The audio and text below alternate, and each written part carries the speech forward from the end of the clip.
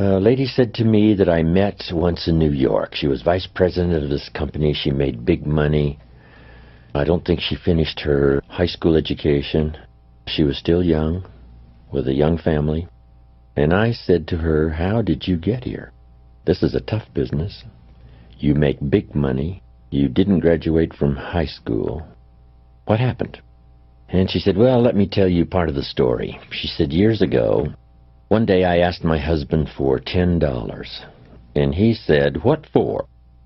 She said by the end of that day, I had promised myself that I would never, ever ask for money again." And she said, "Yes, I am vice president. Yes, I do make big money. Yes, I am young. Yes, I did not graduate from high school." But she said, "I promise you, Mr. Rohn, from that day until this, I have never asked for money again." She said, "I started searching for opportunity, found it, started taking some classes, learned the skills, totally changed my life." I'm sure she would say that was one of the days that turned her life around.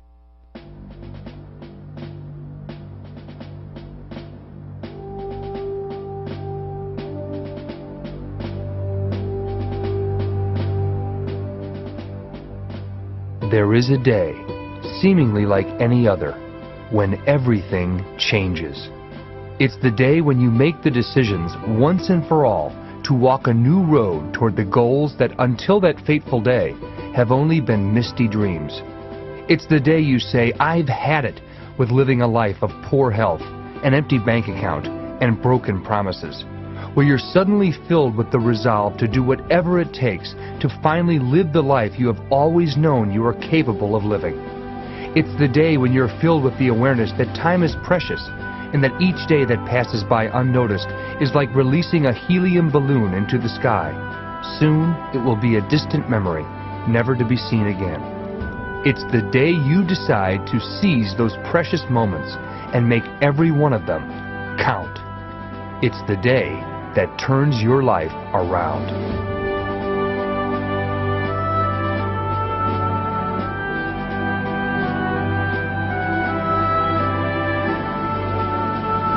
Get ready for an unparalleled, life-changing experience in this all-new Nightingale Conant program, The Day That Turns Your Life Around, from master motivator and business philosopher Jim Rohn.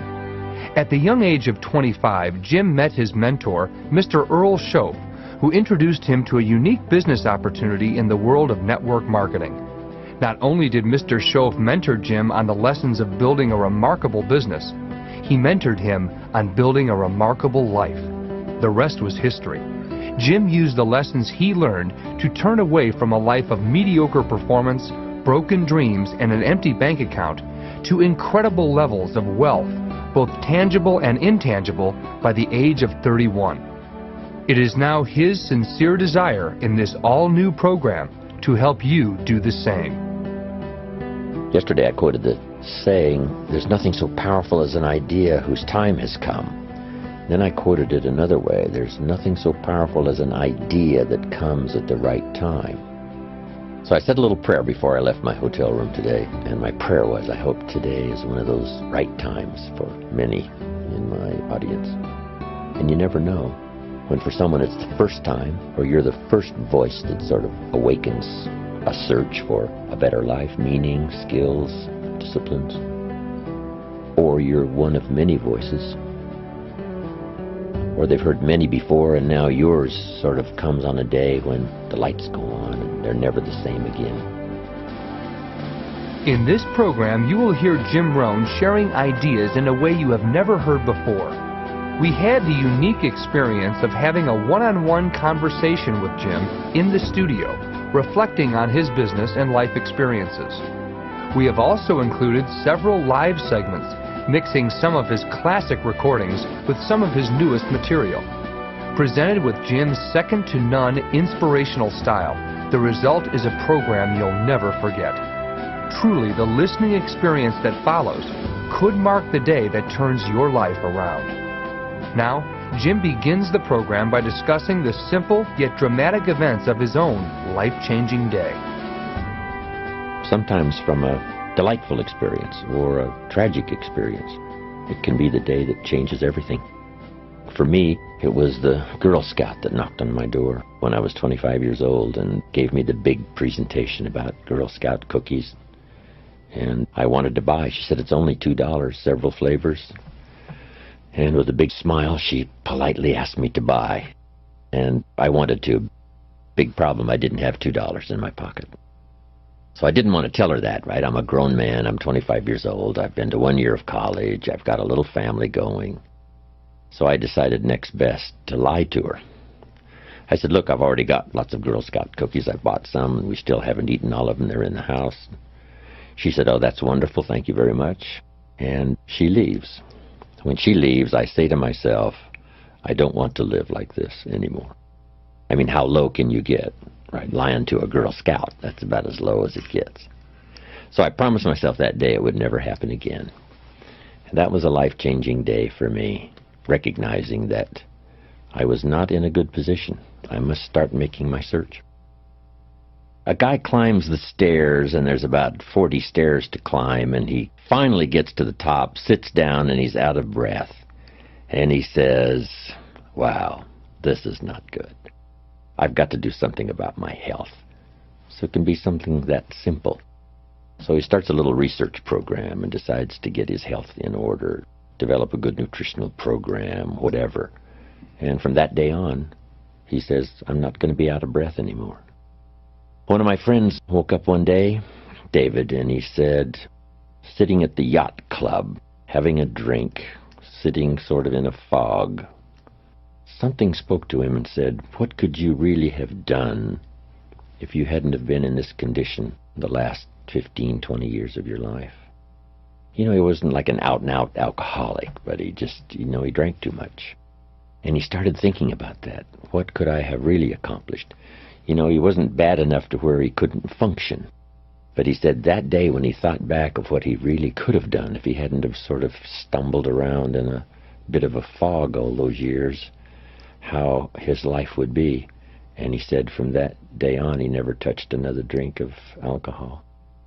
Then he died about 5 years after that. But his wife said to me that last 5 years were the greatest years of our marriage, when that one day he woke up and said, wow, this is not good. What could I have done if I hadn't have been sort of semi-conscious these last 15, 20 years? And that was a very special day for him. Sometimes it's a cataclysmic event. Sometimes it's that moment. Who can really explain it? Only the person it happens to, I guess, can really explain what that inner voice was that says, I'm on the wrong track here. I wonder what I could really do if I kicked this habit or got rid of this obsession. So those are the days that turn your life around.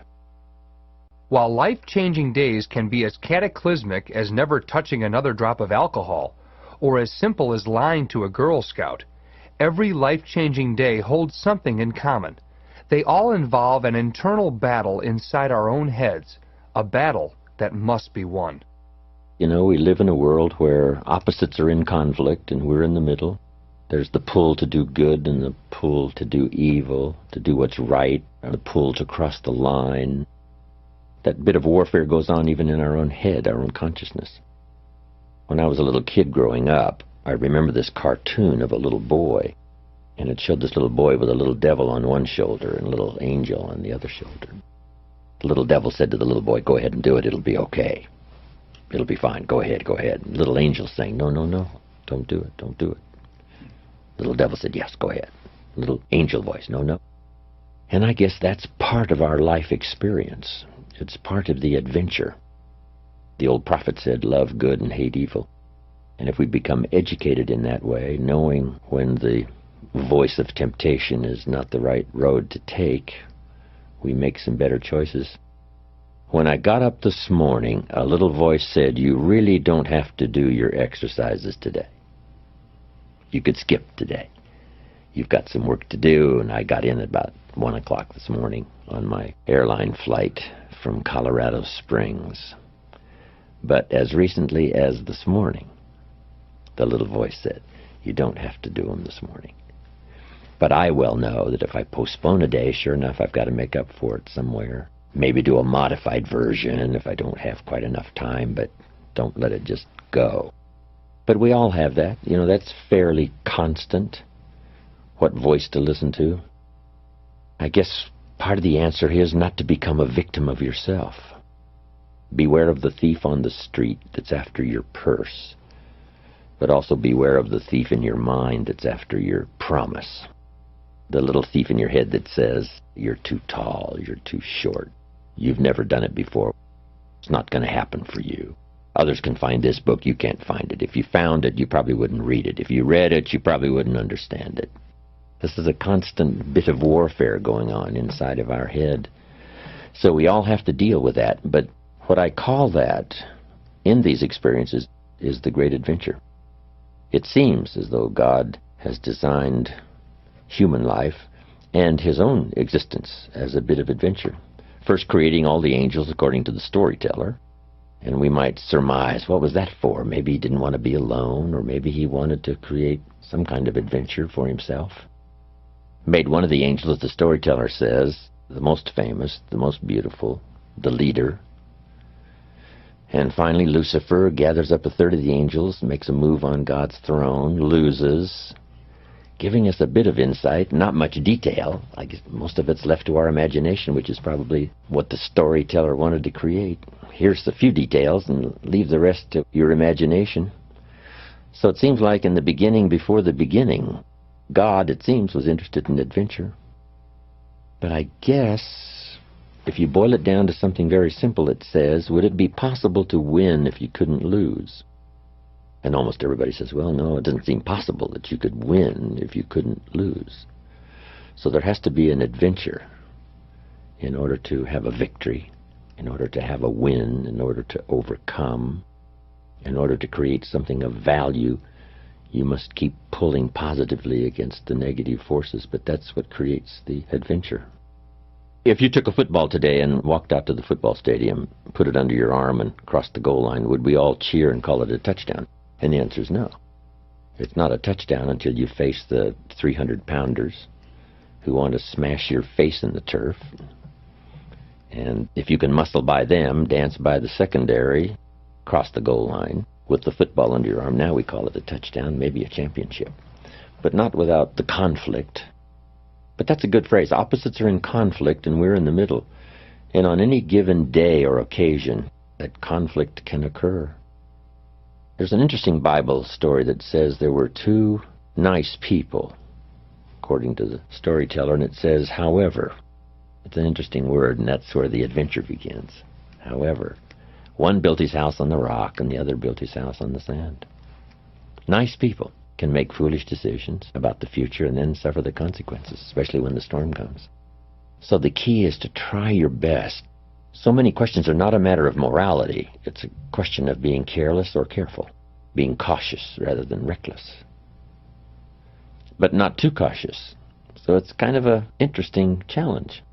If you were so cautious driving on a two-way highway, every time a car came your way, you were troubled about thinking whether or not he was going to stay on his side of the line, that you pulled off the road, wait for him to pass, then got back on the road and continued your journey. We would call that a bit too cautious. It may take you 2 or 3 days to get to your destination. So you say somehow when the traffic's coming your way on a two-way highway, you must trust at least the law of averages that says, I have a pretty good chance of arriving, even though there's not a guarantee that 1 out of 1,000 coming my way, I'll cross the line and it'll be the end. So we do have to be cautious, but not too cautious, and let those daily experiences lead us into a better life, a better month, a better year. I arrived on an airplane flight once, and the flight attendant came on and said, ladies and gentlemen, you have now completed the safest part of your journey. From now on, it gets dangerous. Fasten your seatbelt. I thought that was interesting. You've now completed the safest part of your journey. According to statistics, for the miles covered, it's the safest way to go. So now you have to be cautious, but not overcautious, careful, but not obsessively careful. Might be safer just to huddle in your house and stay home, but you can't do that. You have to get out and participate. And trust that today the law of averages hopefully is going to work in my favor. I've got work to do, and let's go.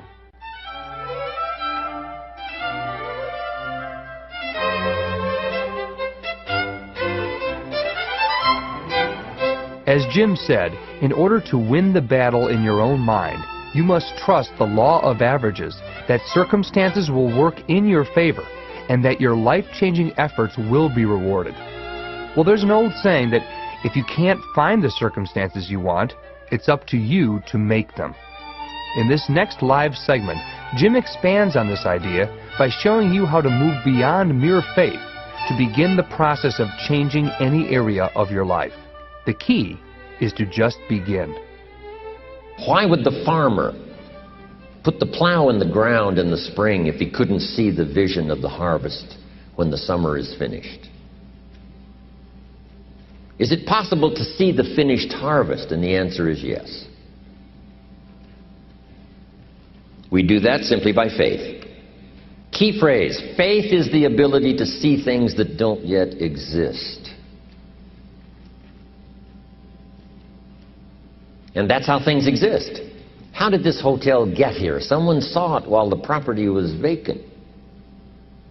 You say, well, is it possible to see this hotel when it isn't here? And the answer is yes, of course.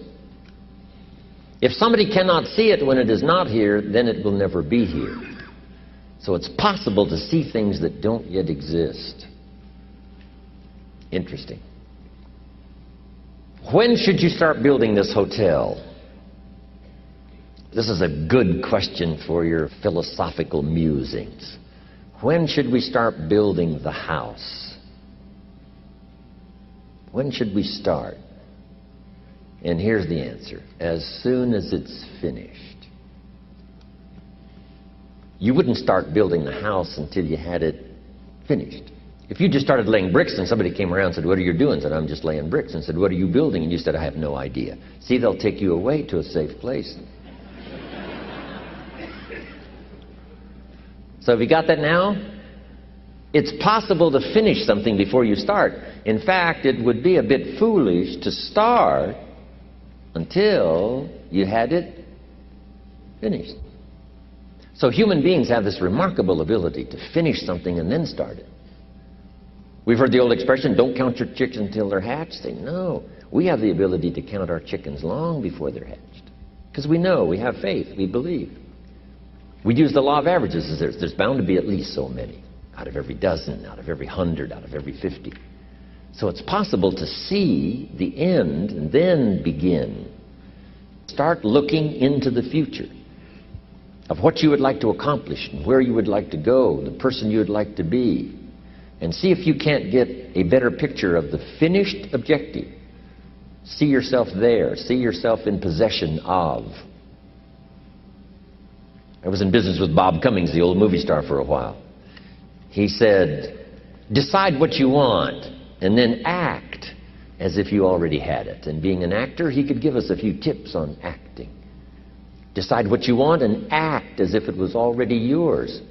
Now, the reason we can act thinking that it's already ours is because not only can we vision the end results, we can also vision the beginning of making it real. So we don't start till it's finished, but it is possible for human beings to finish something before they start.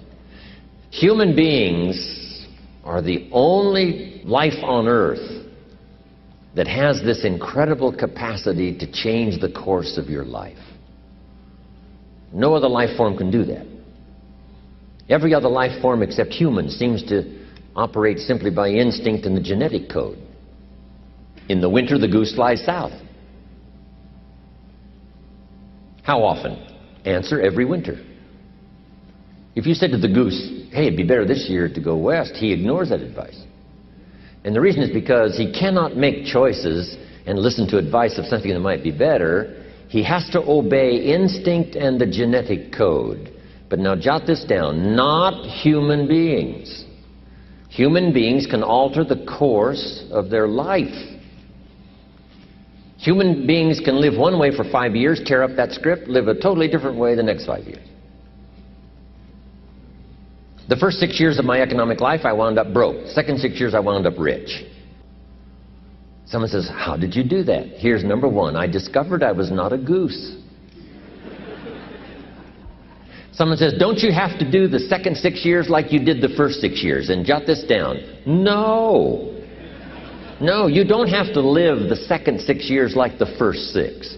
You can use all the information and all the advice and repairing all of your mistakes and adopting a new and refined philosophy so that the next 6 years can be totally different than the last 6. No other life form can do this. See, if you were a tree, you'd be stuck. As a tree, if you used up all the nourishment that was around you and you couldn't change location, see, you would die. But that's not true. Human beings can change location, go north, south, east, west, live here for a while, live somewhere else for a while. So that's a note to make. You can greatly alter the course of your life. Now here's the next note to make. 5 years from now, you will arrive. The question is, where? This is for mature people now. If you keep up your present disciplines and keep up the present pace that you're on, where will you be in 5 years? Boy, it's easy to say, hey, I haven't really thought about that. So now make this note. In 5 years, here's the probability. You will either arrive at a well-designed destination or an undesigned destination. Well-designed or undesigned. And I promise you, 5 years from now, you really don't want to arrive at an undesigned destination. Because you may very well wind up wearing what you don't want to wear, driving what you don't want to drive, living where you don't want to live, maybe doing what you don't want to do. Simply because you didn't design a better destination. Key phrase, up front, the decisions are easy. Now, sometimes after we've lived a few years, now to repair our mistakes and get back on track seems like a tough job. If you've messed up your health for 10 years, I'm telling you, it takes more than 10 days to get it back. But here's the key, and it's so exciting to talk to the teenagers. Make the note, if you start early, the fortune belongs to you. If you start early. All fortunes that are available to humans, if you start early, the promise looms large and the odds are heavy in your favor. Now, yes, it's possible to do some radical things starting late and still arrive with some good treasures and some good things. But when you haven't got that much time left, now sometimes the decision has to be so drastic people are not willing to make it and they're too tired and too weary and too ill. And say, look, I don't have much time left. It's not going to happen for me anyway. It's easy to take that attitude. But everyone here, we've got the time over the next 10 years. We've got the time the next 20 years. We've got the time the next 30 years to make some repair now in our errors of the past and set up some new disciplines. And I'm telling you, that's going to change everything. So, 5 years from now, I wish for you to arrive at a well-designed place. A place of productivity, a place that'll make you feel good about yourself, a place that'll give you honor and respect, a place that'll give you influence to touch other people 5 years from now that you couldn't do today. Where will you be in 5 years? Key phrase, we go the direction we face. We go the direction we face. If you start designing something at the end of this direction, sure enough, you will start going the direction you face. And we face the direction we design.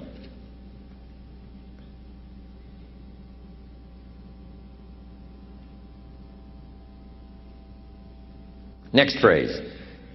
Direction determines destination. Destination is not determined by hope. It's not determined by wish. Destination is determined by direction. You cannot change destination overnight. You cannot change destination overnight. Which means you can't arrive at a 5 years from now place tomorrow. But here's what you can change today and overnight. You can change direction. And it is so fascinating what a little small change of direction will do. Let's say that you're here and you're headed this way. And 5 years from now, you'll wind up here. But here's how we individually can arrive at a new destination. Maybe right now by discipline or lack of discipline or direction you're headed this way. But it wouldn't take much to change direction and head this way. So that in 5 years, you wind up here instead of here. And the difference now of getting off this track and getting on this track is not much. A few decisions in discipline, a few decisions in learning, a few decisions in change of behavior, change of habit, a few decisions in setting goals that you've sort of let drift before. Like I did at age 25, didn't have a list. I immediately started to change that. And I immediately started to change my direction so that very quickly I started heading this direction. In less than 7 years, I was a millionaire. And that was just my economics. And sure enough, when I met my mentor, I was headed this way. And here's where I would have been in 5 or 6 years. Maybe okay. You know, my kids probably wouldn't have been starving. And maybe, you know, we got clothes to wear and a place to live. But the joy of productivity and the joy of becoming valuable to the marketplace and more valuable to my family and valuable to my friends in my inner circle, all of that probably would have escaped me if I would have kept going this way. But I am so thankful for the circumstances and whatever else arranged it for me. Some things are arranged, we don't even know how they've occurred. For you to be here, do you imagine the chain of circumstances that caused you to be able to sit in this auditorium today? It's amazing. This had to happen, and this had to happen, and this door had to close, and this door had to open. And all of those things, for me to be here, for you to be here, I just didn't drop out of the sky, right? And you arrived here from all kinds of directions. Here we are. And so we just say, wow, part of that's a mystery, and we let it be a mystery. We don't even try to figure it out. We just say, wow, it's incredible. But now that we're here, how could we collectively and individually affect each other's lives? It's by doing just what we've done. Study, learn, teach, shake hands, trade stories, and do all the stuff. So that we can help other people as well as ourselves to make that small journey to a new direction. So jot that down. It's only a small journey to a new direction. Guess how quickly you can change your health? By starting to eat an apple a day. Mama said an apple a day keeps the doctor away. Let's say you've been ill long enough and you've had health problems long enough and you say, that's it. That's over. I'm going to now start a program. You don't have to really revolutionize your whole health life. Just start with an apple a day. You say, well, is it that simple to change your health life? And the answer is yes. The key is just to start. You know, you pick up a book on good health and you get halfway through the book and it says, now, dear reader, set this book aside, fall down on the floor and see how many push-ups you can do. And then it goes on to say, and if you have not done that, why not give this book away? It looks like you're not going to do it. Come on, you don't have to radically do something. You can gain momentum and make changes as you go. Just start. Here's what happens when you start a new direction. Self-esteem starts to accelerate. It doesn't take much for you to feel good about yourself. Just committed to a new direction and you feel good. And an apple a day, committed to finally having a health program that'll make you the healthiest you've ever been in the next 20 years, all you got to do is munch on that first apple. And nobody even has to be around you, and you don't have to announce it to the world. But you munch on that first apple and say, this is the beginning of developing a health program that's going to make me so healthy I'll have the vitality to do whatever I want to do for the next 30 years of my life. Munch, munch, happy, happy, self-esteem off the scale. Now, if you eat an apple the second day, you become almost delirious, saying, wow, I'm on my way. Somebody said, just 2 apples? Says, look, you don't understand. Not only did I do it yesterday, I've done it again today. This is really proving to myself with no audience, no microphones, no nothing, just you and yourself.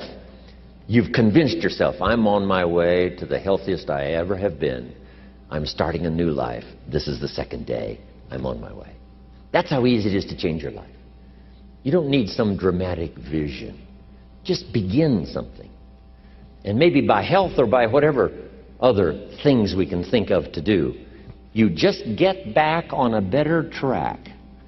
Okay? It's a small journey to changing direction.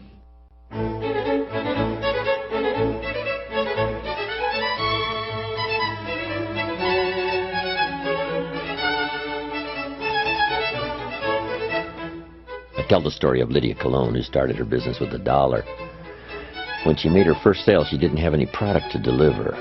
She had to take the customer's money, go get the product, come back and deliver it. But she said, when I figured out how to do that, she said, my ambition soared. Not at the end of the year of some major, huge accomplishment, but just at the end of one struggle with ingenuity to try to figure out, I've showed this person this brochure, they want the products, I've got to tell them my story why I don't have any. I'll get the products, deliver, make a small profit. She figured that out. And she said, just that occasion, which is probably not more than 30, 40 minutes long, and her ambition soared. She just simply said, if I did this once, I can do it again. And then I can do it again. So it doesn't take some huge year-long project of achievement for your ambition to soar or your confidence to catch fire. All it takes is some attention to detail, figure out something, use your ingenuity, let your skill level reach up to meet what ambition you have at the moment, and sure enough, then it all changes. The day you say, I'm going to change my health with my diet and all the rest, and I've heard that an apple a day keeps the doctor away, why not start with an apple? And the day you start with that first apple, your attitude can change, your self-esteem can change, and you can honestly say, I'm on my way. I'm never going to be the same again. I'm not going to walk the old road anymore. I'm going a new way. It just doesn't take much. An apple can do it. Something simple that you commit to and do it, and you can say, I'm starting to make the changes. I posed an interesting question. I said, could a young boy, 8, 9 years old, buy a bottle of soap for $2 and sell it for $3? They all agreed that yes, he could. Go next door, say, Ms. Brown, I've got this soap, Mom, use it. It's the best. She says you'll get great results. It's only $3. And Ms. Brown says, well, Johnny, I've got plenty of soap. And he says, you better let me come in and check. You don't have to teach kids sales, right? I mean, they're automatic salesmen. But they all agreed that a child could take $2 and buy a bottle of soap and then go sell it for $3. Now I said this poses some interesting questions. Here's the first question. Will he do it? Someone says, well, that remains to be seen. Even if he could, the answer is, will he? And that's true for all of us. We all could, but will we? Then I said it poses another question. Should he do it? That's a good debate. So they all agreed that we eliminated whether or not he could and started talking about whether or not he should or whether or not he will, which always remains to be seen. Interesting. It's not a matter of whether or not we can.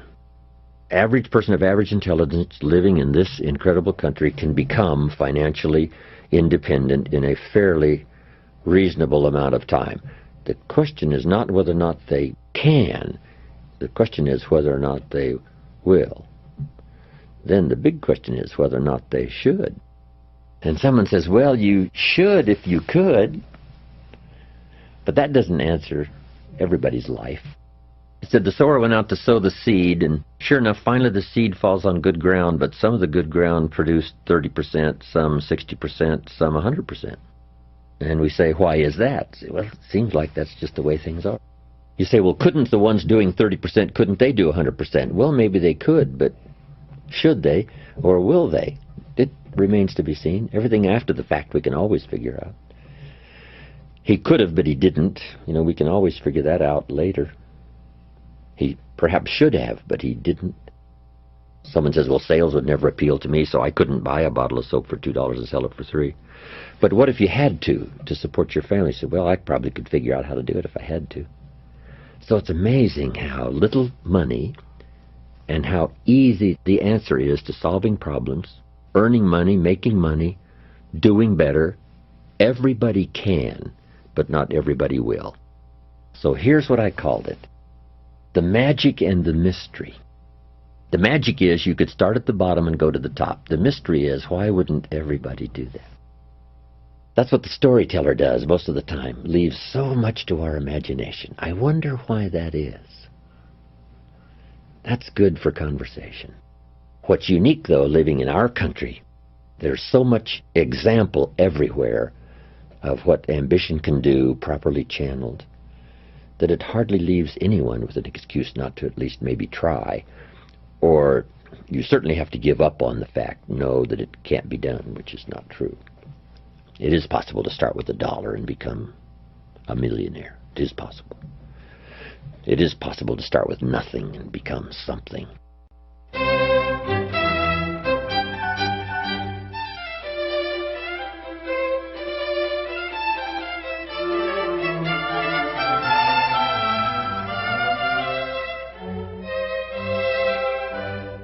So at this point, Jim has established the fact that the process of life change is not a matter of ability. It is merely a matter of will. Everyone can, but not everyone will. Make the decision right now to be one of the ones who will. Stand apart from your life as a painter might as he surveys his work of art, and choose the area of your life where you know that you need to walk a new road. Now, if you've got that area in mind, Jim will conclude this session by giving you steps to transformation and bringing together everything he's discussed thus far. He calls it How to Turn Nothing into Something. I've been doing a subject recently. Here's the title of it: How to Turn Nothing into Something. How to turn nothing into something. And here's a little gist of what I've been covering. First, to turn nothing into something, you start with ideas and imagination. Now, it's hard to call ideas and imagination nothing. How tangible are ideas and imagination? It's a bit of a mystery.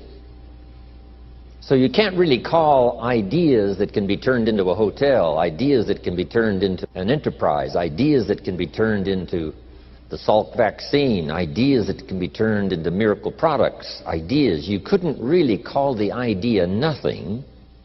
It must have some kind of substance. And imagination can't really be nothing. We call it nothing because it isn't tangible. It isn't like a podium. It isn't that real. But it is almost real. So to turn nothing into something, you start with ideas and imagination. Interesting. Ideas that become so powerful in your mind and your consciousness, they seem real to you even before they become tangible. Imagination that is so strong that you can actually see it. You can actually see it.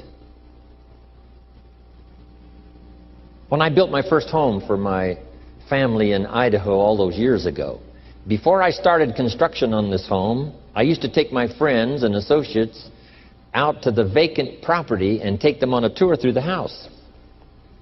Is that possible? Is it possible to take someone on a tour through an imaginary house? And the answer is yes. I used to say, this is the 3-car garage, and the guy would look and say, yes, this garage will hold 3 cars. Right? I mean, I could really make it real, make it live. I would take them on a tour through the house. Here's the fireplace, and this fireplace is brick on one side and it's stone on the other side. I could make it real. Here's the rest of the house. Here's the kitchen with this view window. And they would look out the window as I took them on this tour. One day I made this house so real, one of my friends bumped his elbow on the fireplace. I mean, it was that real. So imagination, we call it nothing simply because nothing in terms of being tangible, but it is so real it's almost real. So the first step is to imagine the possibilities. Imagine the possibilities. One of the reasons for seminars and sermons and the lyrics from songs and testimonials of others is to give us an idea of the possibilities.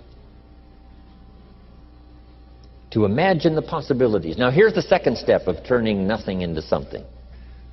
And that is to believe that what you imagine is possible for you. To believe that what you imagine is possible for you. And we become supported by testimonials that say something like, if I can do it, you can do it. And we start believing that. First, we imagine what's possible. Second, we start to believe that what's possible is possible for us. We might also believe because of our own testimonial. Here's what our testimonial might say. If I did it once, what? I could do it again. If it happened for me before, it could very well happen again. So we believe not only the testimonials of others who say, if I can do it, you can do it. If I can change, you can change. If I can start with nothing, you can start with nothing. If I can turn it all around, you can turn it all around. Then we also have the support of our own testimonial. If we've accomplished something before, if we did it once, we can do it again. If we did it last year, we could do it this year. So those two things are very powerful. Now, they're not actual substance, although they're very close. One is to imagine the possibilities. Two is to imagine that what's possible is possible for you. Here's what we call that second step, faith to believe. In fact, one writer said this: faith is substance. An interesting word, that the powerful ability to believe in the possibilities that are possible for you. If you have faith to believe, that faith is substance. Substance meaning a piece of the real. Now, it's not the real, it's not the podium, but it is so powerful that it's so close to being real. So the writer said the faith is a piece of, the substance of, and then he called it evidence, substance and evidence. So it's difficult to call substance and evidence nothing. It is nothing in the sense that it can't be seen except with the inner eye. You can't get a hold of it because it isn't yet tangible.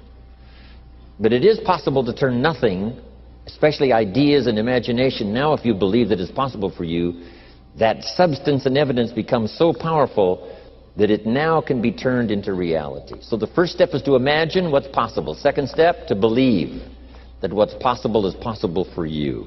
Now here's the third step, and that is to go to work and make it real. You go to work and make it a podium. You go to work and make it a hotel. You go to work and make it an enterprise. You go to work and make it good health. You go to work and make it an association. You go to work and make it a good marriage. You now go to work and make it a movement. You make it tangible. You make it viable. You breathe life into it. And then you construct it. That is such a powerful ability for all of us as human beings.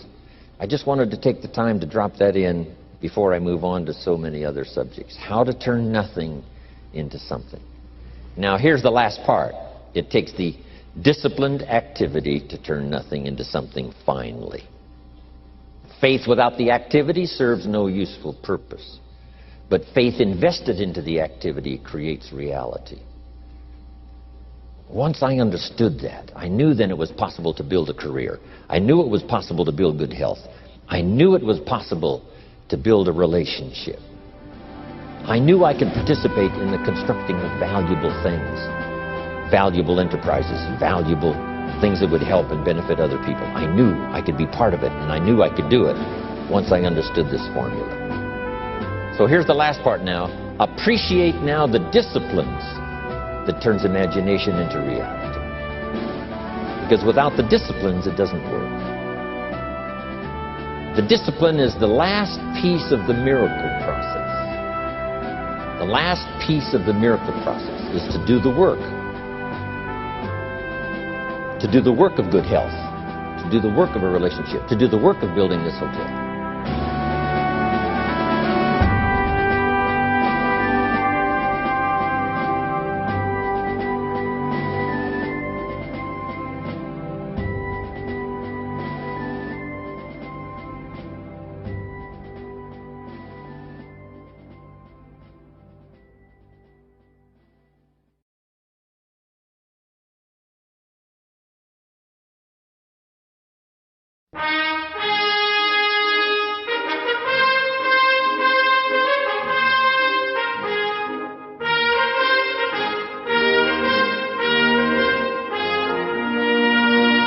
In the first session, you learned about the immense power that a single day holds for turning any area of your life around. And you discovered that the journey to an entirely new life destination begins with surprisingly small actions mixed with faith. In this session, Jim will get much more specific as he outlines the exact emotions and philosophies that are the major ingredients of a recipe we call a new life.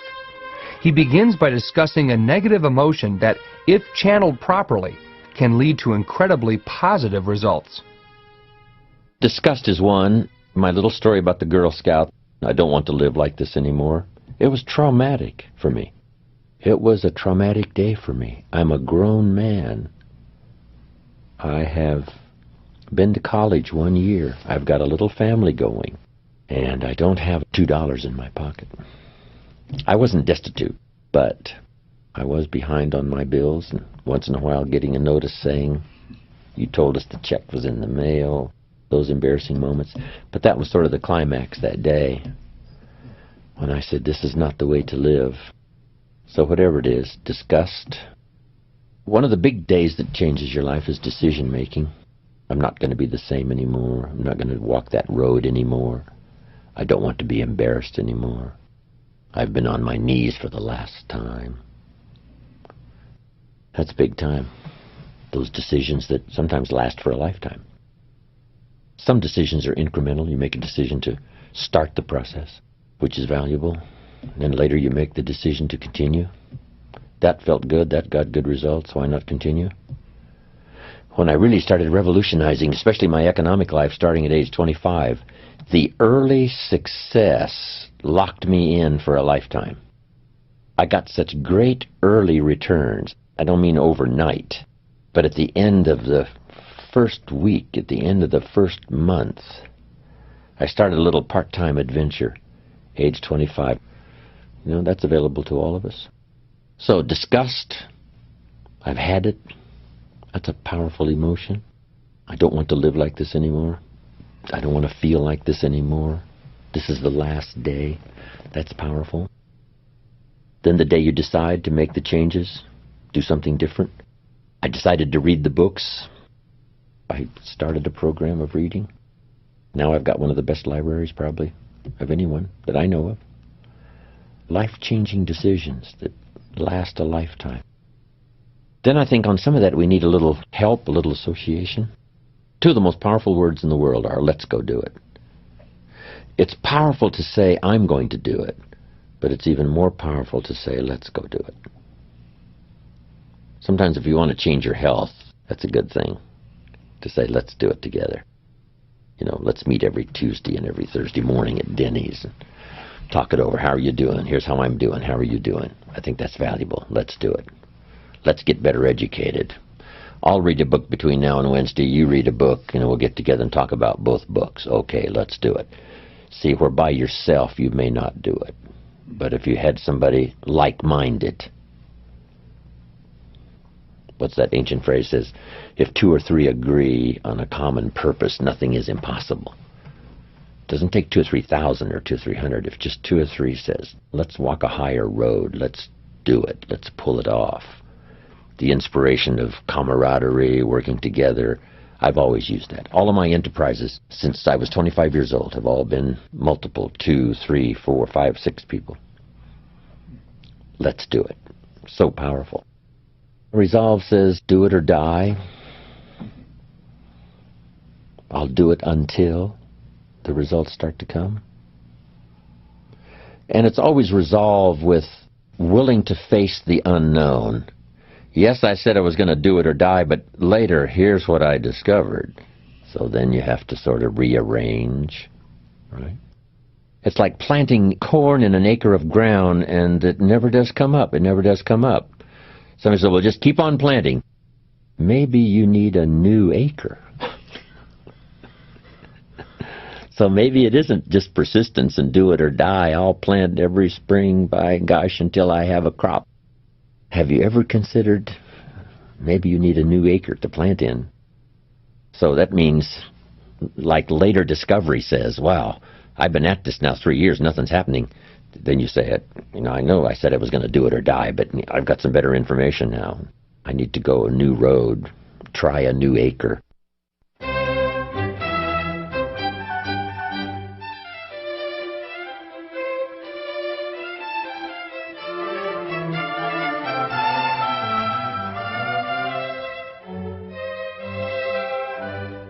While emotions provide the fuel that launches your journey of life change, it's your philosophy of life that provides the foundation of that journey.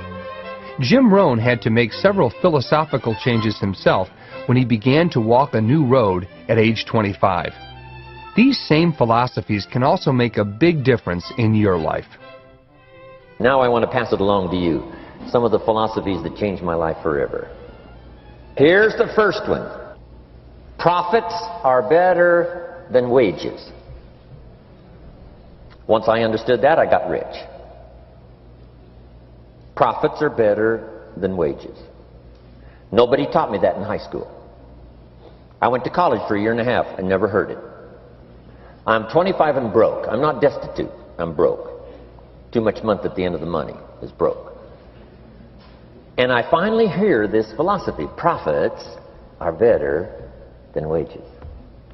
Now here's the phrase that goes with it. Wages make you a living, which is fine. Profits make you a fortune, which is superfine. And you can live both fine and superfine. You've now got the mechanism and the ways and means to do that. Profits are better than wages. Guess what? I taught this in Moscow when I was teaching capitalism. You know, the communists had it all wrong. They taught that capitalism was, you know, a big company that oppresses its workers. I mean, it was absolutely ridiculous. They had mentally lost it when they came up with this ridiculous philosophy. Communism taught capital belongs to the state, not the people. And we taught all these years what? Capital belongs in the hands of the people, not the state. That's why, of course, kids should pay taxes, because they can be capitalists, and all capitalists should pay taxes. And it doesn't take much to start an enterprise that makes a profit. I teach kids how to have two bicycles, one to ride and one to rent. I mean, you know, how long does it take?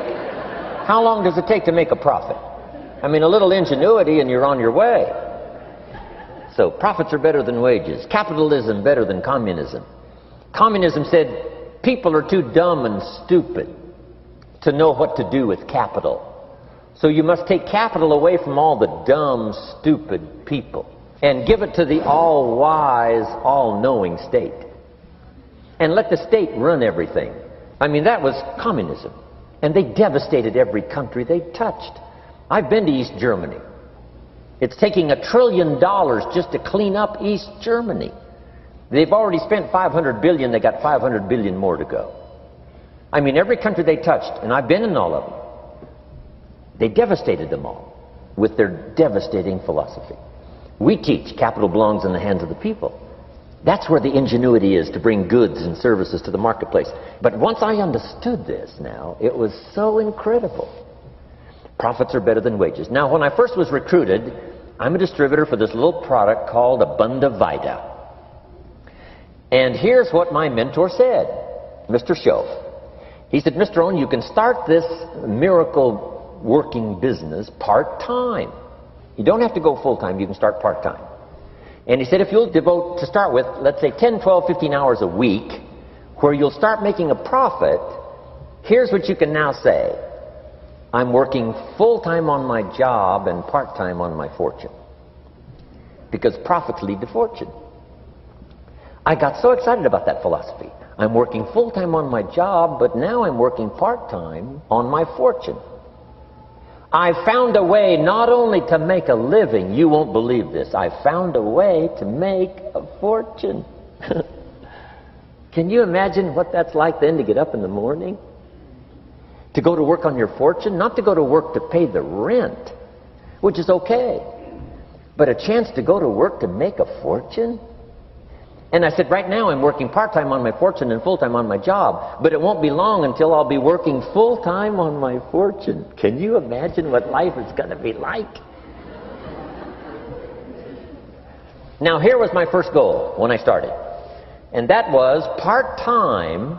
I wanted to equal on my profits part-time what I was earning on my full-time job. This is called the magic of part-time. It is so thrilling for people to start working the business part-time.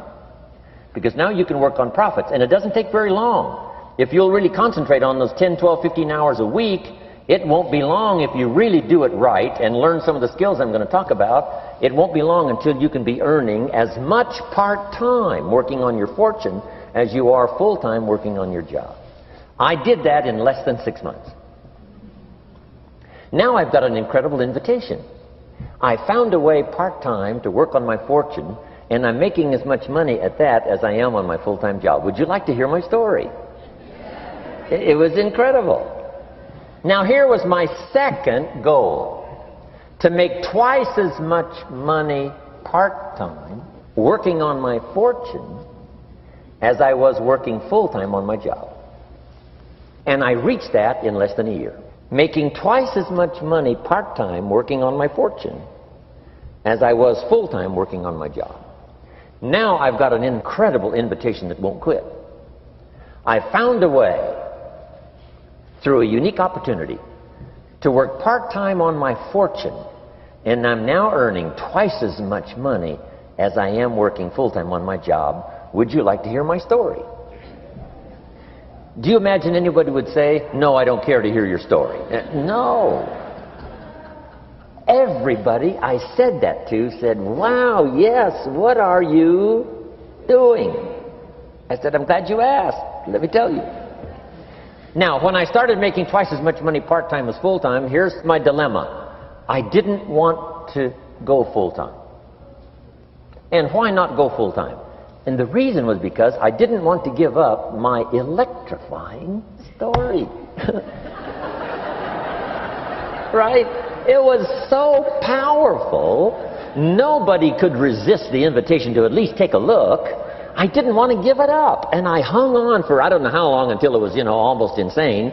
And then finally, reluctantly, I gave up my full-time job.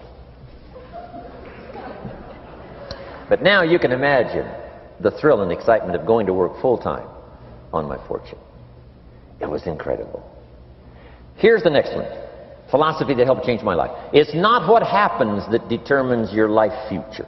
It's not what happens that determines your life future. It's what you do about what happens.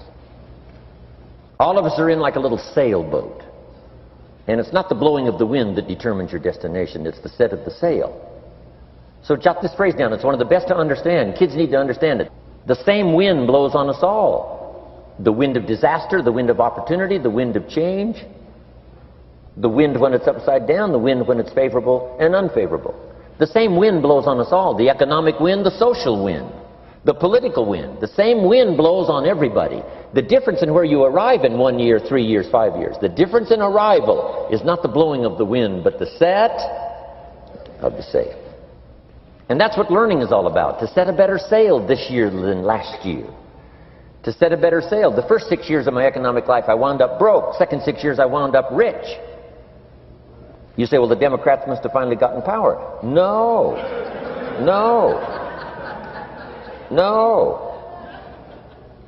It was not a political change. Here's what changed the second 6 years of my economic life. It was my philosophy that changed. The set of the sail of better thinking, correcting the errors of the past and picking up new disciplines for the future. That's all I had to do at the end of the first 6. Correct the errors of the past and then pick up some new disciplines for the future. And my total life changed. The second 6 years was totally different than the first 6 of my working life. And guess who can do that? Anybody. Now you can keep on the same path for the next couple of years as you have the past 2. But if you wish to, and maybe everything's okay for you and you don't need to, but if you need to make some changes, I'm telling you, you can start doing it today so that the next 2 years will be drastically different than the last 2. And anybody who wishes to do that can. And you can do it between ages 40 and 43. You can do it between ages 13 and 15. You can do it between ages 60 and 62. Any 2 years, any 5 years that you wish to drastically change from the previous 5, you can do it. If you wish to. Now, this isn't written. This is not a law. Here's what it's called. Opportunity. But if you don't know you can change, if you don't know you can drastically change your income, change your future, change your health, change your marriage, change everything. If you don't know that, some people then go year after year after year after year not making much change simply because they didn't get to the class. They never read the book. They never went to the seminar. They never made the discovery. They didn't seek for the knowledge of how could I make my life better. And if you just rock along, I'm telling you it's okay. Anybody can live any way they choose, but I'm here to tell all of you that if you wish to, it's possible to make the next 3 years totally different than the last 3. And all you have to do is just a few things. So if you got that one now, it's not the blowing of the wind that determines your income. It's not the blowing of the wind that determines your fortune. It's the set of the sail. And that's why we gathered here today. Maybe I've got some ideas that'll help you with a couple of little things about setting the sail of your thinking that might drastically give you multiplied more benefit the next 3 years than you've gotten in the last 3. So it's not what happens. What happens to everybody. Chevron years ago brought me in to talk to management. They said, Mr. Rohn, you travel around the world and you're fairly knowledgeable. What do you think the next 10 years are going to be like? I said, gentlemen, I can tell you I do know the right people. So they all leaned forward and listened carefully. And I said, gentlemen, the next 10 years are going to be about like the last 10.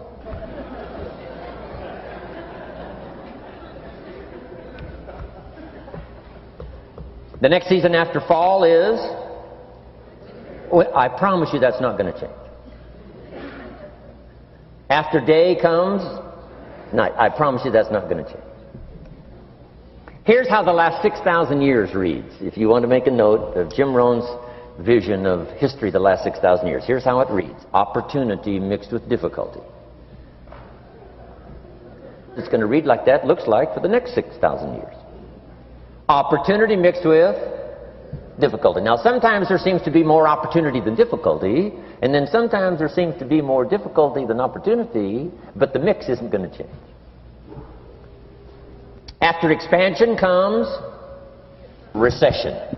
But after recession comes expansion. Not to think so, see, is naive. And once you've got just a little of this stuff settled, then you know exactly what to do. You know exactly what to anticipate, so you can be ready. Now, here's the next one. Here's what it says. For things to change, you have to change. I was hoping the government would change and taxes would change and economics would change and my boss would change and be more generous. I wished for everything to change. And my teacher said, no, Mr. Rohn, for things to change for you, you have to change. Don't wish it was easier. Wish you were better. Once I understood this, this altered the course of my life. Don't wish it was easier. Wish you were better. And here's the big one. Don't wish for less problems. Wish for more skills. You don't need less problems. You simply need more skills. Don't wish for less challenge. Wish for more wisdom. Accept the challenge, because you can't grow without a challenge. You can't get rich without a challenge. You can't fly without gravity. You have to understand the challenge. But that's the key, is to now develop wisdom to overcome the challenge. Don't wish for less challenge, but more wisdom. And then here's one more philosophy that helped change my life forever. You can do the most remarkable things no matter what happens. Humans can do the most remarkable things no matter what happens. Philosophies that changed my life.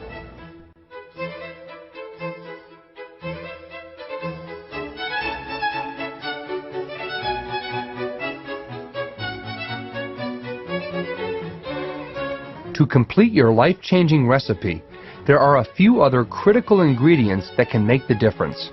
A remarkable attitudinal quality and 2 heartfelt questions. I think one is curiosity, wanting to know. And of course that starts early, but it's a good thing to keep going all of your life, to be curious about what's happening, curious about human beings, curious about the setup, curious about human behavior, be curious about yourself, be curious about government, politics, society, banking, money, Army, Navy, taxes, what makes things work, what makes a city work, what makes a government work. I remember years ago someone mentioned Russia might conquer China. I said, if you conquered China, what the heck would you do with it? Trying to comprehend how the world works, trying to comprehend how... I remember going to Manhattan for the first time. I was so awestruck this huge city, and one thing came to my mind was, how does this city work? How does everything get in? How does everything get out? And how does everybody get fed? And when you have a salad, the lettuce is fresh. And I thought, how does this happen? You know, it's a miracle how the city works. It's a miracle how the country works. How does an economy work, right? So that it stays on a steady course. And it's amazing. But if you keep that kind of curiosity going, and then simply be curious about your relationships with other people, yourself sitting at the conference table, be curious about how you could get into the inner circle where they talk about incredible things that affect, you know, business, commerce, society, and the world. And I think that's probably number one, is curiosity. I think probably what served Tony Robbins, who attended my seminars all those years ago, the attitude was an incredible, insatiable appetite for learning. And I think if you got that, that's it. You know, that's part of curiosity. You just want to know. So reading the books was no problem. Going to the library was no problem. You know, going to class and taking notes was no problem. Then I think the third one was to immediately start putting some of it into action. Not to wait till you know it all, but to do what you know and let the rest be unfolded and revealed. The illustration is, on a foggy night, if you can only see 100 feet, if you walk that 100 feet, now you can see another 100 feet. You know, take it a bit at a time. But for those components that really start someone on the road to success, I think that's it. Curiosity, appetite for learning, and willingness to put it all into activity right away. Then probably willingness to take constructive criticism, not put down, but criticism. You know, it's okay, but here's another way to consider. If you just added this, I'm telling you, it'd make you twice as powerful. Somebody says, wow, I'll consider that. So there's unique ways to say it, and then there's, you know, the blundering ways to say it.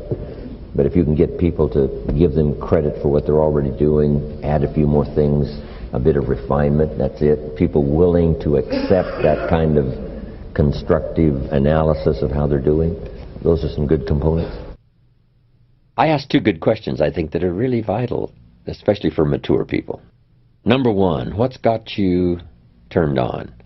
Question number two, what's got you turned off? Two excellent questions. Food for thought. Years ago, shortly after I met Earl Shoaff, I finally found out what had me turned off, and I got that cured. And I got enough reasons to get turned on.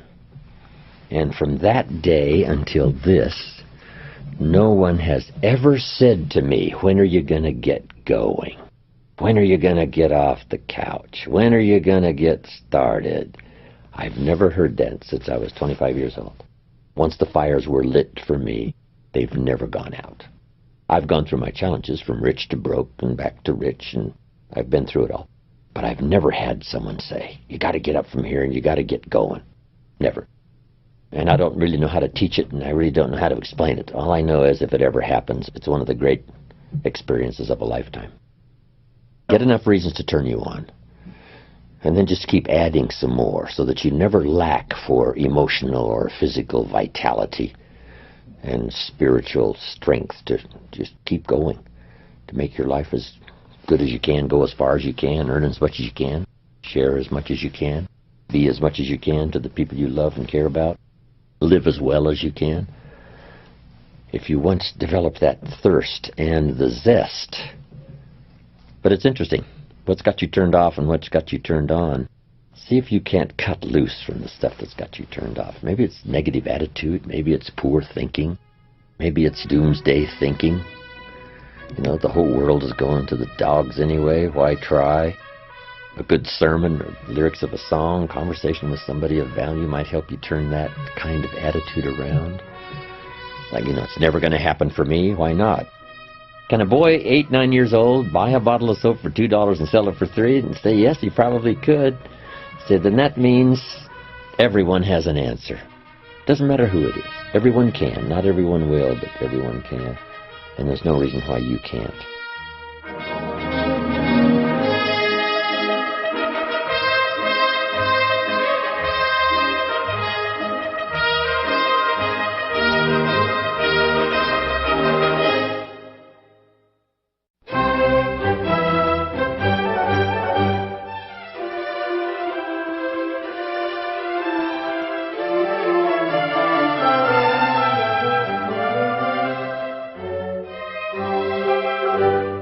One of the biggest mistakes people make as they begin a new program of changing any aspect of their lives is moving forward too fast without sufficient forethought.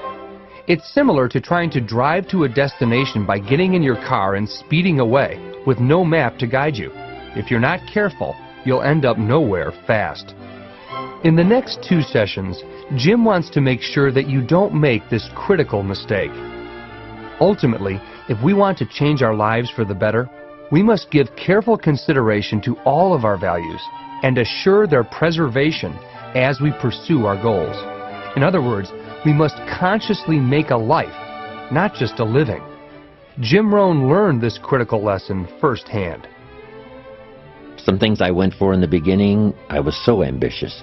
Once I met Mr. Shoaff, found some new ideas that were life-changing. Profits are better than wages. It helped me become wealthy. Work harder on yourself than you do on your job. I'd never heard of that before. Success is something you attract by becoming an attractive person. It's not something you pursue. Wow. Those things really revolutionized my life. And I got so excited about now becoming successful. I knew then I was going to become wealthy and successful. But I think I was a bit overambitious. Some things I went for in the beginning cost me too much. If I'd have known what it was going to cost, I wouldn't have paid. But sometimes you just don't know till after. You think, oh, this is it, this is it. Sure enough, when you finally acquire it or reach that position, you look back and say, wow, I spent too much time, too much money. I let go some values that really are important to me that I forgot about or misjudged what it was going to cost. So I think we always have to look into the future and say, what do I want and what's that going to cost? There's 2 great words of antiquity everybody should learn. Here they are. One's positive and one's negative. And we studied a bit about that yesterday. Positive, negative. Here's the positive word from antiquity. Behold. That's the positive word. Behold the possibilities. Behold the opportunity. Behold the future and give it design. Behold and look at the chances you've got. Behold, spring has come. Behold, the day has arrived and the sun is shining and the shadows are fleeing away. Behold, the next person you can meet might be your friend for life. Behold, the next person might be a colleague forever. Behold, that's the positive word, behold. Now, here's the negative word. Beware. And now I want to give you a sentence to jot down that's very valuable. Here's what it is. Beware of what you become in pursuit of what you want. Beware.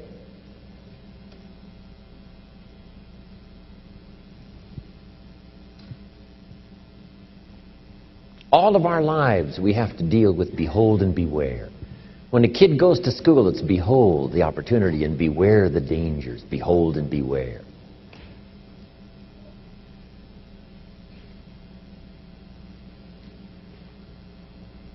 So beware of what you become, pursuing what you want. Some things I went for in the very beginning cost me too much. I got so obsessed with some things that I found out later the price was too big to pay. If I would have known better, I never would have paid. But sometimes we learn when? After.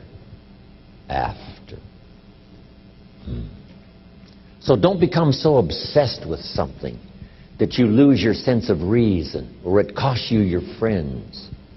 Don't be so obsessed with something that you compromise your virtues and your values. The story says Judas got the money.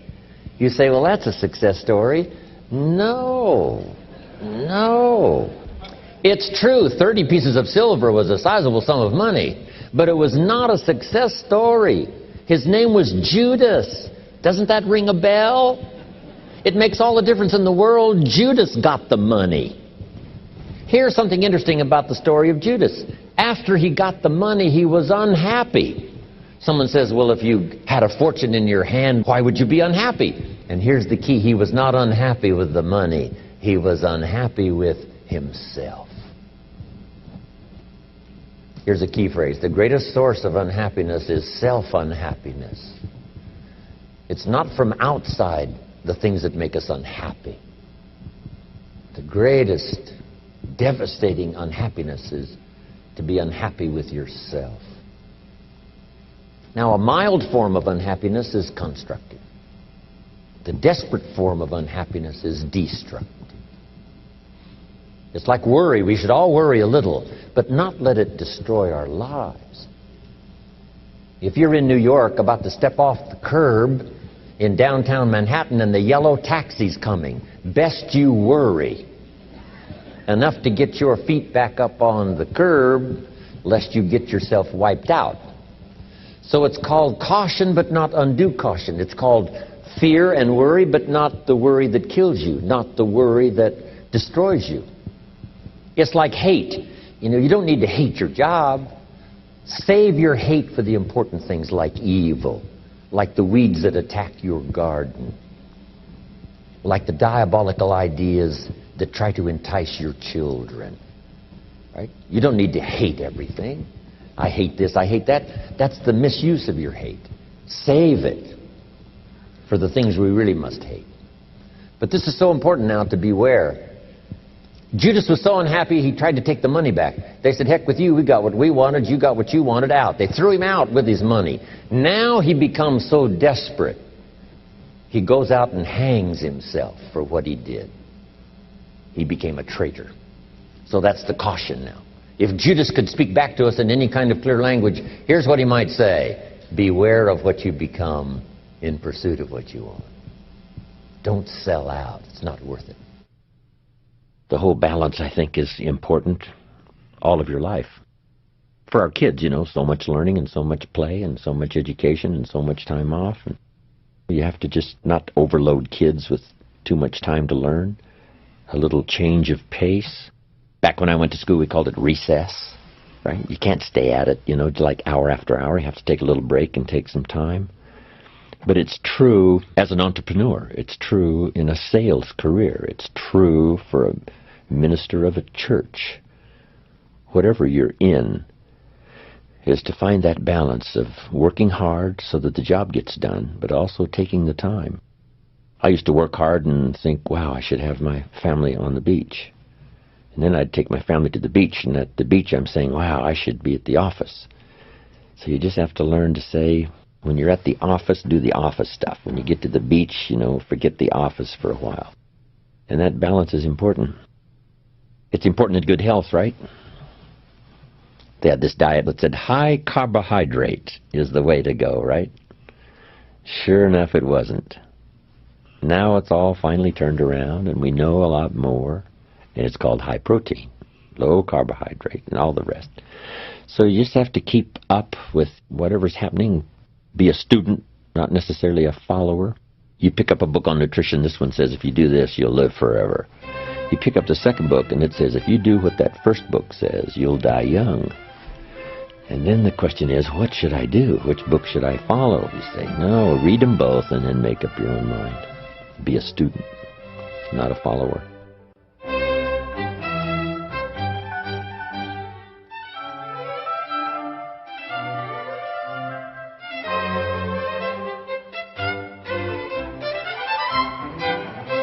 Beware of what you become in pursuit of what you want.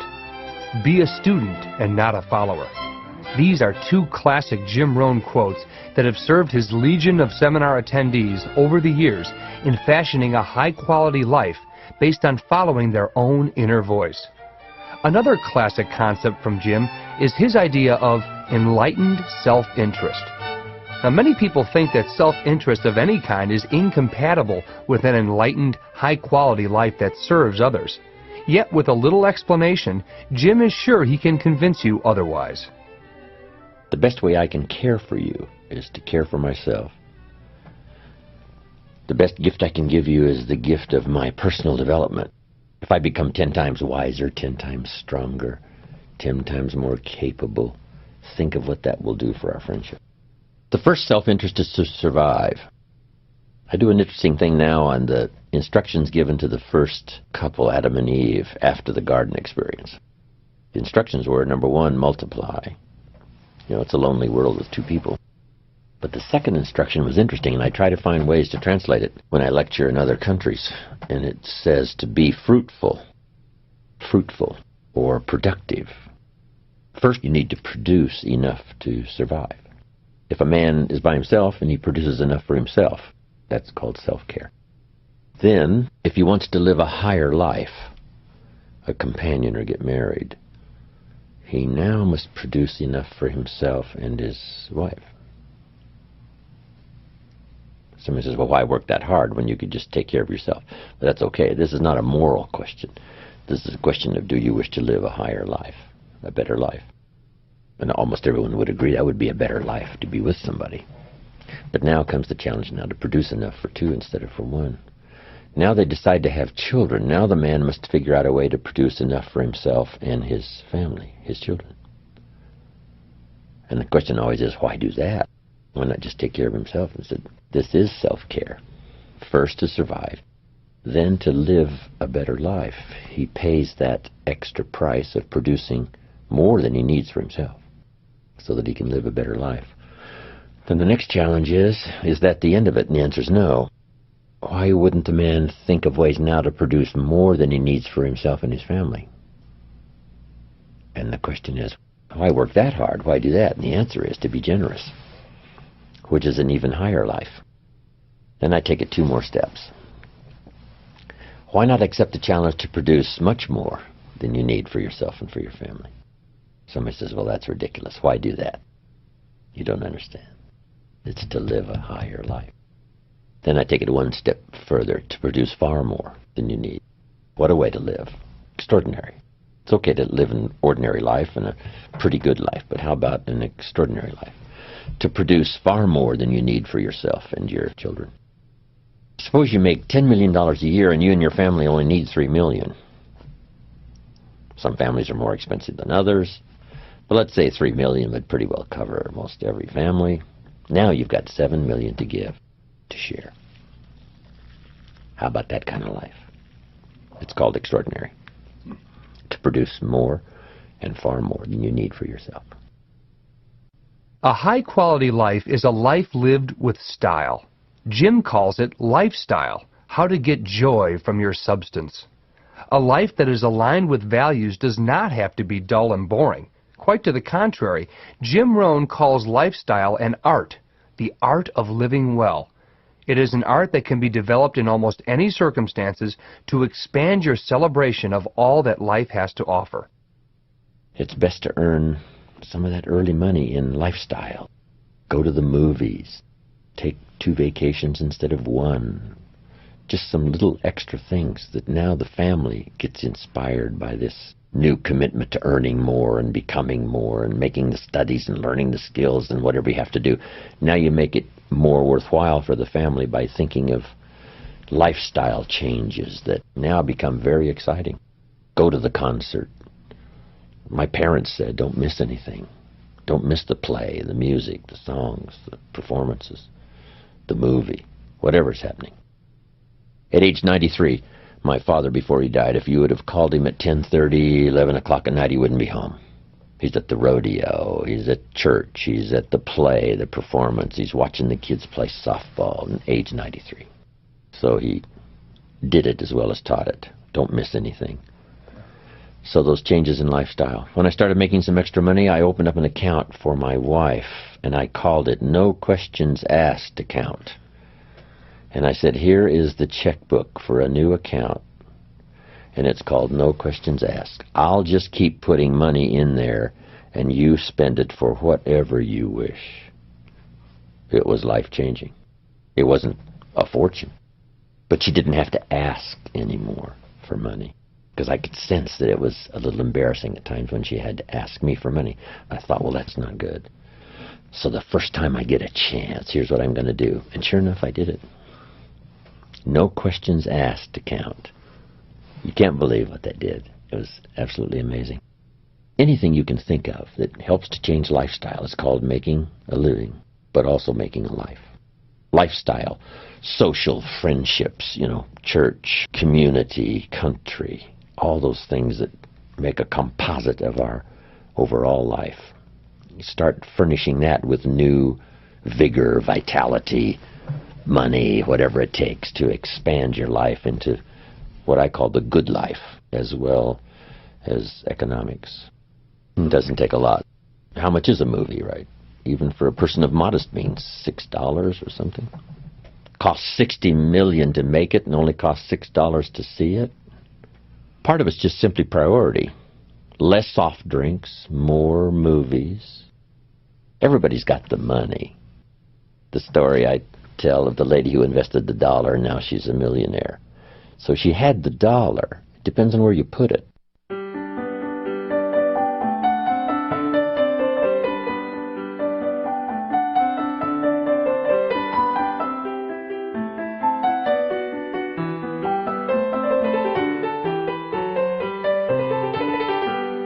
I now have these 4-hour lunches with my grandchildren, who are now 15 and 16, talking about everything. Out on the veranda, La Playa Hotel in Carmel, overlooking the ocean and the gardens. A 4-hour lunch. How much can you eat? Just a few people?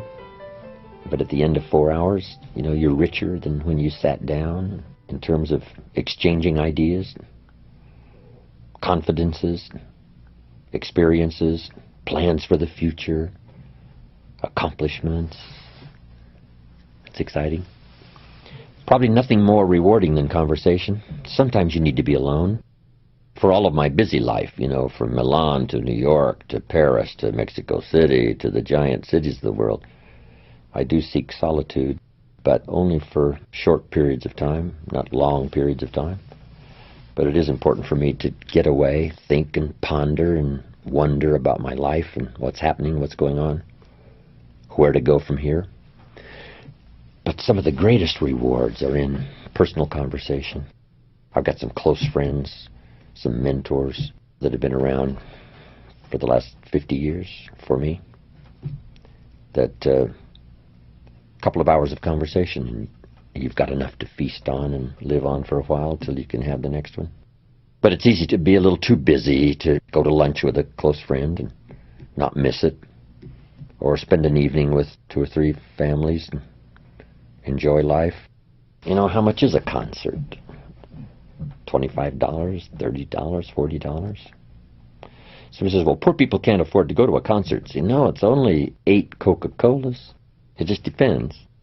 So you save up your soft drink money and you do some special things. So lifestyle, to live well, doesn't cost a fortune. All it costs is paying attention. Then the little dramas. I told a story about calling my father after my mother died. My father lived another 8 years, and he spent 1 more year out on the farm, which I still have up in Idaho, where I make a little wine and grow a few crops and live the good life overlooking the Snake River.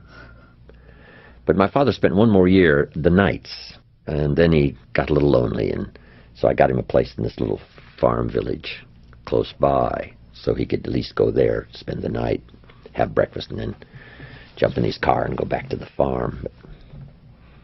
And then there's a place close by called the Decoy Inn, little cafe, where my father most every morning would have breakfast with the farmers. So I'd call him while he's having breakfast. Just takes 10 minutes. Papa, I'm in Israel. And they'd bring him the phone, and we'd have this conversation. And he'd talk real loud so they could all hear the details. They gave me a reception last night on the rooftop. And he'd say, reception on the rooftop. Underneath the stars, Papa. He says, underneath the stars. So everybody gets in on this little conversation he's having with me. Now he's got a story to tell for the rest of the day. My son called me from Israel, and I know he had to get up in the middle of the night. Makes a much more special day. Only takes 10 minutes. Easy to, easy not to. I'd send him these postcards from around the world, and he'd save them. Show them around. When I'd get back, some of them had a little butter and jelly on them, right where he'd passed them around at breakfast. And then he'd get to retell the story. I was showing these postcards to my friends, and here's what happened, and here's what they said. And it keeps this lively interchange between father and son going. I took him back where he was born in my motorhome one year. Odessa, Washington.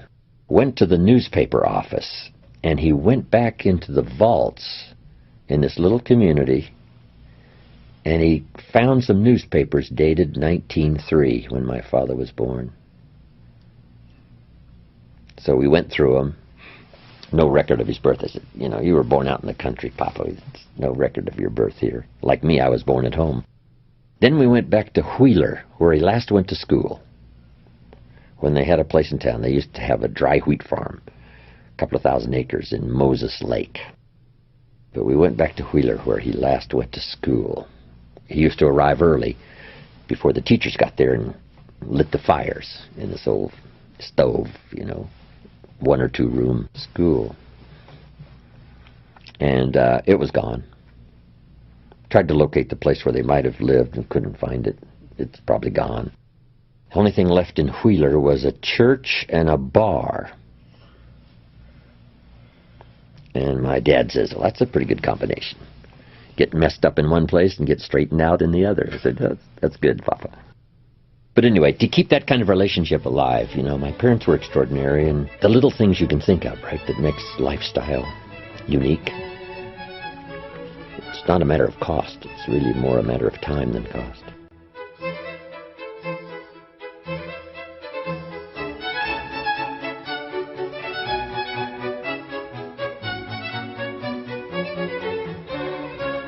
Jim's ultimate goal in this session is to be sure, in the process of changing any area of your life, that you consciously create the life that you want, and that you get great enjoyment from it, to appeal to the very best side of your nature.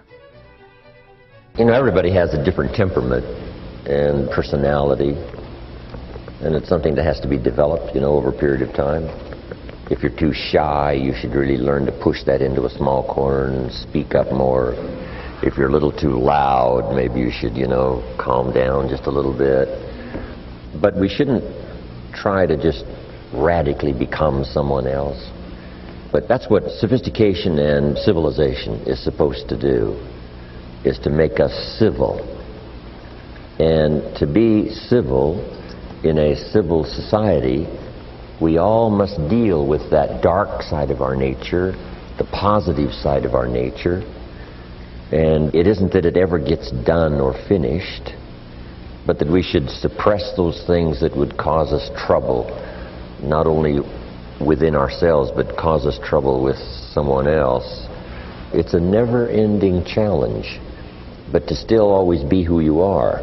But who we are is, you might describe it as dual nature. And the key to life is to become the most of the good in you and the least of the bad.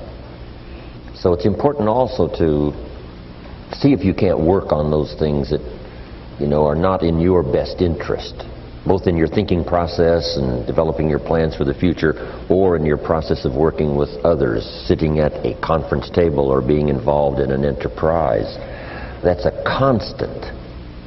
When some become wealthy now, they have to deal with ego that didn't show its sort of ugly head until, you know, the money was flowing like a river, and now this little gremlin on one shoulder whispers and says, now's the time, right, to, you know, conquer the world and let everybody know you're the master. And sure enough, it can cause all kinds of problems. One of the greatest difficulties of wealth is, you know, handling this issue of ego and keeping it under control. So we need to reveal who we are, but we also need to master the art of who we are presented as our best, as it serves us and our children, as it serves us and our friends, as it serves us in our business. But it is a constant and it never ends. But if we can appeal, make a personal appeal to ourselves, I want to constantly work on developing the positive side of my nature and do my best to suppress that darker side that would not allow me to be most of what I can possibly be. I think that's what's important. When a president becomes president, it's interesting, you know, what ego might do. Old Testament says this king came to power and he was a good king. Then the next king came to power and he was a bad king. And that's always happening, whether it's good king, bad king, or whether it's inside of our own head. We all have to deal with that. But you might make this note, it's part of the great adventure to deal with it, to become civilized, and to not allow ourselves, as we journey along, to become uncivilized in our behavior, in our language, in our style, and to try to keep that balance going consistently and present that as the best part of us is who we are, and then let people see that.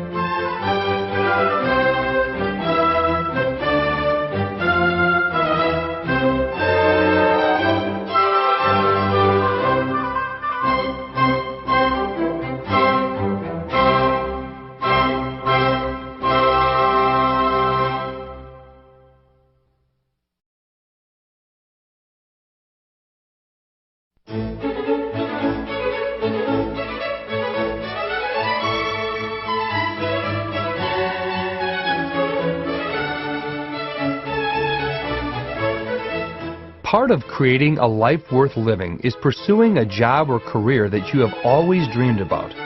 Some authors call this pursuing your passion. Yet Jim feels that the constant obsession with your passion can distract you from beginning your success journey. Better to start right where you are and let your passion find you. I think trying to find your passion is a little bit, maybe too strong a word. Greatly desiring to be extremely successful, I think probably is sufficient. But if you can find something you really love to do and can do it with great passion, I think that's fantastic. But I think being grateful probably is number one. If you've got a job, you got to be grateful. Say, this isn't the greatest job in the world, but even if it's a transitional job getting you where you want to go, you got to be grateful. You don't have to love your job or be passionate about your job, just passionate about staying steady, working hard, learning skills, doing this job so well that the next one will be even better, and taking such good care of this opportunity, another one will present itself. Sometimes the man says, well, if I had a good job, I'd really pour it on. But I've got this lousy job, so I just goof off. So that's not the attitude nor the philosophy. So if you'd really pour it on, this one, even though it may not be the best job in the world, if it furnishes a living, you have to be grateful. If it takes care of you and your family, you got to have gratitude. Not necessarily passion, but gratitude. But I think if you have an extreme desire to wish to be successful, so you can accomplish all you wish to accomplish, be as generous as you'd like to be as strong as you'd like to be in terms of financial strength, involved in entrepreneurial projects that you can't do without, let's say, sizable money, so you go for that. To me, I think that's sufficient. I think if you say you have to find your passion, people find that a little bit confusing. Where would I find it, and what could I be passionate about? I guess you could start with saying, I'm passionate about providing unusual success for myself and for my family, so that my children will say in the years to come, we had the most incredible life together as a family. Then I think the key is to let what you want to accomplish, let that grow. Where at first this is as far as you can see, but if you'll do that, you can say, wow, maybe I could multiply by 2, by 3, and expand my vision, accomplish a lot more. If you have an enterprise, maybe you could make it stronger and better and more far-reaching. Let that happen. It's difficult to figure it all out and then get that done. We just don't do that. We can figure out the next little part of our life that we can see, and then we can say, well, eventually I'd like to have, and let those dreams linger somewhere in your consciousness. I say make a list of all the things that would give you the most incredible life. Just make that list. What would do it for you over the next 10, 20 years? Places to go, things to see, people to meet, books to read, skills to learn, investments to make, being generous. Just make lists of all the things that you think would make for you a really fantastic life. And at first, don't worry about how to get it. Just let your mind run free and think what would really do it for you. And then just begin. And let those lists alter. Because sometimes you start for something and then you say, sure enough, I thought this was really going to be everything I wanted. Sure enough, this is really not it. Or I can see now, long before you are going to accomplish it, I'm investing too much money and time and effort. So you change. And anytime you want, you can tear up your whole list and start all over again.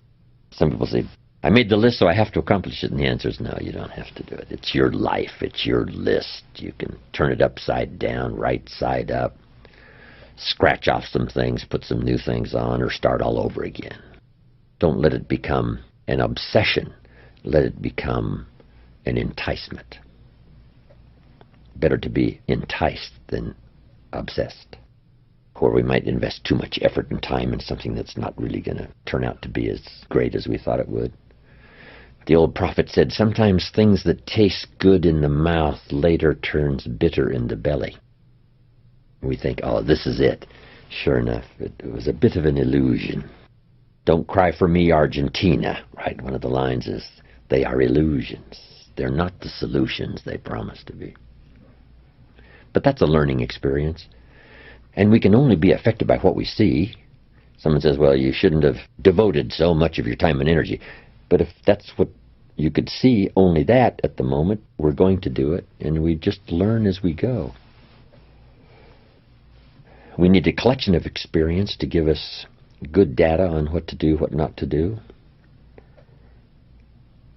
Sometimes you need more experience to make a wiser decision. If a person says, well, I've eaten junk food now for a week, but look how strong and healthy I am. See, that's a delusion. 1 week is not going to give you the right kind of information about how you feel, whether it's a good idea to continue or not. You need a lot more experience than that to decide whether or not it's good for you. I used this illustration once with the candle lit, talking about having enough experience to make wise decisions. And I said, would all of you agree that the fire will burn my finger? Let's say that I don't know that, but you're trying to teach me now. If you put your finger in the flame, it will burn your finger. I say, okay, I'm ready to try it. So I put my finger in the flame and take it out, fairly quickly, in and out, right in the flame and out. And I say, look, my finger's okay. Let me try it again. And I put my finger in the flame and take it right out. And I say, my finger's okay. Where did you get this idea that the flame would burn my finger? And they say, no, Mr. Rohn, you can't just go like this really quick and put your finger and take it right out of the flame to know that the flame will burn your finger. You've got to leave your finger in there just a little longer. I say, oh yes, then I need a little more experience to make a wise decision. I say, well, I've taken this cocaine and I feel okay. But see, you don't know the end of that road. This is only the beginning when it seems to be okay. But you need more experience. Now, if you don't have any personal experience on cocaine, then you've got to go to someone who has and says, look, 20 years of my life was wasted, and I finally turned it around. Like some of the old rock and rollers that have turned it around. Amazing. I was in Paris the other day, had 20,000 in my class. Also in town were the Rolling Stones, who rolled into Paris and stopped for a while, with Mick Jagger and all the rest. These guys got through those treacherous days of drugs and alcohol and somehow made it. A lot of them didn't make it. Boy George said, I woke up one day and all my friends were dead. That's enough experience. So maybe if you haven't had enough, you're just getting started. But you better check out somebody that's been down that road for maybe 4 or 5 years, or 3 or 4 years, or 20, and make a judgment based on a lot more data than just trying something to say, hey, it seems to be okay. I think that's wise advice.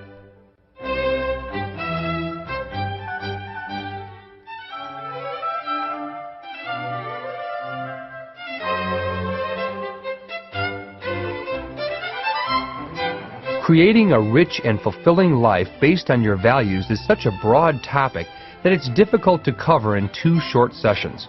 If you're looking for a way to bring all of these ideas together, there's no better place to turn than this next segment, Jim Rohn's short list on the good life.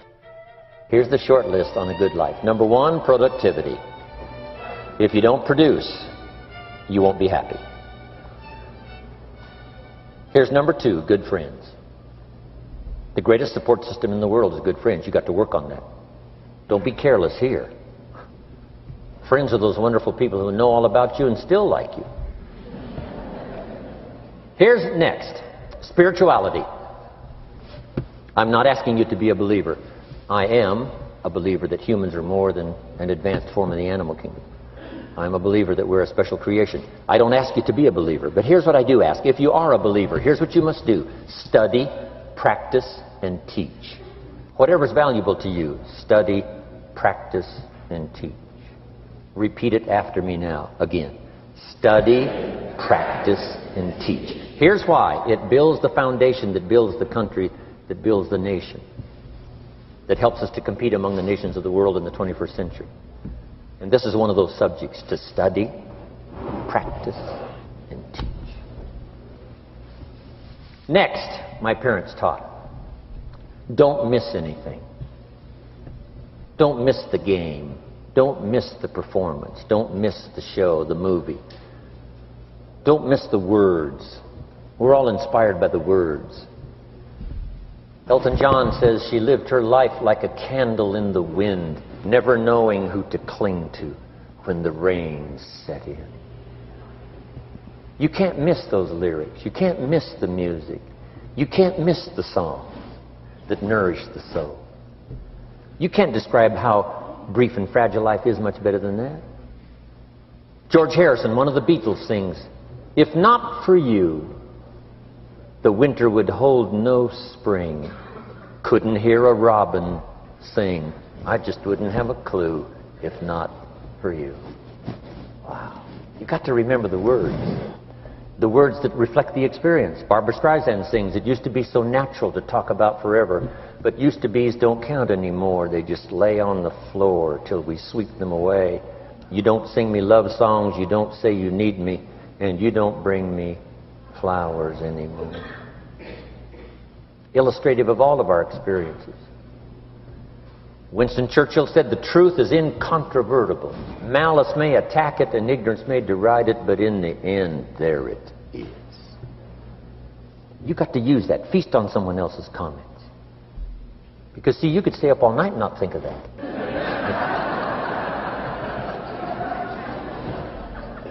I'm asking you to do your research. I'm asking you, don't miss anything. Don't miss the play. Even the little small things, don't miss. The big things, don't miss. Don't miss, don't miss. It's part of living a good life. Here's why. Jot this phrase down. It'll serve you well forever. If you live well, you will earn well. If you live well, it'll show up in the texture of your voice. If you live well, it'll show up in your face. If you live well, it'll show up in the magnetism of your personality. If you live well. So don't miss the nourishment of all the things around you that could help you live a good life. Next is the inner circle. Take care of them, they'll take care of you. Inspire them, they will inspire you. Nothing more valuable than the inner circle. That's where the power to conquer the world comes from, the inner circle.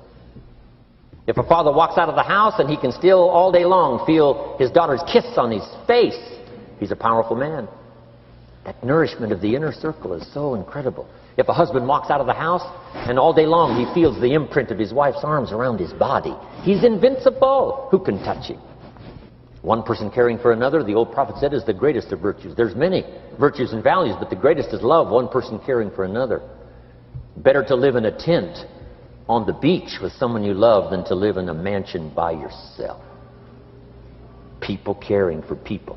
And especially that inner circle where the power is so magnificent that if you draw from it, if you nourish it, and then it nourishes you. Now here's my last comment. Ask for God's help. We could all use a little help. But my whole seminar was what you can do. A man took a rock pile, turned it into a fabulous garden.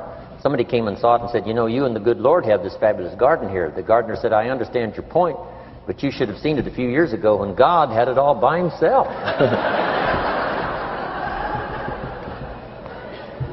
So we do play a part.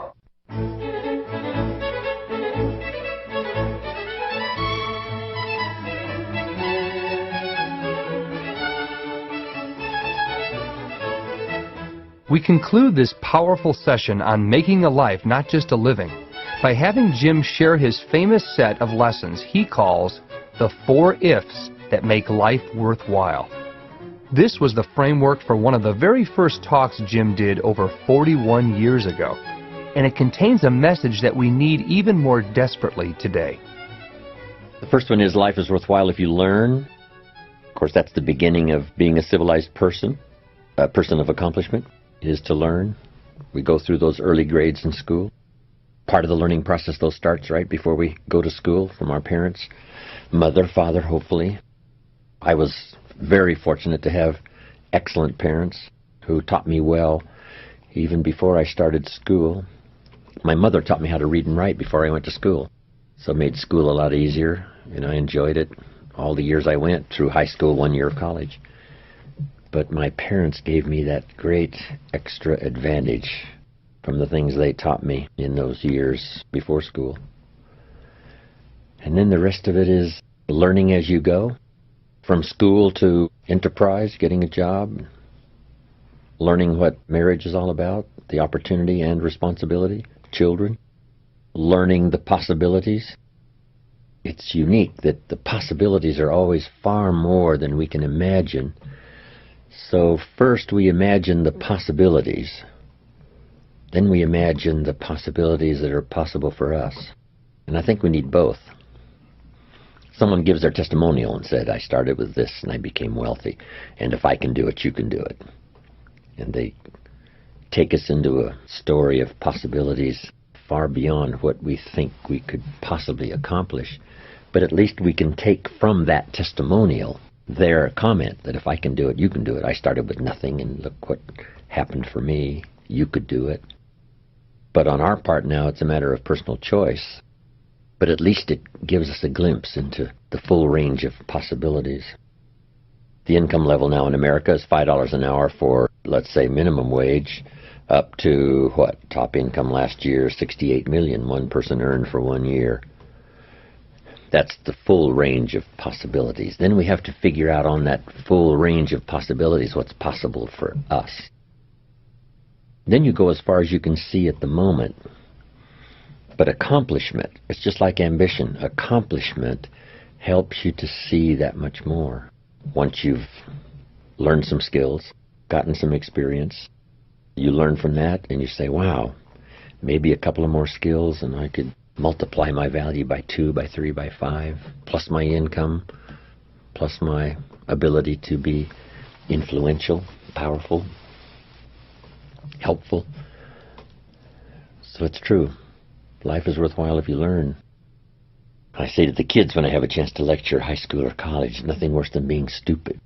Make sure you get the information while you're here in school. You can sort through it later, throw some away, forget some, whatever, but make sure you get it. Being broke is bad, but being stupid is really bad. And what's really, really bad is being broke and stupid. I see. Nothing worse than that unless you're sick. Sick, broke, and stupid. And that's the ultimate, unless you're ugly. Ugly, sick, broken, stupid, life's most negative scenario. But from the kids to all of us, that's lesson number 1. You have to learn. Part of it we learn by trial and error. We do it wrong and learn to do it right. We think it's right and we work it and it doesn't work, so now we learn from that. Hopefully we learn fast, as quick as possible. But it's true, life is worthwhile if you learn. Second, life is worthwhile if you try. Learn something and give it a try. See if you can do it. See if it'll work for you. We play the game to see if we can win. You can't just say win. Say, no, you got to try. Play the best you can. See if we can have a higher score than the other team when we finish, so we walk off winners. But if we lose a game, that doesn't mean we're losers. It only means we lost the game. So the key is to try it again. See if we can win next time. Put a better combination together.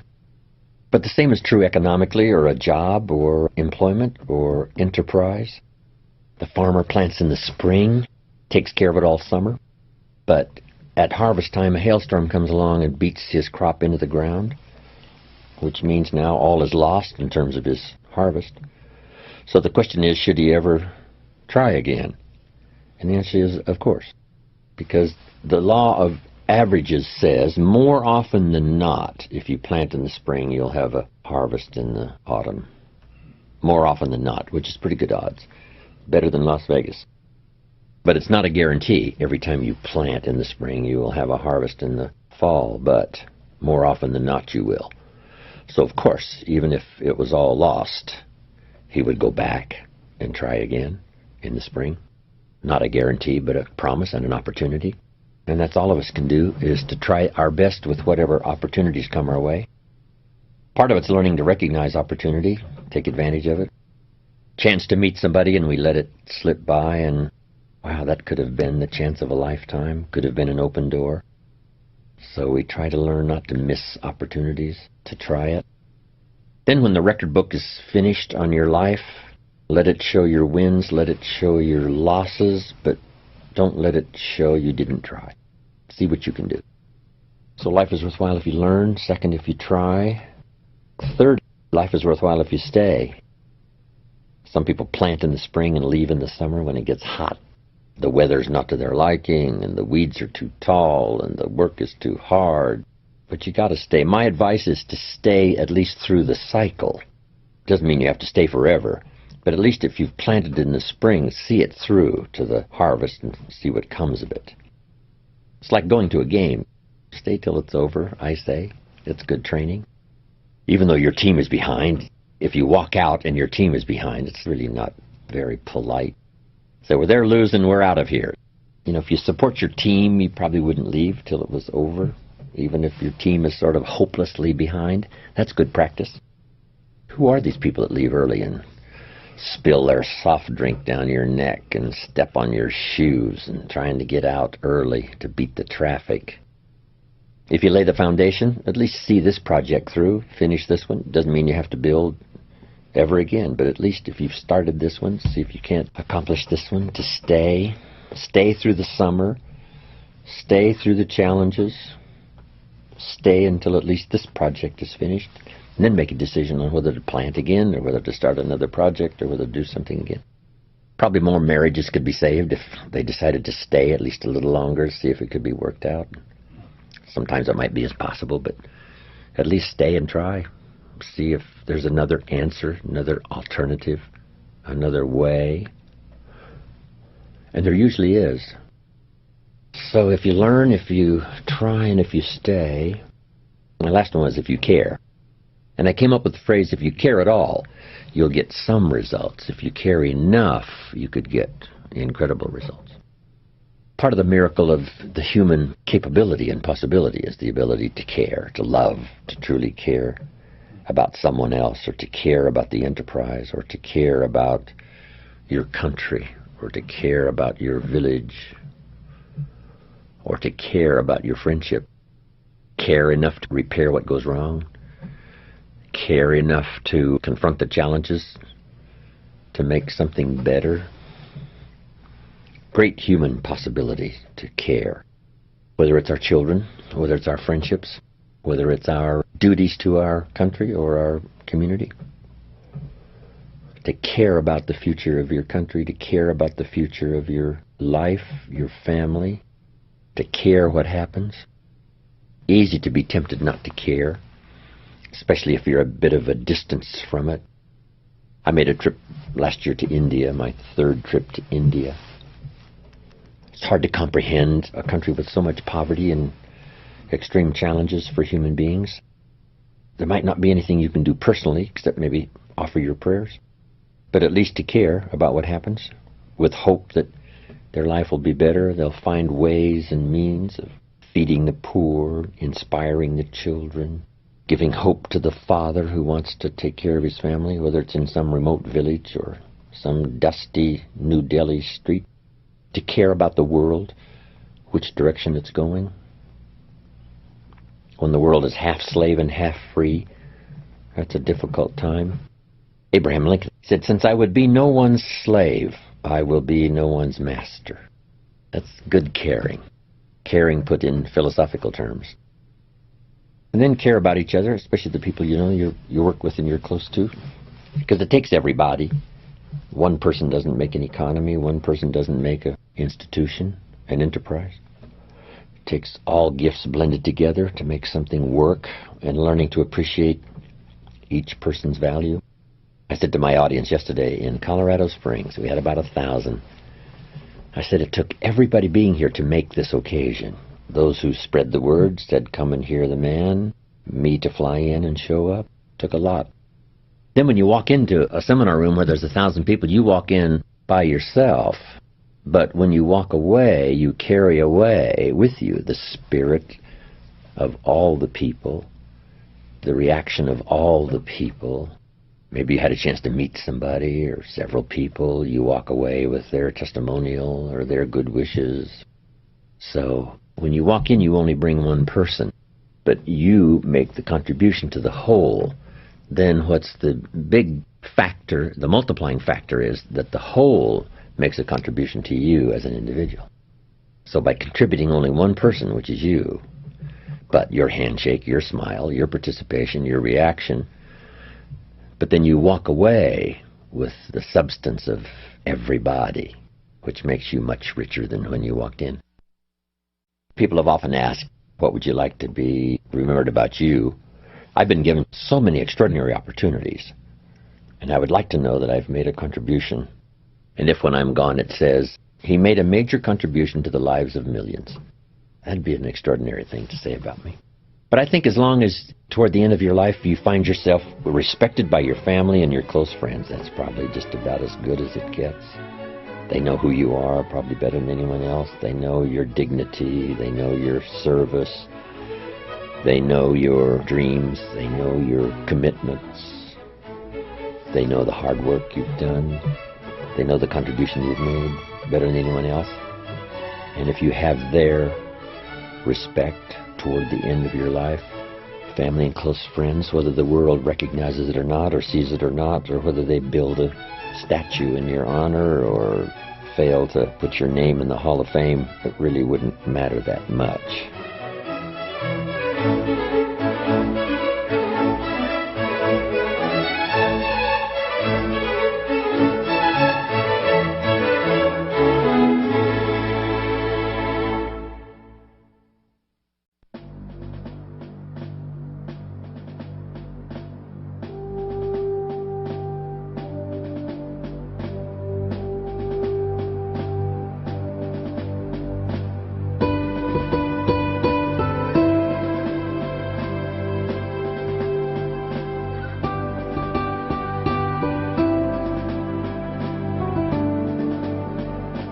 While it only takes a day to turn your life around and begin walking a new road, to build a successful life, you need to continue walking down the new road, day in, day out. You need to continue to pay the price of success so that you build new habit patterns of thought and action. Yet inevitably, there will be times where you will veer off the road and lose your bearings.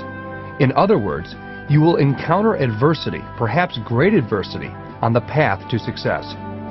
The key is not to avoid adversity, but to learn how to redirect your efforts, reestablish your successful habits, and get walking again. You certainly don't want to end up in the ditch. We asked Jim Rohn to share some of his greatest setbacks on the road to success, and most importantly, what he did to bounce back.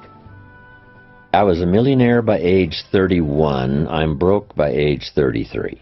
Couple of million, $2.5 million, all swept away, making foolish decisions.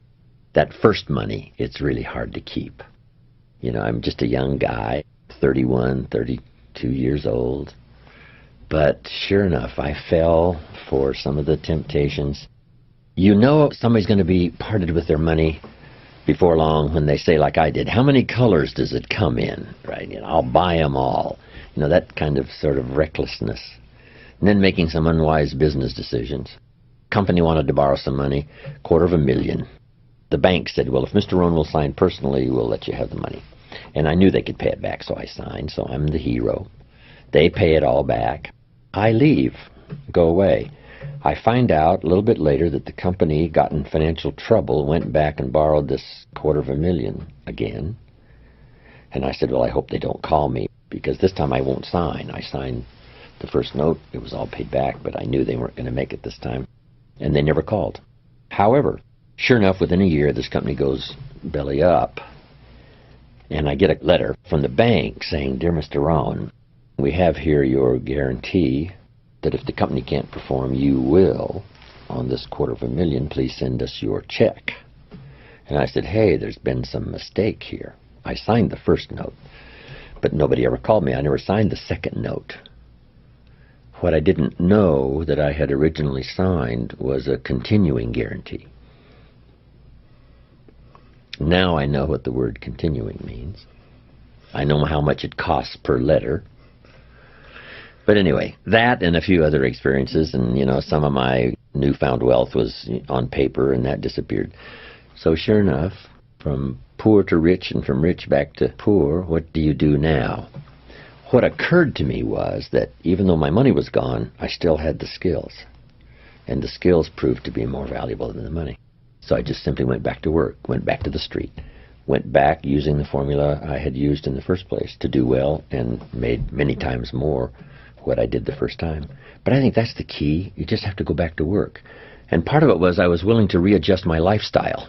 The fancy cars had to go, the homes and all that stuff had to go, and you go back to a modest apartment in a modest place and pull everything down to start over, rather than trying to keep living up here when you should have to start over back to the street or whatever you have to do. And just put it together again. No different than the farmer who plants in the spring and it's all gone when the hailstorm is finished. He goes back in the spring and says, "Let's try it one more time." I can't imagine 2 years in a row. Once in a while, maybe there would be 2 years in a row when you get wiped out, but not that often. So you try it again. And probably from the experience, if you treat it right and keep the right attitude, you'll be stronger than you were the first time around or the second time around. But everything comes down to attitude and philosophy. When I first started working on my fortune as well as my living, my mentor said it depends on your attitude. If you say, "I'm working a little extra time to pay some bills," that'd be one thing. But if you said, "I'm working a little extra time to start my fortune," see, that makes getting out of bed totally different. To get up to pay some extra bills is one thing. To get up to lay the foundation for your fortune, see, is a whole different attitude and mindset and philosophy. So if you have the right attitude, no matter what's happened, if you just readjust your attitude and your philosophy and a whole new mindset and start again. Some of the great fortunes are made after the person turns 50, 60, and the reason is because with all the ups and downs that happen to them in those accumulation of years, now when an idea or a new burst of energy or vitality or goals sets in, they've got all this experience to invest. That's why these fortunes become incredible even after 50 and 60. When you're 20, you don't have much experience to invest. Doesn't mean you can't do okay and can't really climb the ladder fairly quickly. And when you're 30, you have a bit more experience to invest if something happened and you had to start over. But sure enough, 50 and 60, you've got a good handful of years of experience to invest, which may make all the difference in the world in now how it goes. And it's true, you can tip either way, to be discouraged by it all or to be inspired by it all. And that's part of the mystery. The magic is you can turn around and make another fortune. The mystery is not everybody will do that. Some will use it as a reason to succeed. Others use it as a reason to give up. Same circumstances. They followed two boys, twins. The father of these two boys was a scoundrel and a drunk. But as they followed the two boys later, one of them turned out to be a scoundrel and a drunk. And they asked him, "How come your life turned out like this?" And he said, "Well, what would you expect? Right? My father was a scoundrel and a drunk. What else would you expect?" The other boy had turned out to be a professional, doing very well. And they asked him, "How come you turned out to be a professional?" And he said, "I didn't want to be like my father." Same father. One used it as an excuse for living a poorer life, and the other one used it as a reason to make all the necessary changes. A big share of our life is going to be shaped by attitude and by influence. The people around us. Good question to ask. Who am I around, and what are they doing to me, and is that okay? Those are three major questions. Who am I around? What are they doing to me? And is that okay? What have they got me reading? Where have they got me going? What have they got me doing? The people I'm around. How have they got me thinking and behaving? That's a good mature analysis. Who am I around and what are they doing to me? And is that okay? And if it's okay, fine. If it isn't okay, change it. Association can make all the difference in the world in your future. We have to practice limited association. Some people you can be around a few hours, but not a few days. And some people you can be around a few minutes, but not a few hours. And then some people you have to walk away. And it's helpful if somebody comes along and helps us in, a moment of stress and distress and offers a book or offers some advice. And they just say, I'll be here when you need me. Sometimes you don't need somebody to, come live with you or be right there to hold your hand. But as long as you know they're available, if it gets a little tougher, call, things like that, that's very valuable. And if you've got some good friends, they'll be there. I lost a friend just a few years ago. David. I used to say of David, if I was stuck in a foreign jail accused unduly somewhere, if they allowed me one call, I would call him. And the reason is he would come and get me. No questions asked. That's what we call a real friend. And hopefully in times of stress, or if you've fallen out of the tech sky, right, and it's, the paper's all burned up, and the money's all gone, and the project turned into reverse, hopefully you've got some around, somebody, and all of us really have somebody. But part of the good instruction is to make the kind of friends on your way up who will be there on your way down and say, come in. Some of them will say, I've been expecting you. The way you were going, I knew it wouldn't be long, right, until the bubble would burst and everything would go in reverse. Come on in. Let's talk things over. So make some good friends so that no matter what happens, when things do turn upside down, you'll have some to rely on for wise counsel. I've had some of those in my life. They've helped save my life, save my career, save everything. Walk the beach with somebody that cares about you and is an excellent friend where you can really unload and try to see if you can't sort it out. Sometimes a business venture that goes wrong is like being in a wreck. It takes a while for your mind to clear. So if you've been in a wreck and you're out there kind of wandering around, it's helpful if somebody takes you by the hand and says, hey, let's sit down here for a while until your mind stops spinning. There's no way to put a value on that, how valuable that is.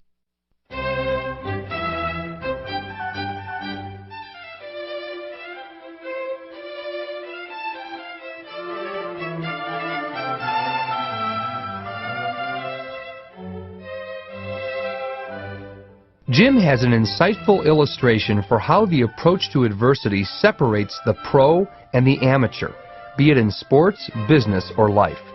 The key is not avoiding adversity, but recovering quickly. The amateur loses a close game and probably affects them for a long time. Or on the golf course, makes a poor shot and it affects the rest of his play. But a pro, Tiger Woods, makes a poor shot, but he knows he has to settle in and not let that one affect the next one. That's the difference between an amateur and a pro. Or we lose a close game. The amateur loses a close game. It affects him maybe forever. But the pro loses a close game, and they are affected the same way. Don't get between them and the locker door. They'll put a dent in you, right? So they're angry, and they're probably upset. But it doesn't last long, maybe a few hours. A few hours later, by the time they've had a shower and something to eat, they're saying tomorrow night we'll run them off the court. Not next year, tomorrow night. So the key really to quick recovery is have something to go for right away. I'll put this together within the next 90 days. I'll never be the same. Instead of letting it affect you for a year, a couple of years, try to put something together quickly. It may not be the total answer, but it's the answer for now to get you to start walking away. Because one of the greatest things I learned in my studies with Earl Shoaff is life does not give us what we need. Life gives us what we deserve. You don't reap a harvest because you need it. You reap a harvest because you deserved it. You planted in the spring and took care of it in the summer. One of the ways to help a mother on welfare, The person comes with the welfare check. But now with better information, she says to Mary, Mary, the next time I come with the welfare check for you and your children, here's a bucket of paint and a paintbrush. And if these posts are painted, and if the front door is painted, the next time I come back next month, you get the money. Only as a starting point of having the sense of not getting something because she needs it, but getting something because she deserves it. Not that painting the 2 posts in the door deserves $500, but it's a start. Then the next time, the welfare lady says, if this fence is painted, and if these weeds are gone, and if these flowers are planted, the next time I come, now you get the $500 again. Starting to walk Mary from her desperate situation into a mode and philosophy and thinking of, what else could I do to deserve more money? It's a whole difference in trying to get something because you need it rather than getting something because you deserve it.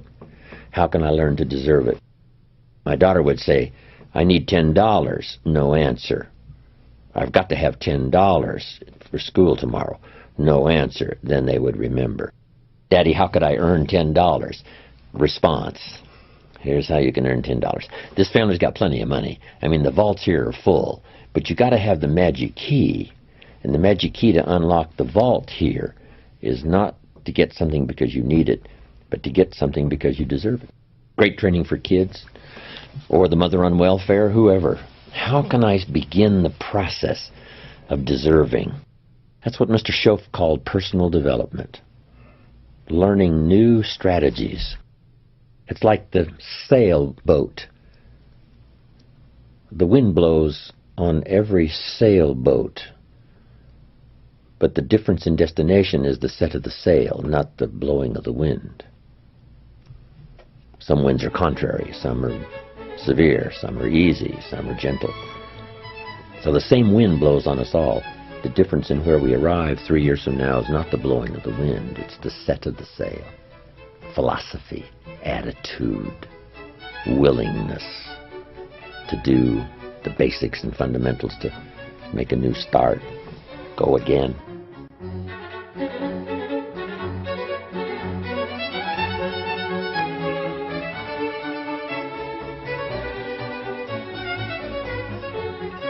There's an amazing law that you've definitely heard of which contains the perfect recipe for practicing the art of what Jim calls disciplining your disappointment. It's called the law of sowing and reaping. In the next segment, using the story of the sower from the Bible, Jim will reveal aspects of this law that you may have never considered, providing you with a great philosophical framework to fall back on when times get tough. I learned the law of sowing and reaping. And in the law of sowing and reaping is also the story of the law of averages. Jot this down. The story of the sower comes from the Bible. I'm an amateur on the Bible, but this is such a useful story. Here's what the story says. And take the notes because the drama's in the details. The sower was ambitious. Evidently he was ambitious. When you read the whole story, you'll conclude, yes, this was an ambitious sower. Here was number 2. He had excellent seed. The sower who sowed the seed had excellent seed. And the excellent seed could be an excellent opportunity, an excellent product, an excellent story. So we've got an ambitious sower with excellent seed. But now here's the rest of the details of the story. For your information, for the drama of your life, so you can understand things better. Learning some of this is how I got rich by age 31. Number 1, it says the sower goes out to sow the seed, but the first part of the seed falls by the wayside and the birds get it. So jot this down. The birds are going to get some of the seed. The birds are going to get some of the seed. Now you say, well, Mr. Rohn, what does that mean? Well, I invite John to come to a meeting. He said he'd be there Tuesday night. Tuesday night I show up, John isn't there. I say, I wonder why John didn't make it. Now I know the answer. The birds. The birds. John had this great idea of coming to the meeting to look at an opportunity, and somebody stole it and said, you're not going to go see network marketing. And he says, well, maybe not. So have you jotted that down now? The birds are going to get some. Now, when the birds get some, you've got two options. Number one is to chase birds. And say, well, let me get a hold of the person that talked him out of coming to the meeting. I'll tear him a new page. But I wouldn't do this. Here's what happens if you go chasing birds. You leave the field. If you go chasing birds now, you leave the field, which is going to distract from your future, not add. So you can't chase birds and try to straighten this stuff out. Here's what it is. It's just one of those things. And here's the best comment when things are a little disappointing. Isn't that interesting? You just have to say, I thought sure he would be there. He promised me. He promised me. But I know it was the birds. And you just have to say, isn't that interesting? Now, here's the rest of the story. It says, the sower kept on sowing. See, that was the secret to his success. He kept on sowing. And if you keep sowing, you can sow more than the birds can get because there aren't enough birds. If you keep sowing, there are some birds, but there's not enough. Because the law of averages will work for you. My mentor taught me, he said, you know, Mr. Rohn, there's only 9 or 10 real nasty, miserable people in the whole world. Now, he says they move around a lot, you know, and you're liable to... You'll bump into one once in a while. But when you bump into one, you say, there's only 9 more like you. I can handle that. In the whole world. Okay. Now, here's what else it says. The sower now keeps sowing the seed. Now the seed falls, the story says, on rocky ground where the soil is shallow. And the rocky ground where the soil is shallow is not of your making. Because you had excellent seed and you were an ambitious sower. So the rocky ground where the soil is shallow is not of your making. But here's what it says what happened. This time, the little seed that falls in the ground starts to grow. And the little plant starts to grow. But the first hot day, it withers and dies. Not an easy thing to watch. I finally get John started. Sure enough, 3 or 4 days later, somebody says, boo. He's gone. Doesn't show up at the second meeting. And I say, I thought sure John would last a week. What happened? Jot this down. The hot weather is going to get some. And this is not of your making. Here's what you must say when that happens. Isn't that interesting? Wow. What can you do? The answer is nothing. You say, well, I'm going to try to change this. I wouldn't take that class. You know, the sun comes up in the east. Somebody says, why is that? I wouldn't spend much time on that. Just let that happen. Don't go for this why stuff. I'm giving you the answers here. The answers is in the structure and the consequences and in the deal. The answer is in the deal. Anything beyond that is not worth study. You say, well, how come some just last a little while? I wouldn't sign up for that class. Here's the answer. Some don't stay. You just have to jot that down. And when some leaves, you say, that's one of those that don't stay. Now you know what category to put them in. And you can't solve this now. You can't. It's like rearranging the seasons. You can't fool with that. All you can do is cooperate with the way things are set up. I didn't set it up. You say, well, it shouldn't be this way. Well, when you get your own planet, you can rearrange this whole deal. But on this planet, you're a guest. You've got to take it as it comes. Now, here was the secret to the ambitious sower with good seed. It said he kept on sowing. Now, here's what he had to do to keep on sowing. He had to discipline his disappointment. This is a key phrase now to use the rest of your life. You must learn to discipline your disappointment. Because you didn't set up the setup, and some are not going to stay, and that is not of your making. Now, if you made gross errors and you ran them off, see, that'd be different. Now, you're responsible for that. But if it's in the normal course of things, this is the way things are. Now, here's what it says. The sower keeps on sowing. Now it says the seed falls on thorny ground.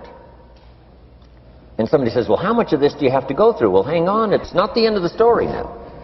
Now the little seed falls on thorny ground. And now the little plant starts to grow again.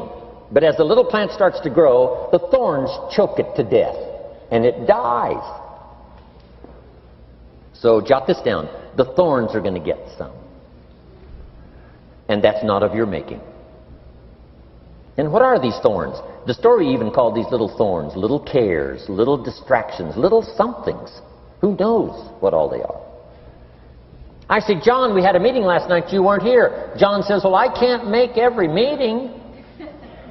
I say, why not? You're part-time. He said, well, the screen door came off the hinges. And you just can't let your house fall apart. You got to take some time and fix things up. And I can hear the thorns going,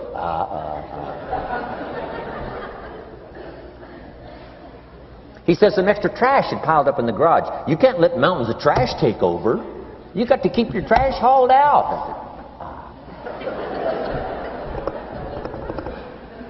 People who let little things cheat them out of big opportunities.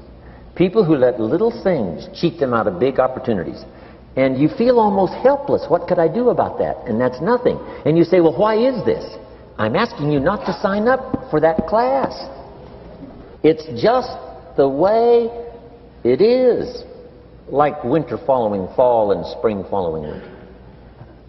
So if you got that, the thorns are going to get some. But now here's the good news. Let's read the rest of the story now quickly. The sower now what? Keeps on sowing the seed. Keeps on sharing the story. Keeps on giving an invitation. Yes, the invitation can be more powerful for me as it was 1 year later than it was the first month. Because now I'm saying I'm making twice as much money part-time as I'm making on my full-time job. Yes, the story can be more powerful, but the law of average is still going to work. But now here's what the story said. Finally, the seed falls on good ground.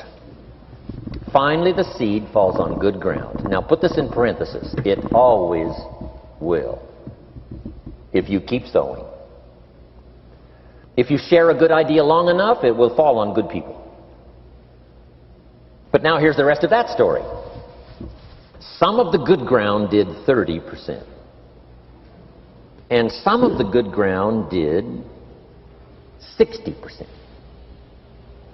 And some of the good ground did 100%. You say, well, why the difference in numbers?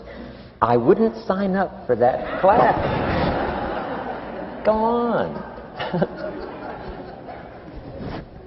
Have I said that often enough now?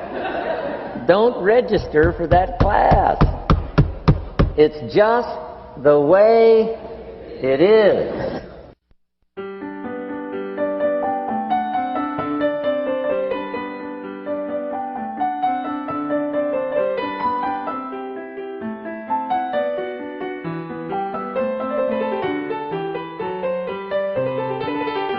Before concluding this session, there is one other key aspect that has helped Jim to thrive in very difficult times. A subject that Jim rarely talks about publicly, but which may be very helpful for you to consider. That is the subject of what Jim calls absolute trust. Many, many years ago, I had a unique experience that developed for me something called absolute trust. I can't really explain it. It's probably more of a mystery to me than it is a reality, but it's there. And it helped to establish my very simple theology. And my simple theology goes like this. Number one, I believe God is just, which means I'm probably in trouble. Number two, I believe God's mercy endures forever, which means I probably have an excellent chance. It's an incredible feeling, absolute trust. It's like being financially independent. My father said, son, someday you've got to know this incredible feeling where nobody nor anything has a claim on you or your assets. He said it's an incredible feeling. And until you get there, you really don't know what it's like. Someone can tell you. And I think it's true of absolute trust. It's something that is so unique. I don't even know how to teach it. All I know is it wonderfully happened for me all those years ago. And it helps me even with my high-profile, busy, chase around the world, share ideas kind of life. It gives me an underlying serenity that is absolutely incredible. It makes the days busy but peaceful. It makes the months highly active but keeps me anchored. And it's incredible. I think the seeds of the idea and the experience came from my parents, who laid this incredible foundation for me when I was growing up. So I've lived an extraordinary life. And if I was to pick one thing that I think serves me so well in traveling the world, talking to people, being an entrepreneur, busy as can be, hopefully for another 40 years, is this idea of absolute trust. There's a little phrase I think that's helpful for everyone if you can finally come to that conclusion that God's in control. Once I really believed that, I started sleeping like a baby.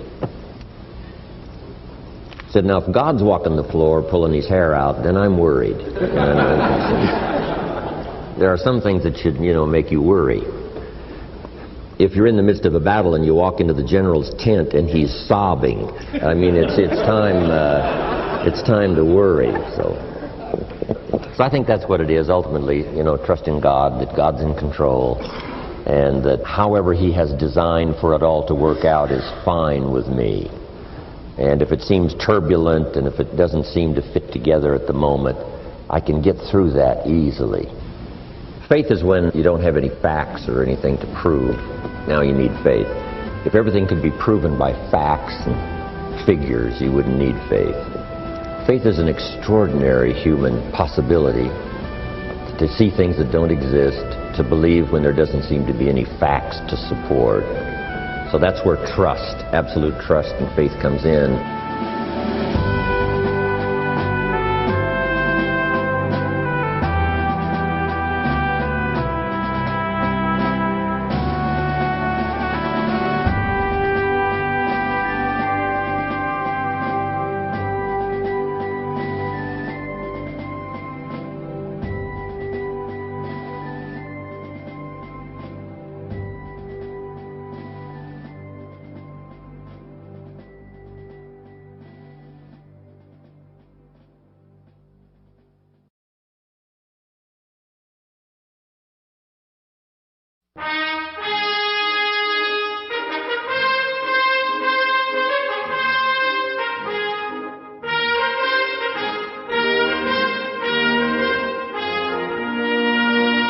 In the next 3 sessions, Jim will outline 3 of the most significant areas of life, at least one of which, for most people, is in need of changes, if not a complete overhaul. These are the topics of financial independence, time management, and relationships. In this session, he begins by discussing his definition of financial independence and what to do with a dollar. You might be surprised to learn that if you use each single dollar more wisely, your road to wealth will be assured. Okay, let's talk now financial independence. Let me first give you my definition of financial independence. Number 1, the ability to live from the income of your personal resources. This should be every person who lives in a free country, especially a capitalistic country. This should be everyone's goal, to someday be able to live from the income of your personal resources. Now, how many resources you need, right, depends on how you want to live. But if you wish to live modestly, it doesn't take all that many resources over a fairly brief period of time to have enough resources to live modestly. If you wish to live more lavishly, of course, you need to accumulate more resources. But that's my view of financial independence, so that you can live from the income of your resources. Now, here's what else that does. Now you can choose the work you do. Now you can choose to work or not work. Now you can work not because you have to, but because you want to. When we talk to kids about financial independence, we say, do what you have to as quick as you can so you can do what you want to as long as you can. Next key phrase. Economics is major. Everybody should major in economics, because it's such a vital part of your life. A paycheck is so vital because, first of all, it provides for you and the family's survival. Second, it provides for the opportunity of success. Some people feel we shouldn't spend that much time talking about money, but we really should. Someone says, well, you know, money is the root of all evil. Not true. Here's what it really says. The love of money is the root of all evil. And I'm sure everyone here has dispensed with the idea of falling in love with money, because that serves no purpose. Here's what's noble, what money can do. The projects it can support. The relief from debt it can create. Building a financial wall around your family nothing can get through. So economics is major. The key, of course, is what you do with it. If you earn a lot, you should give a lot. Key phrase from antiquity, here's what it says. If you've been given much, now much is required. If you've been given great responsibility, much is required. If you've been given much wealth, now much is required. Everyone has to solve this about the money to go for. Should you go for the money? Should you go for success? You should earn as much as you possibly can in the reasonable time devoted to economics, job, business. Reasonable time devoted to economics, job, business, future, enterprise. With that enterprise and with that job, the key is to earn as much as you possibly can, as you balance your life with everything else. Not at the sacrifice of your friendships, not at the sacrifice of values, not at the sacrifice of integrity, not at the sacrifice of wiping out other values in your life, but within balance of everything. Go as far as you can, earn as much as you can, share as much as you can. Jot this question down. Is it possible in America to multiply your income by 10? Kids would be fascinated with this question. Is it possible to multiply your income by 10? And the answer is, of course, yes. Could you repeat that after me? Yes, of course. That helps to emphasize it. That's called exclamation point. And kids with wide eyes will say, is that right? Can you start at the bottom and someday multiply your income by 10? The answer is, of course, of course, of course. Now, if you multiplied it by 10, can you think of anybody that makes $500 an hour? I'm telling you, the Beverly Hills lawyers where I live make at least $500 an hour. Now we've multiplied income by 10 again. Would it be possible to multiply your income by 10 and then multiply it by 10 again? Now, see, that's a little weak. I'm trying to make you believers. To those that believe, here's what Scripture says. All things are possible. There isn't anything that's impossible. The most incredible things are possible to believers. Not hopers. Not hopers. Believers. Wow. $500 an hour. Would it be possible to multiply your income by 10 again? Of course. $5,000 an hour? What do you suppose I get paid? I'm telling you, it's possible to multiply your income by 10 and then by 10 and then by 10. I lecture with Norman Schwarzkopf, the old general. Guess what he gets paid for his speech? $65,000 for 1 hour. 65,000, not 5,000, right? 65,000. I had lunch with Colin Powell, and I was on that speaking panel for one of those multi-speaker seminars. And I think he got paid like $70,000. It's a fun lunch with somebody that gets paid $75,000 for an hour. Unbelievable. Now, the person that's on up here, right, like Bill Gates and, you know, who knows who else here, that makes $68 million in 1 year. We say, well, is that legitimate to pay someone $68 million in 1 year? And the answer is, of course. If they helped the company make $1 billion last year, would the company pay them $68 million? And the answer is yes, it's chicken feed. It ain't that much. Key phrase to jot down, everything is relative. Everything is relative. What might seem like a lot now, I'm telling you, some time from now for you won't seem that much. You say, wow, I was a small thinker back then, thinking, you know, $4,000 a month was a lot of money. $8,000 a month was really something. I remember those days when $8,000 a month was unbelievable. And then $15,000 a month. Wow, I couldn't believe it. How about $20,000 a month? Incomprehensible. And I flew on by that. How about $30,000 a month? I flew on by that. Unbelievable. How about 50? How about $80,000 a month? I remember when I went right on by. It was incredible.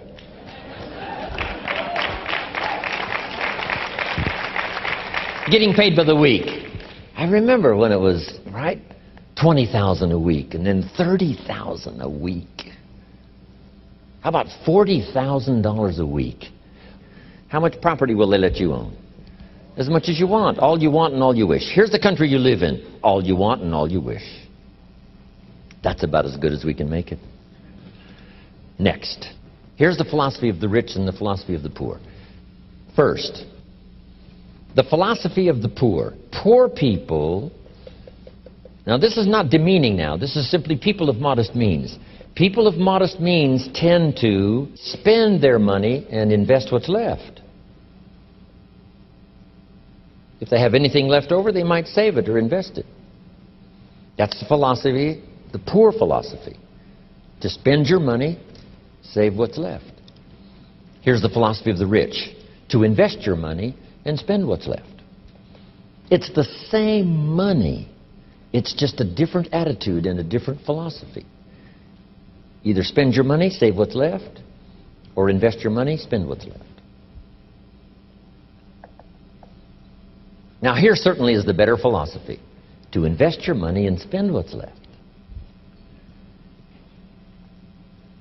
Let's talk now about what to do with the dollar.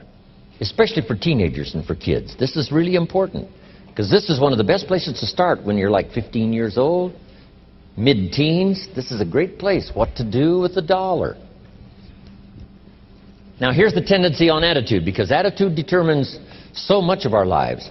What difference does it make if a child has $1 when you ask what should he do with it? It's only a child and it's only $1. But see, here's where it all begins. Your financial journey begins with what you do with the first $1. That's where it begins. Now sure, you can do the wrong things and finally correct that and get on a better path, but it all begins on what you do with your resources.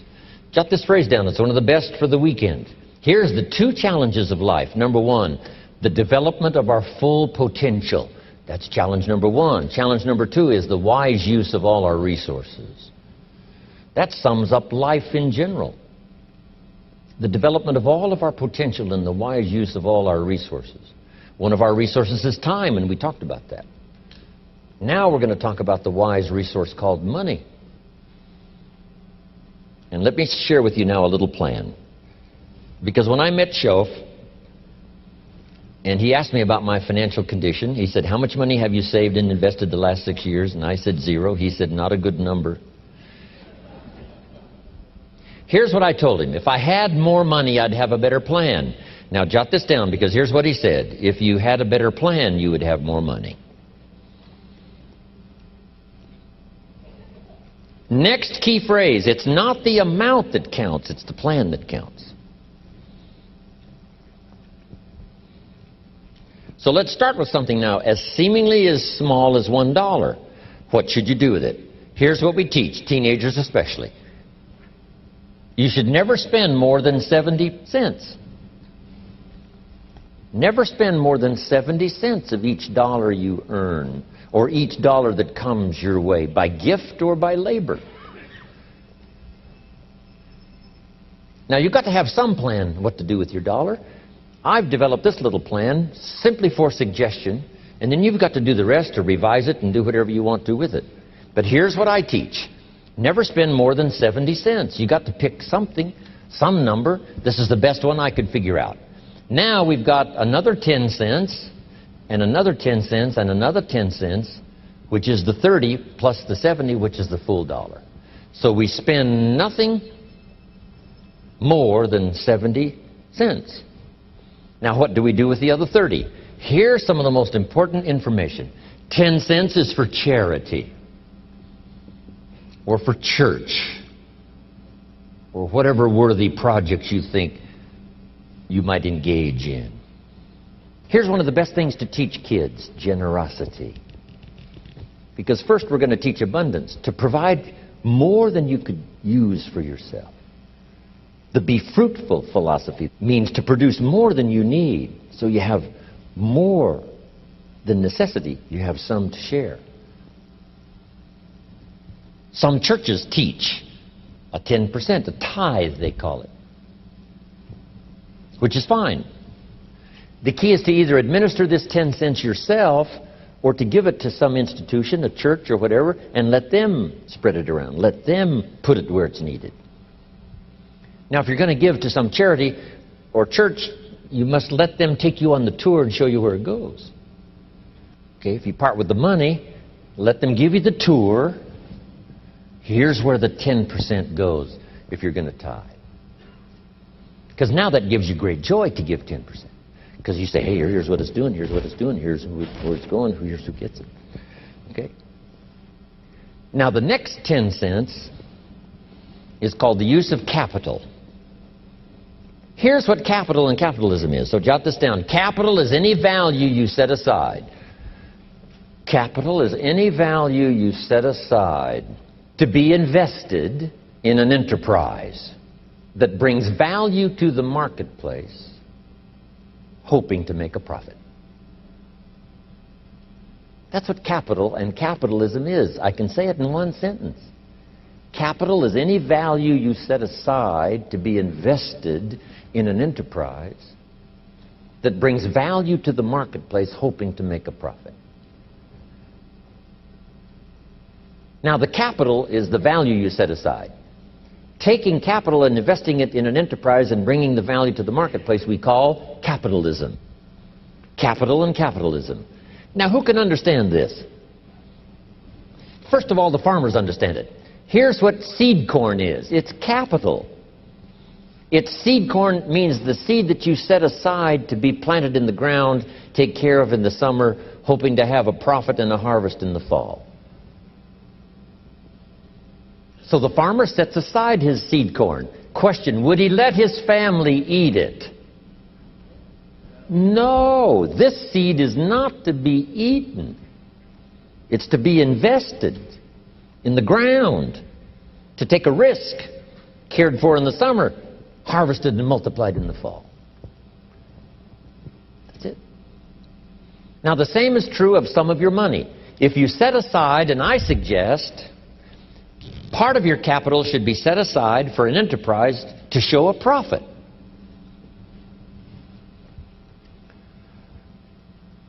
And we can teach kids the early fundamentals of capitalism. Now, once the kid has $1 profit, now what should he do with the dollar? This is the formula that I've come up with, what to do with that dollar.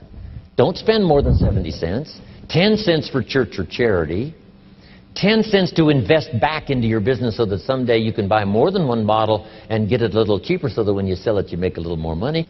Now here's the other 10 cents. It's 10 cents that you invest and let someone else use it. This is called active capital, where you actually engage in the enterprise that makes a profit. Now another 10 cents is for passive capital, where you let someone use this 10 cents out of every dollar. You put it in a bank that pays interest. They use it and they pay you for the use of this money. That's called passive capital. So we've got active capital and passive capital. Maybe you invest this in a stock eventually if you have enough money, and the stock pays you dividends, and also there may be an increase in the value of the stock. So this is the little formula I come up with: 70, 10, 10, and 10. It's very simple. And kids can figure it out, kids can understand it. Enterprises that kids can be involved in starting early.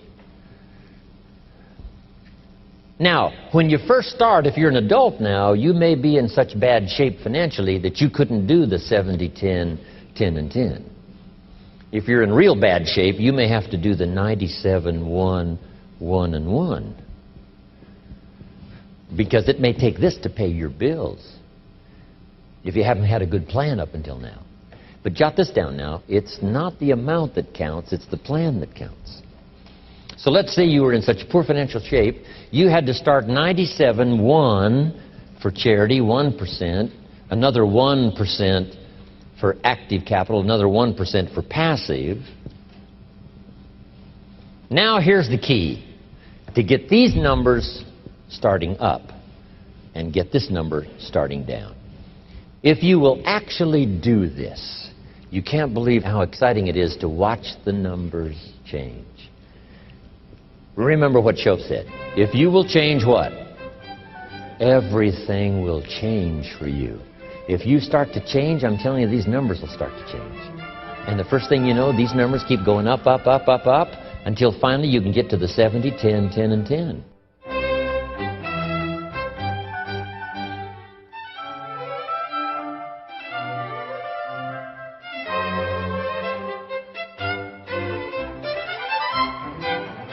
When I was 25 years old, my mentor, Mr. Shoaff, said, "Show me your current financial plan for the future." And of course, I didn't have one. He said, well, this would be a good time to lay out a good financial plan for the future, what to do with your money. And I came up finally with the 70, 10, 10, and 10. Don't spend more than 70% of your income. 10% for church or charity. 10 cents active capital, buy and sell, see if you can make a profit. And 10% for passive capital, let somebody else use your money. Pay you interest, dividends, stock increase, whatever. It's a pretty good plan, 70, 10, 10, and 10. A lady in Mexico the other day said, "I heard your plan 10 years ago. I followed it." She said, "I'm now a millionaire. I own 2 different properties because you also said don't buy the second car until you've bought the second house." It's not cars that make you rich. It's real estate that makes you rich.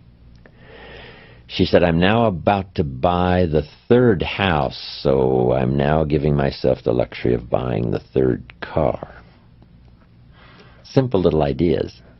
And she said, "I followed the 70, 10, 10, and 10, taught it to other people. They're following it and getting great results." One thing I didn't know when I was growing up and found out at age 25, that you could work both on your living and your fortune at the same time if you had a good plan. Don't just work on your living, work on your fortune. Work on becoming financially independent. Financial independence is the ability to live from the income of your personally invested resources. And the day you can finally do that, what's exciting about that is that now you can work for joy and not for necessity. And strangely enough, you probably work a lot harder for joy than you do for necessity. I have a unique friend. He started an enterprise, and by the time he had it up and running about 2.5, 3 years, he didn't have to work anymore the rest of his life. So now he's financially independent. But then he created a vast fortune, you know, that next 20 years of his life, simply because he was working for joy and not for necessity. So get to that position as quick as you can. So I'm now teaching. Work both on your living and your fortune. The reason for earning a living is to make a fortune, not necessarily from your living, but from what you earn, invested wisely. I talked to a lady the other day. She said, "Mr. Rohn, I'm in real estate." I said, "Wonderful. How many properties do you own?" She said, No, I sell real estate." I said, "Well, let me ask you one more time. How many properties do you own?" Finally got the message across. I said, "The reason for selling real estate is to earn the money to buy real estate.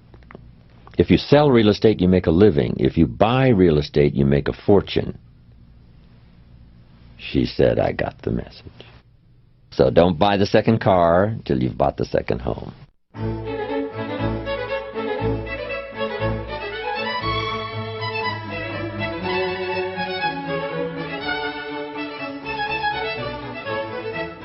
The power of Jim Rohn's 70, 10, 10, and 10 plan for the wise use of financial resources is that it is simple, straightforward, and easy to implement.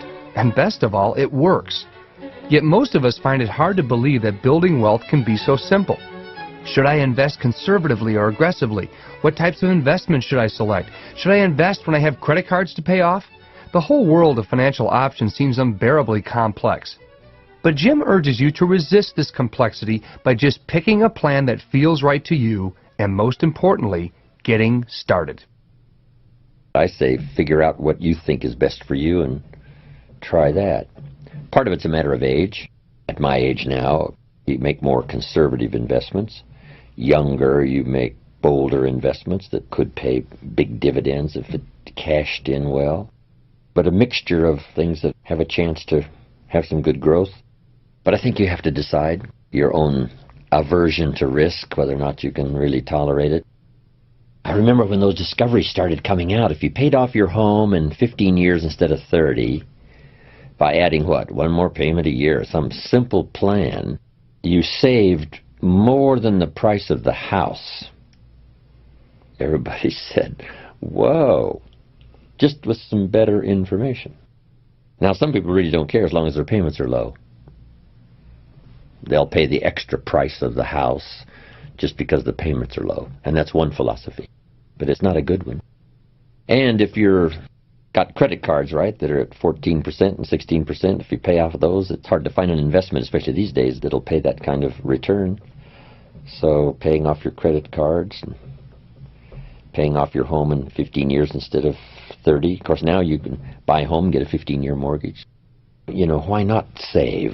Why not be prudent? Why not be careful? It's good practice. Even if you're rich, it's just good practice to be as prudent as you can, not to be stingy, not to try to cheat somebody, but to do wise things with your resources. Two things, the big challenge in Life Adventure 1, the full development of all of your potential, that's number one. Second is the wise use of all your resources, including your money and your time, which are two of the major resources, how to use your time and how to use your money. But teaching kids proper philosophy, it's important not to have a savings account. It's important to have an investment account. Just to change in terminology, it's the same money, but it depends on whether you put it in an investment account or a savings account. All kids need is just one or two little lessons, and they can say, well, it'd be a lot better to put it in an investment account instead of a savings account. I mean, that doesn't take 10 years of college to figure out. Sometimes you got to have some help. Go to somebody and say, look, here's how deep I'm in, and here's the real deal. What could I do? Find somebody who's got some good alternate plans. If you go this way, it's a bit severe. Maybe the family can't quite tolerate that severe a program for the future. Here's one a little better, but it'll just take a little longer. Because there's nothing more exhilarating, really, in terms of self-worth and self-esteem than just getting started. At least I'm not in reverse anymore. Who was it that said that if you're in a hole, stop digging, right?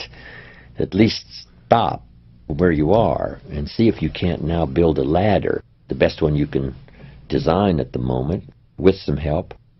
But I think if it's a matter of finances and if you're overwhelmed and you've gotten in trouble with credit cards and all, I'd find somebody who knows some pretty good strategy for getting out of it.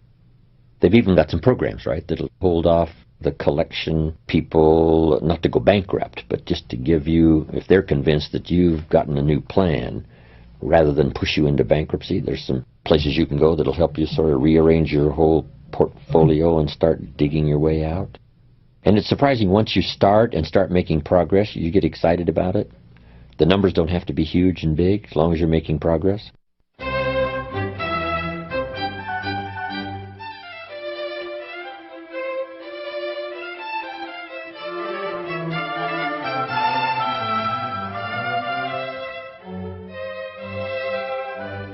We asked Jim Rohn to comment on whether or not someone needs to become an entrepreneur like he did in order to become wealthy.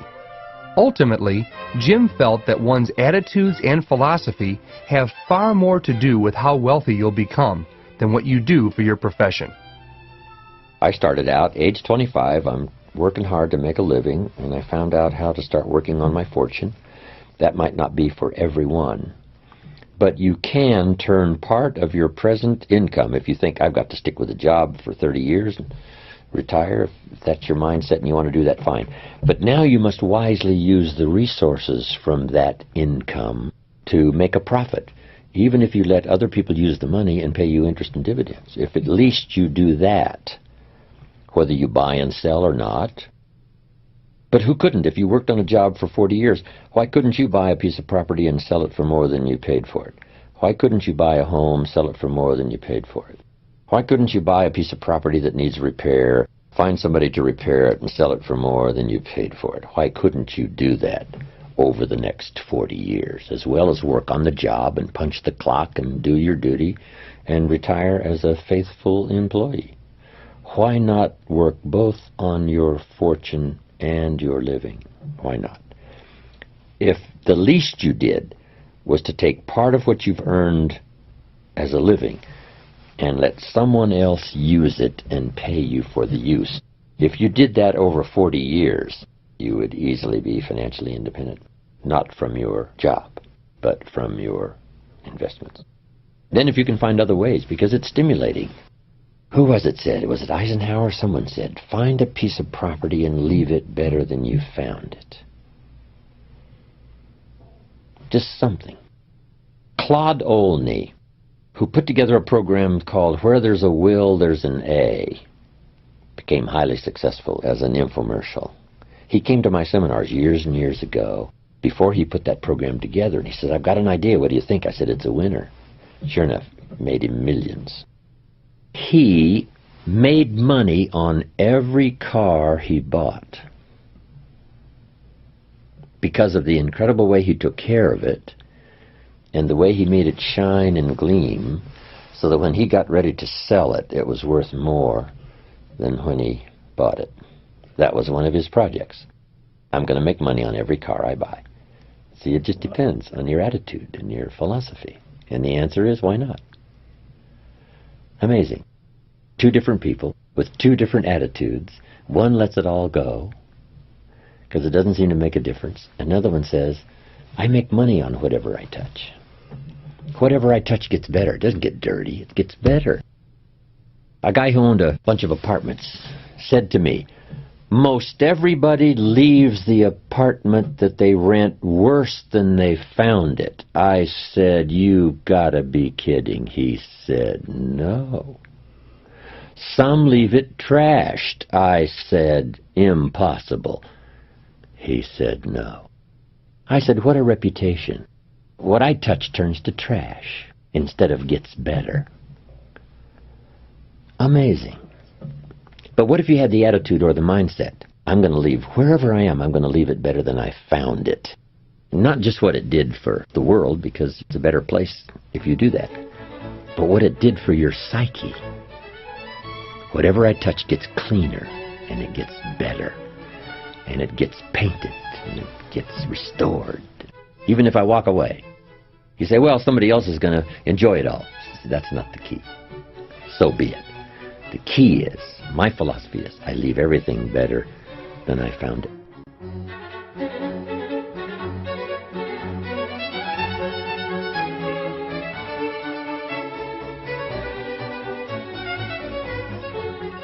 Now here's 2 or 3 more keys on financial independence. Here's number 1, keep strict accounts. Part of it is just for habit, and the other part is for self-esteem, and the other part is for future benefit. Keep strict accounts. It's just a good habit to have. It's like picking up the trash, not throwing the toothpick cellophane on the floor. It's just, it becomes the person you are. Keep good accounts. Here's the next one. Pay your taxes. I finally became a happy taxpayer. Here's what paying taxes does. Feeds the goose that lays the golden eggs called American opportunity.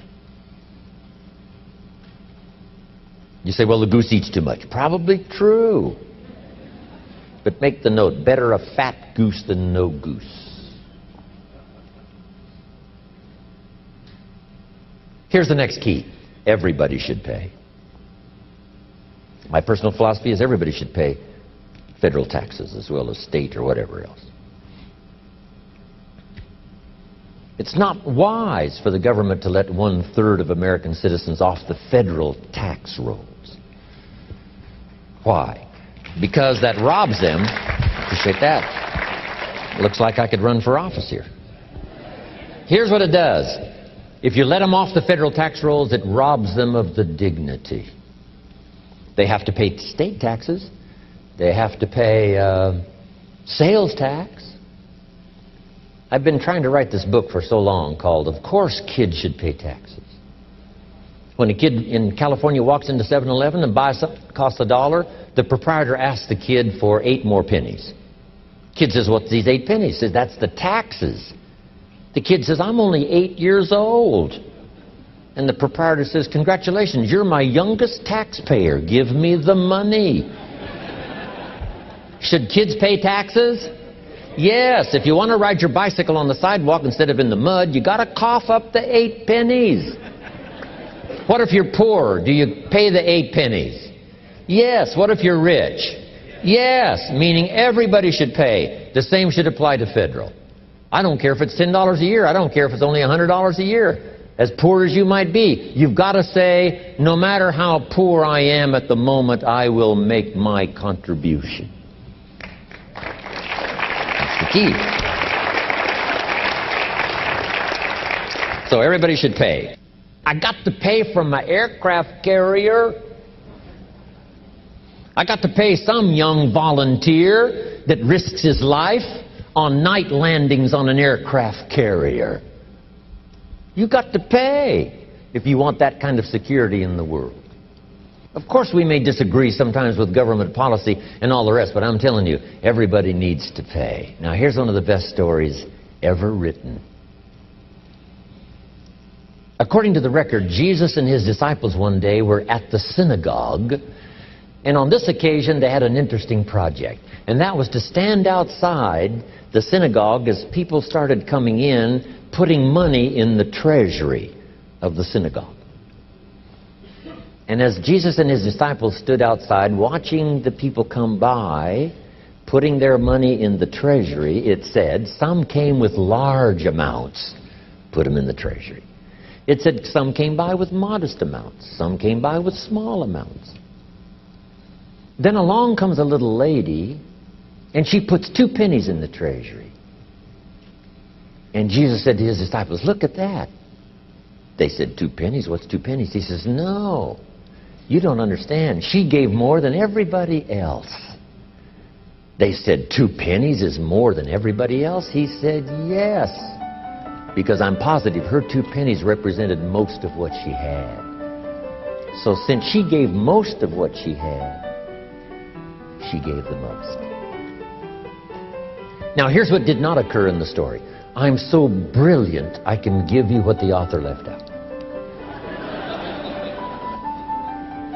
Here's what did not occur. When the little lady put her 2 pennies in the treasury and walked away, here's what didn't occur. Jesus didn't run after this little lady and said, hold it, little lady. My disciples and I have decided that you're so pitiful and you're so poor.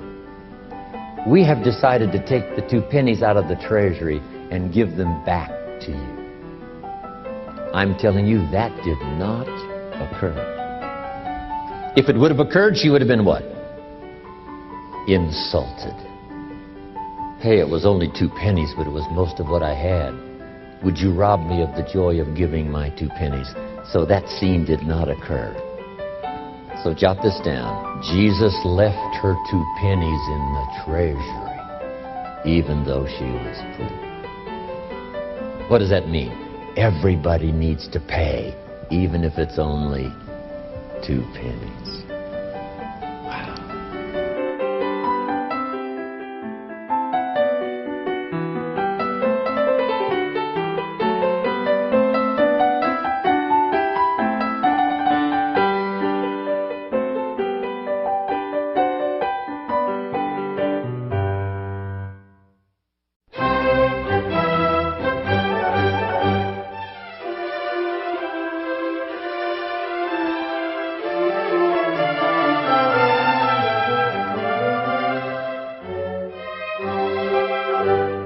In order to maintain the momentum generated by your initial excitement about turning any area of your life around, you need to learn to master the use of your time.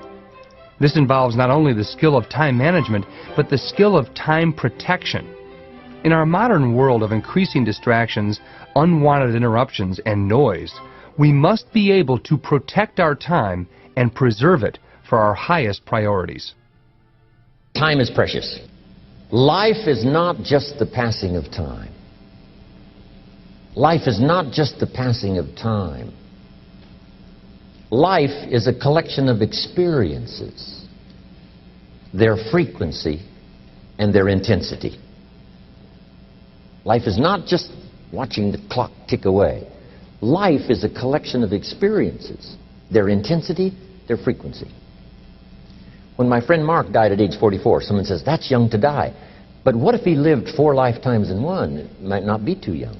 Whatever the span of your life turns out to be, here's what you want to fill it up with: experiences and the intensity of those experiences. But now let's talk about the management of time. Now, jot this down: approaches to the management of time. Here's the first one: ignore the subject. I mean, that's good advice. Don't let anything overly bug you. Because remember now, you don't have to do anything. Someone says, well, I got to get a handle on my time. The answer is no, you don't. If you want to let it all go, you can let it all go. I mean, this is good advice. Somebody says, you ought, you ought, you ought. Jot this down. Ignore all the you oughts or you should. Only if they're giving general information. We should. It's better to say, if you're teaching, we should. Not you should, we should. Then you let me listen in without it being too confrontational. If everyone did this, see, that'd be great. And then you give a person a chance to choose to do it or not to do it. But when you start the you ought, now see, if I don't, now see, we've got some tension and maybe some problems. So you oughts seem to always create problems. Because this is personal dignity. And you don't want to destroy someone's dignity by doing all the oughts and they feel reluctant to do it. Now we've got problems. So if you want to, just ignore this subject on time management. Now here's the next one. Step down to something easier. The guy's in sales and he says, oh, I want to own the company. Finally owns the company. Now he's got no time to play golf. He said, when I was in sales, I was making big money playing golf 3 days a week. Heck with this owning something. Heck with managing. My life was never my own after I started to manage. I'm going back to sales. See, this is the key. If you're getting too pressed, you might consider stepping down to something with a little easier time pressure. Little girl says to her mother, Daddy comes home, brings his briefcase and pats me on the head and says hello, disappears and works on his papers. How come my daddy doesn't play with me? And her mother said, look, your daddy loves you very much, but he's so busy at work, he can't get it all done, he has to bring it home.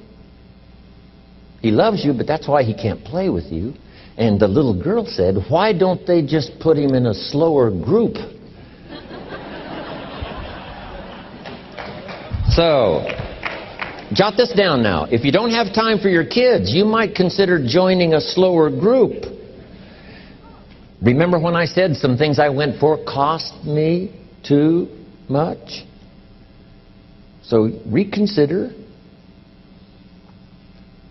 Next key to time management, and that's work longer and harder. But see, there's a limit to that. I almost lost my health the first year. I went so crazy about personal development and achievement. I just went bonkers. You know, I told you I was skinny. By the end of that first year, I was a walking shadow. And then it suddenly occurred to me, what if I got rich and too ill to spend it? I mean, that was a shocker.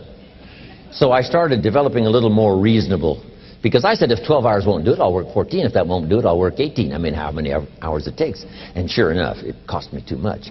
So see, working longer and harder for some might be appropriate. You know, if you're just sitting around not doing that much, this might be good, work longer and harder. But you can only work so hard. Here's the key, not to work harder, but smarter.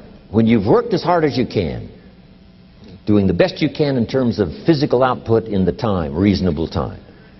Now here's the ultimate in the management of time, and that is you simply become more skillful. When I first got into sales, you know, I was around people that could get, 9 out of 10, 8 out of 10. And when I first started, I could only get 1 out of 10. But here's what I did. I worked around the clock, so that I would make up in numbers what I lacked in skill. That's good in sales. You got to jot that down. When you're new, you make up in numbers what you lack in skill. Now, when you become more skillful, the numbers can go down because now your persuasive ability and all of that is now so high that you don't need to put as many numbers out. But at first, if you want to compete or if you want to really get good, you've got to put in the numbers. But if you get more from yourself, develop more of yourself, now the time management becomes an easier task. Now here's the next thing. Either you run the project or it runs you. I've found out when you start something, at first you're in charge. All of a sudden, a year later, it's in charge. Some of the companies I started, I'm telling you, I'm in control. A couple of years later, I'm out of control. At first, I've got it on the run. 2 years later, it's got me on the run. Haven't got enough time. I'm dizzy with trying to get it all done. So here's part of the key, and that's to get in charge. It's easy to start something. First thing you know, you're out of control. It's in control. The enterprise you get started now runs you ragged. Because I did that when I had the whole 13 offices and the big entourage. I'm telling you, it was like short nights and long days and just sort of the never-ceasing demand for time and activity, which was fine. At that time in my life, it was fine, and created a lot of good results and laid some good foundation for a lot of future careers that came from those unique times. There's a pretty long list of people who were inspired by it and educated by it and participated in that program I had going. But then I rechanged the format to sort of rearrange my own life personally, which has paid off for me.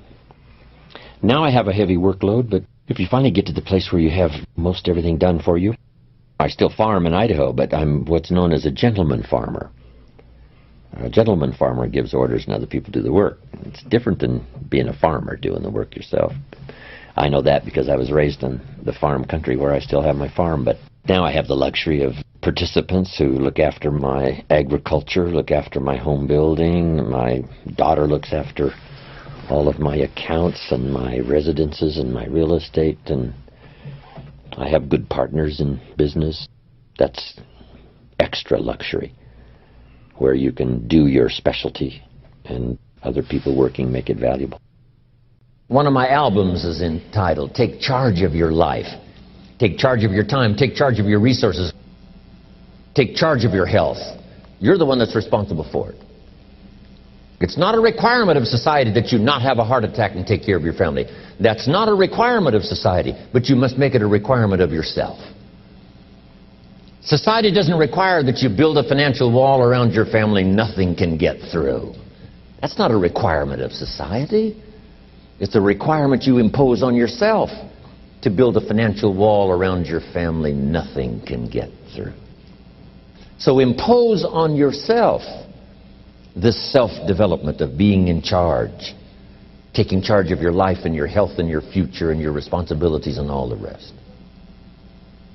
Next, reasonable time is enough time to achieve all of your goals. Just jot that down. Reasonable time is enough time. I had to learn that. Reasonable time is enough time. Here's why. It's not the hours you put in, it's what you put in the hours. If you start depositing greater ideas into the hours you've got later than now, I'm telling you later, you can't believe the productivity that will flow. The ideas you can't think of now, a year from now, they'll start to flow. And when you deposit those ideas in the hours you've got, productivity multiplies by 2, 3, 5, 10. Next, time management essential, a written set of goals. And then do priorities on your goals. What's important this week? What's important this month? Here's the next one. Often review. Just go over your goals to make sure that your list is working for you. It's got you inspired. It's got you turned on.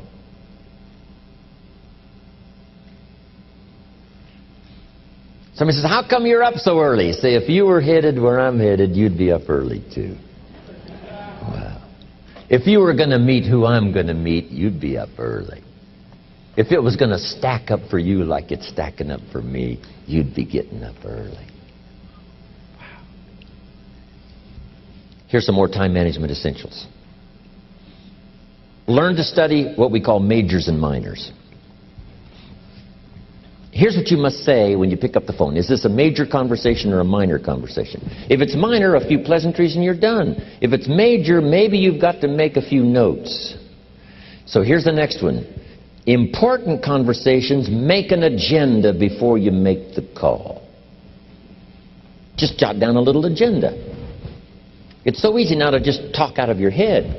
Did you ever hear a conversation end like this? Let's see, there was something else. See, you don't look that swift. I can't think of it right now. I'll call you back. See, you look a little incompetent. Let's see, there was something. It escapes me right now. Really? So have you got this now? Make an agenda before you make a call if it's an important call. Now later that saves you all kinds of stuff. You call John in, the salesman, say, John, remember those 4 things we went over? He said, no, we didn't talk about that. And then you pull out your daytime or whatever, and there's the list you made when you made the call. He said, oh, yes, seems like I do remember. And you've got him with your list. If it's just, salespeople especially can talk you out of what's in your head. It's true. No, we didn't talk about that. And if you don't have a little proof, I'm telling you, it's gone. So make an agenda before you make a call. So what's major, what's minor? Now here's the key on this. Don't major in minor things. If you take up major time to do minor things, I'm telling you, you'll be behind the curve constantly. Here's what we learn in sales training. What's major time and what's minor time? Here's minor time, thinking about prospects. Here's minor time, making lists of prospects. Here's minor time, keeping books on prospects. Here's minor time, going to see the prospect. Here's minor time, evaluating the prospect after you've been there. That's all minor time. Here's major time, in the presence of the prospect. That's major time. If you're in sales and you took a look at a week, you'd say, my gosh, I'm spending 90% of my time on the minor stuff and so little time on the major stuff in the presence of. How many hours in the presence of in my day? How many hours in the presence of during my sales week? Because the time that really counts is in the presence of the prospect. Majors and minors. Here's another key time management essential. Don't mistake movement for achievement. It's easy to get faked out by being busy. Guy comes home at night all exhausted, falls in the chair and says, oh, I've been going. Here's the big question. Doing what? It's not the going. Some people are going, and they're doing figure eights. Their progress is small. So don't mistake movement for achievement. Here's another one in sales we learn. Don't mistake courtesy for consent. If somebody's pleasant and they nod, you say, oh, they're going to buy. No, they're courteous. You can't mistake courtesy for consent. Now, here's a big one, concentration. I had to learn this. All those years ago, I'm in the shower trying to compose a letter. Found it turns out to be a strange letter. So here's what I learned to do. Save the work till you get to the office. Save the work till you get to the work. Don't try to get to the office on the way to work. On the way to work, enjoy the way. In the shower, enjoy the shower. Then go to work when you get to work.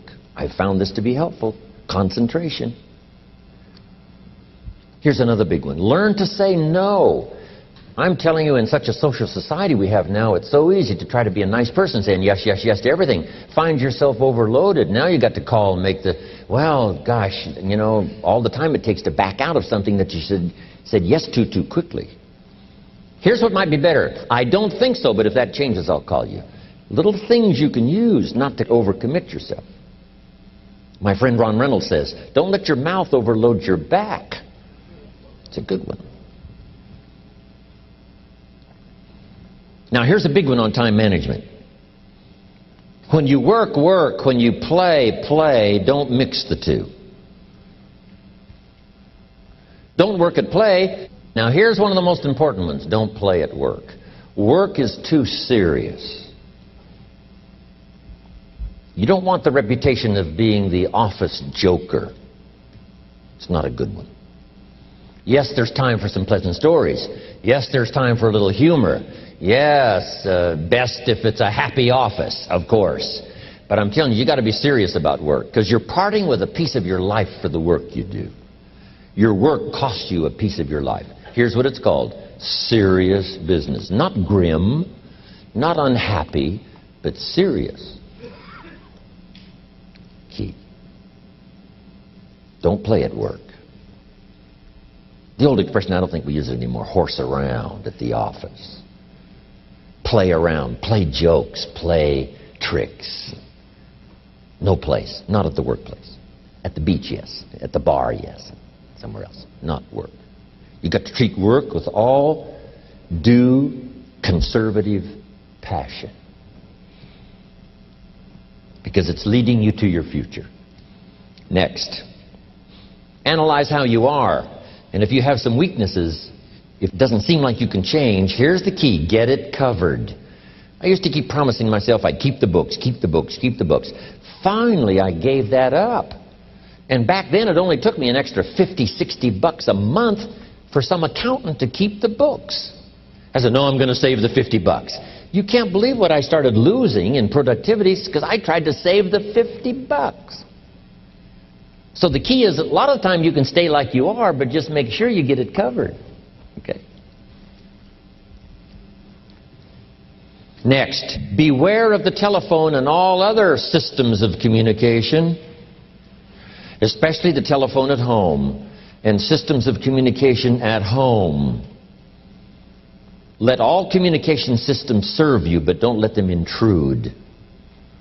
When it comes time to have dinner with your family, you shut off all systems, unless the ones that can take messages silently. Don't let the phone ring. Don't let anybody intrude, come through the front door nor the back door, nor through the telephone or any other device. So you can't reach John and his family when he's having dinner. The President of the United States couldn't get through. If you develop that kind of a reputation, father, mother, when we have dinner, when we're visiting and have this time with our family, nothing intrudes. So don't let these clever little devices keep intruding. You've got to have a place that's sacrosanct, it's valuable. You don't let anything in for that period of time. I asked a guy one time, it's been many years ago, I said, what did your television cost? I knew he was a great television watcher. He said $400. I said, that's not true. He said, no, I paid $400 for this television set. I said, well, let me tell you what I think it's costing you, because I know what kind of talent and skills you've got. I think it's costing you about $40,000 a year. Not to own it, but to watch it. It's not owning a television set that's expensive. It's watching it that's expensive. What else could you do at that time? One, if you've got plenty of money in terms of lifestyle. But if you haven't got plenty of money, what if you took the television time and properly employed it by learning a couple of extra skills? No telling what would happen to your income. I mentioned this to this guy. He got so inspired and convicted with my little talk there that he had his brother-in-law bring over his pickup and haul away his television set. He said, well, you could just take it away yourself. I said, no, I don't want to do that.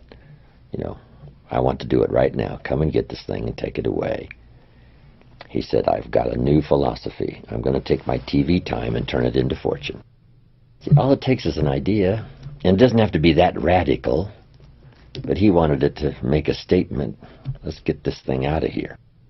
And later, you know, he had another television, but now he learned to shut it off and use time wisely. But at the moment, he wanted to prove to himself that he was ready to do something radical. Said, Jim Rohn is right. This television is costing me a fortune. Not to own it. Owning is cheap. Watching it's what's expensive. So you just have to learn to ration the time. Television is useful, but you got to wisely use it. Just like food, you must wisely use food. In leadership, we teach enough food to be healthy and gather strength, and no more. So you just have to learn the no more, make that your philosophy. How much rest? Enough to be healthy and gather strength, and no more. Why would you spend any more than just enough to gather strength and be healthy on both food and rest? But if you overindulge in food and rest, they become a detriment now, not a support. So I think if you look at things that way, let them serve but not intrude, it's like a television set. If you let it serve, fine, but if you let it intrude on everybody's time, the average family watches television, 7 hours a day? See, that's probably too much. It's not that the television isn't good, it is good, but it's too much time devoted to one fairly intrusive instrument in your house. So let it serve, not intrude. That's a good philosophy. I find if you come up with a philosophy and an attitude, it helps to set the tone of things you do, don't do, correct, rearrange, turn upside down, try it another way until something works better for you. I think that's good advice. How many stories do we hear now of some people that are addicted to the computer? The wife says, honey, let's go. And he can't let go. He can't shut it off. Then you know you've got a problem, right? So I think everything, doesn't matter whether it's alcohol or drugs or a computer or being online. I found out, not from my own experience, but from others I know, it's possible to be online and off track. So you got to make sure when you're online that you're not off track. But it's not difficult to be online and off track in terms of time allotment, what absorbs your attention. If all of your thoughtful time is used for busy time rather than creative time, then the encroachment on your creative time is just probably too heavy. We need time to think.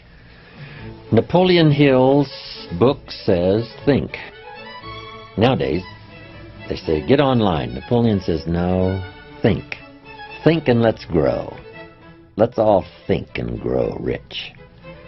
Think of better ways to do things. Think of a better time, a day schedule. Think of better ways to be creative, not just busy.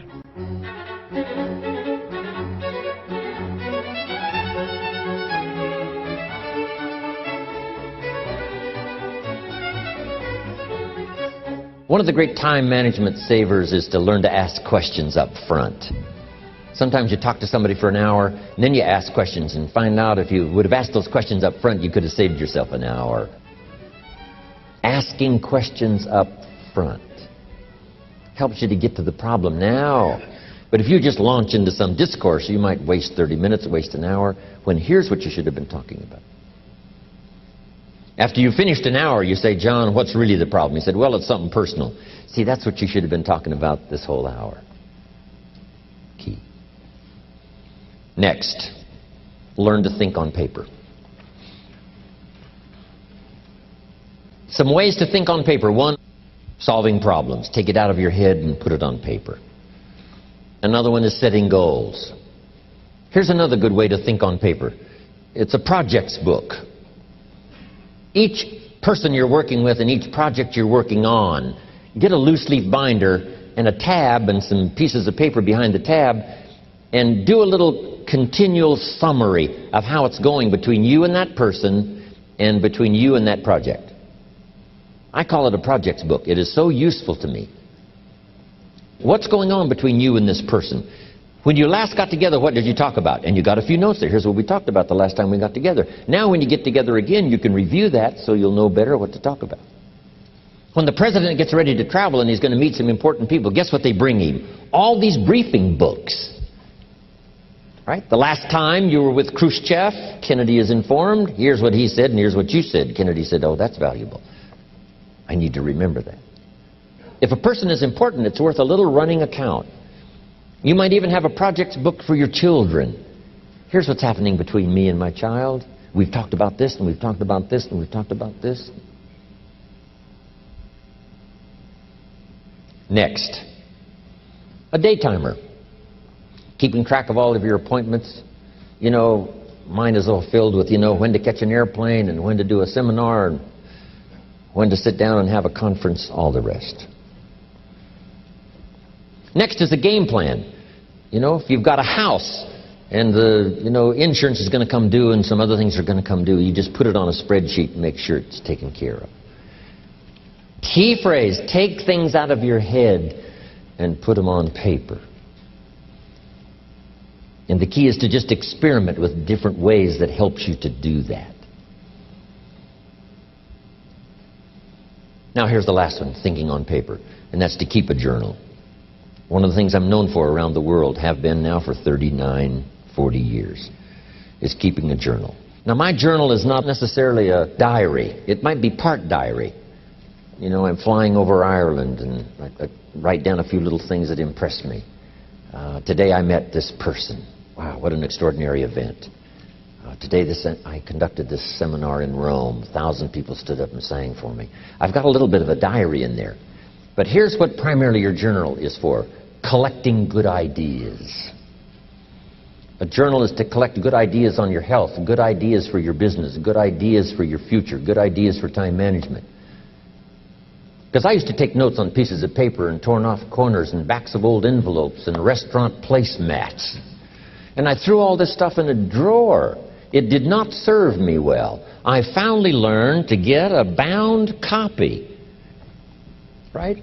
And just keep a journal, right? If I was here, I had my journal, I'd be taking notes, right? These 2 days in my journal. Now, if you're caught without your journal, you just take the notes when you get back home. You put those notes in your journal, throw the paper away. Because we don't usually go through paper to review. But see, my journals now make up a significant part of my own library. My journal's all reserved privately for my children and my grandchildren. Can you imagine what I've collected over the years? It's unbelievable. There are 3 treasures to leave behind. Here they are. Number 1, your pictures. Don't leave the event unrecorded. It takes only a fraction of a second to say, here's who I was with. When I travel the world, we take all these pictures, and here's one of the gifts. People send me the pictures they took of me and them. It's part of the treasures I have on the farm. Incredible. A picture's worth 1,000 words to describe the scene, the emotion, what happened. Say, wow, this was an extraordinary day for me when I met these people. Here's what they told me happened to them when they went to my seminar 10 years ago. Wow, the drama comes back if you've taken the pictures. It's one of the treasures to leave behind when you go. Remember the old photographs that we have now of, 100 years ago, 70, 80 years ago, just a few photographs? What would it be like if you had thousands of photographs of the past, of your history, your mother, your father, right? Grandparents? So, change all of that now for your children. Leave all your photographs as a record. Here's what's next to leave behind, and that's your library.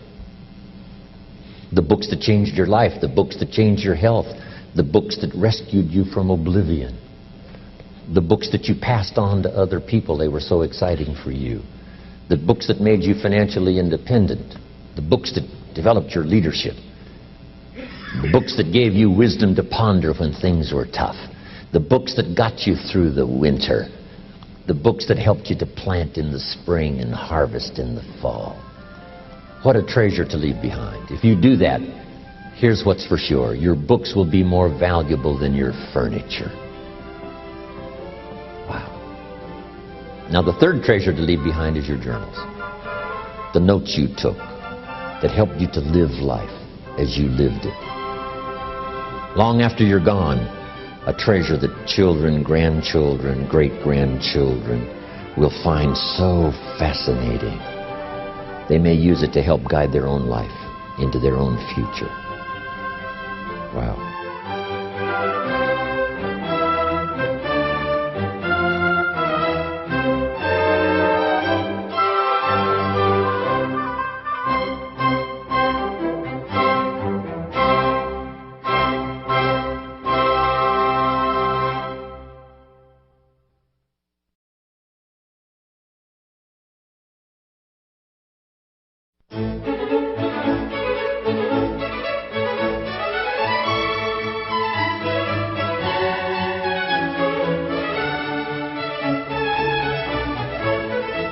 Ironically, the achievement of great career success, often the desire of someone who wishes to turn their life around, can itself cause other areas of our life to be neglected.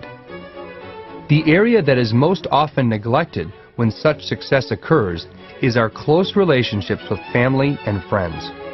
We don't spend the time with our spouses that we used to. We have a short fuse with our children at the end of a difficult day. We think back and haven't talked to the best man or maid of honor from our wedding in years. Yet statistics show that relationships account for over 80% of our happiness in life. Are you in need of a change in this area? Or just a little reminding about what is truly important? Then this inspirational session from Jim is one you'll want to listen to again and again as he teaches you where true wealth really lies. I think you have to pay attention to the details. Don't let too much time pass without staying in touch. If we probably took a survey right now, here are the 20 most important people in my life. How long has it been since I sat down with this one or called this one or wrote a letter to this one? We'd probably say, wow, the man is right.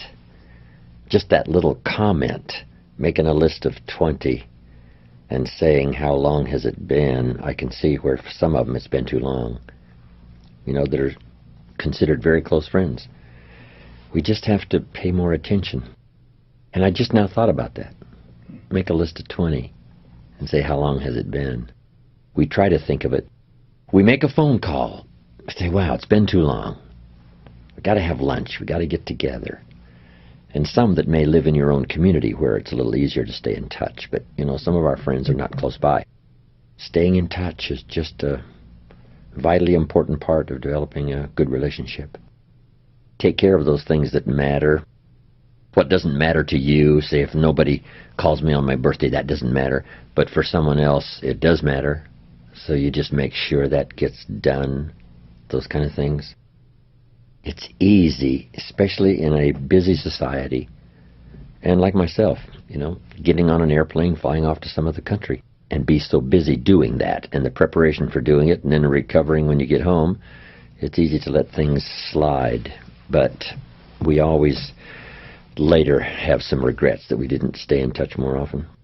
Especially somebody older that passes, right? We say, wow, I should have made more phone calls and stayed in touch. But whatever it takes to keep a good relationship going, it's like tending a garden. You can't let it go too long without tending the things that matter, making sure it flourishes, something well nourished, which is true of all of our values. We must protect them like a father, nourish them like a mother, to make sure they give us full value. And then be of full value to someone. Not that you have to be around all the time, but to be available. There's an ancient phrase, here's what it says: if you try to save your life, you will lose it. But if you will lose your life, meaning if you will invest your life, that's the best way to save it and to multiply it many times over. So here's the phrase: investing life into life has the potential of creating miracles. Investing life into life. Investing life into life creates a new baby. But investing life into life with ideas, information, association, influence can create enterprise, can create a corporation, can create a business, can create a movement, can create something that benefits many more people than just those few that might have invested in each other's lives. So that should be one of your goals, is to be valuable enough to invest in somebody else's life. Starting first if you're married with your children. And then invest in each other. Marriage and friendship, these associations are a chance to invest in each other. A business enterprise. Bill Bailey and I have been involved in other enterprises, but the enterprise, you know, fortunately was successful, and we had a chance to affect a lot of other people's lives. But guess what happened over those years, and which continues to today? We continue to invest in each other. I come up with a great idea, I get on the phone, I call him. He comes up with a book he's read, just said, this is a masterpiece, you've got to read it. So we have this chance to invest each other. And while we walk the farm country of Kentucky, we invest in each other. We walk the beaches of California, and he has a habit of grabbing your arm when you're walking and talking. So he would grab my arm until this one would get sore, and then we'd trade places so he could, grab the other arm for a while we're walking and talking. But a chance to contribute to each other. And what I share with him, he shares with others, and what he shares with me, I share with you and others around the world. That contribution of sharing with each other, being influential, leadership, making a contribution to someone's life that no telling how far it may go from the time it starts. Friendship is, it's one of the most valuable possessions in the world. Good friends, relationships. What really matters when we all get right down to it is that inner circle. When we should spend as much time as possible, maximum time, maybe borrow a little from other things that aren't quite that valuable, that are essential but not quite that valuable, and spend more time, family, inner circle, close friends. Because that's where a lot of the drive and ambition to do well comes from. Making dreams come true for that inner circle. You and them furnishes the fuel for high ambition. Not to be ambitious just for the name or for the fame or for the money or for the useful things you can do like generosity for the future, but at least to do as much as you can to nourish that association and communication, inner circle. Conversations in art, whether it's with a child or whether it's with husband and wife or friends. Used to be years ago, we wrote letters that only got sent or, received once in a while. Now we just jump on the phone and talk. But back then, people seemed to take thoughtful care about putting into words how they really felt. And it's easy to be a bit too casual and not put as much how you really care into language, especially when we're talking all day long and all day long. It's hard to be that unique when we really would like to be unique, say something extraordinary about how we feel, but it gets lost in sort of the mundane, ordinary conversation rather than taking the time to say something unique about how you care and about how you feel. When Judy, my wife, and I, when we parted ways, I wrote a little note, and I said, "Dear Judy, as often as the night comes, so does my sadness. As constant as the day arrives, so is my love for you.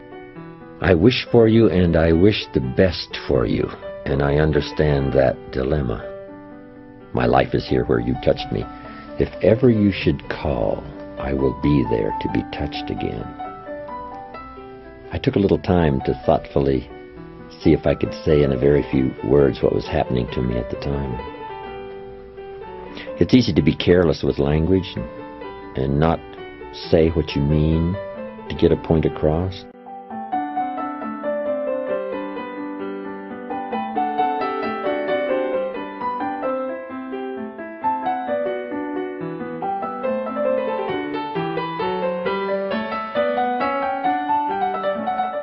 There is no greater opportunity to practice the art of conversation and your ability to invest life into life than parenthood, or in Jim's case, grandparenthood. It is said that it is the toughest job that you'll ever love, but it is an investment that produces a wealth of spirit out of all proportion to your investment. We asked Jim to share his thoughts on the gifts and challenges of becoming a world-class parent and grandparent. Each new occasion is a chance to be, there's one expression called born again or reborn. We have a father for the first time, as well as a new baby. We have a new father. So it's the new baby's life to work out. Now it's also the new father's life. And probably as a father, best instruction would be to study and practice and work hard at seeing if you couldn't be a Class A father. If it's the mother's first time, we have a brand new baby but a brand new mother. Now that she has a chance to live a brand new life, different life experience than ever before, shouldn't she study and practice and learn and listen, try to find ways to become a Class A mother? About 16 years ago, I became a grandfather, and I have practiced diligently now the last 16 years of being a 5-star grandfather to my 2 grandchildren, Nathaniel and Natalie. They're exceptional, highly talented. I just published a book of my granddaughter's poems that she wrote when she was 12. And the art illustration by her brother Nathaniel. I Love What I See is the title, by Natalie Pangrazio. Now she's 15, and she's written now a collection of 10 stories for children. And her brother, Nathaniel, is an accomplished classical pianist. And he writes music, sends it off for competition.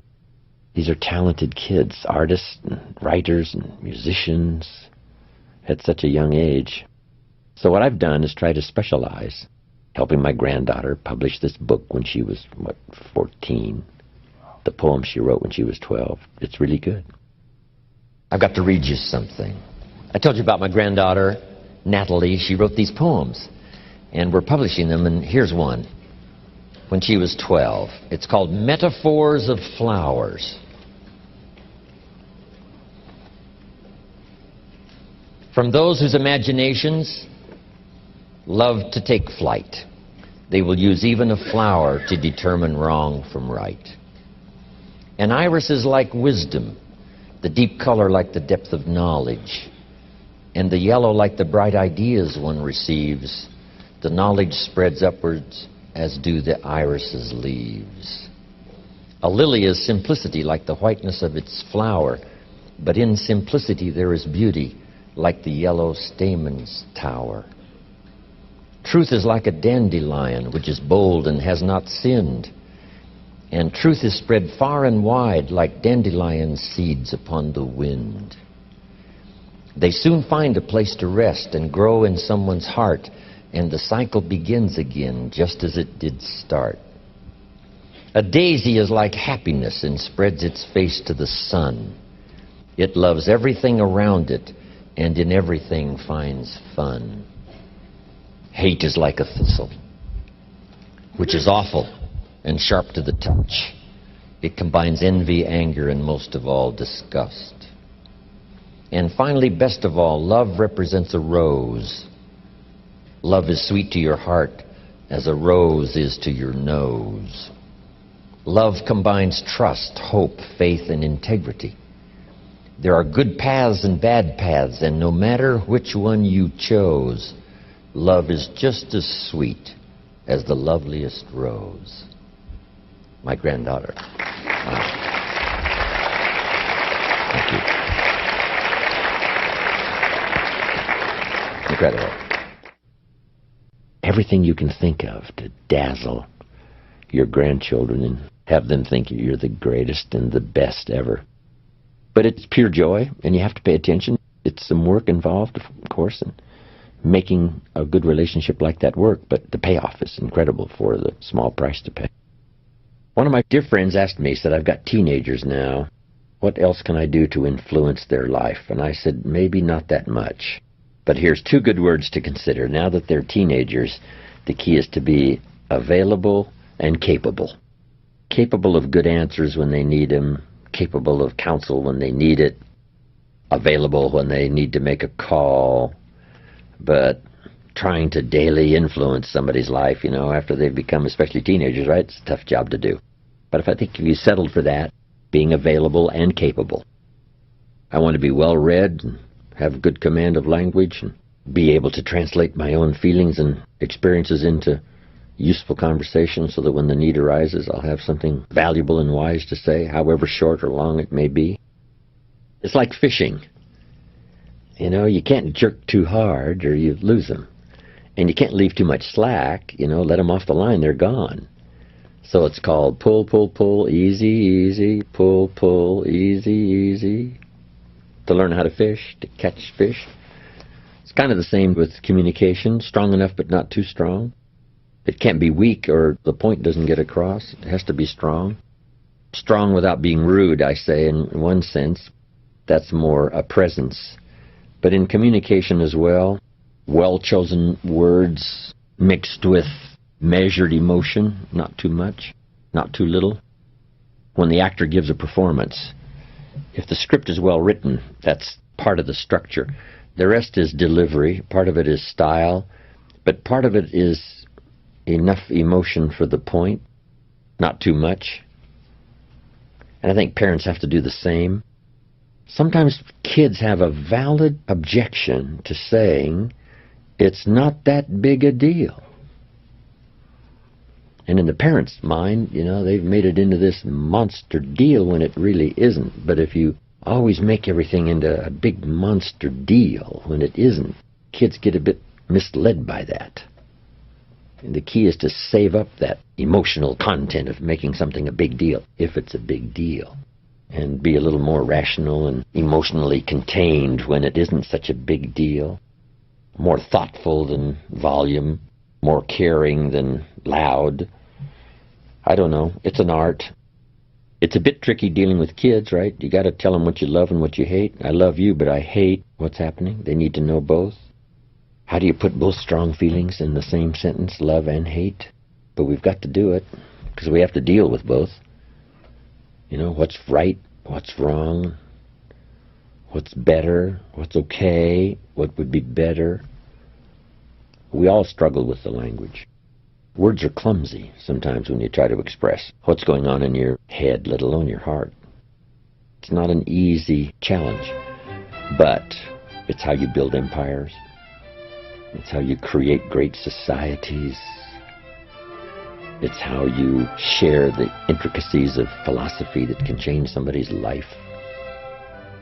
And whether you have a unique, rational conversation with a child, with a son or a daughter, or whether a president has a rational conversation with the country, you try to make it unique as you can, get the point across.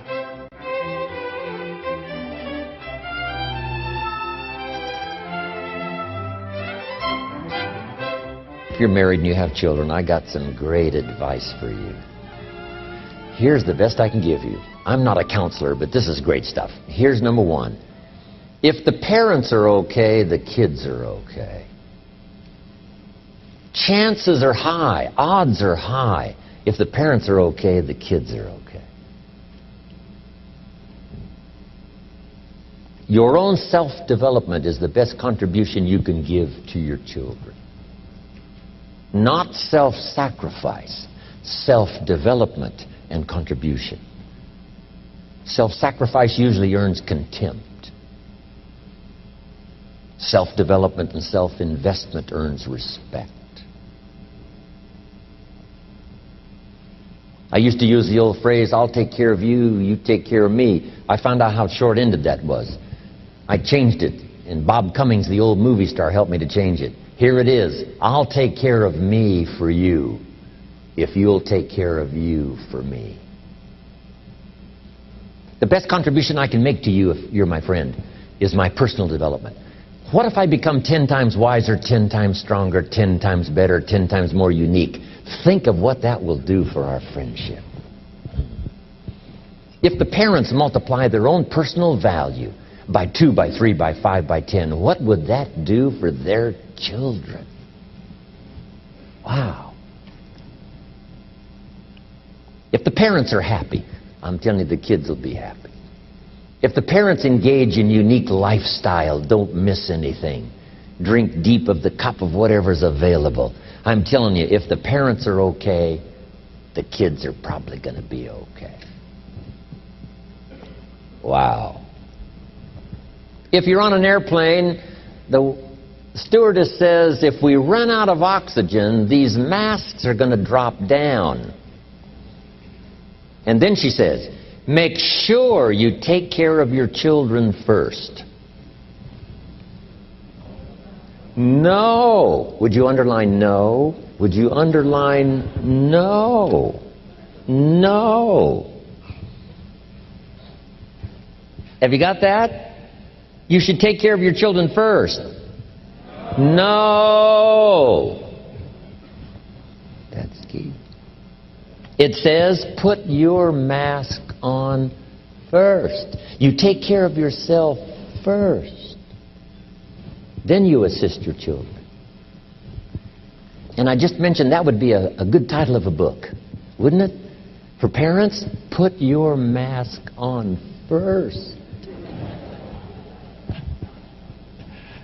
Isn't this good information? I couldn't wait to get here today to hear what I've got to say. I mean, this is good stuff.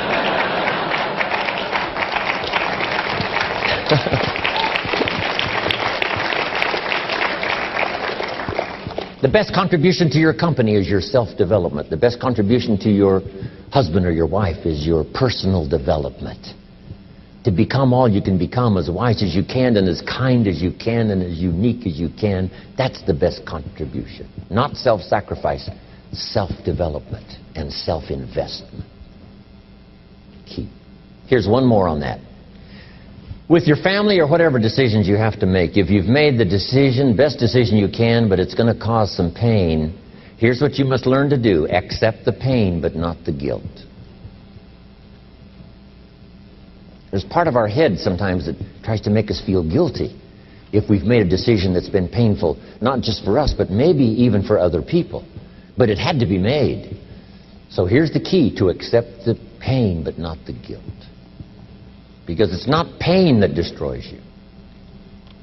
It's guilt.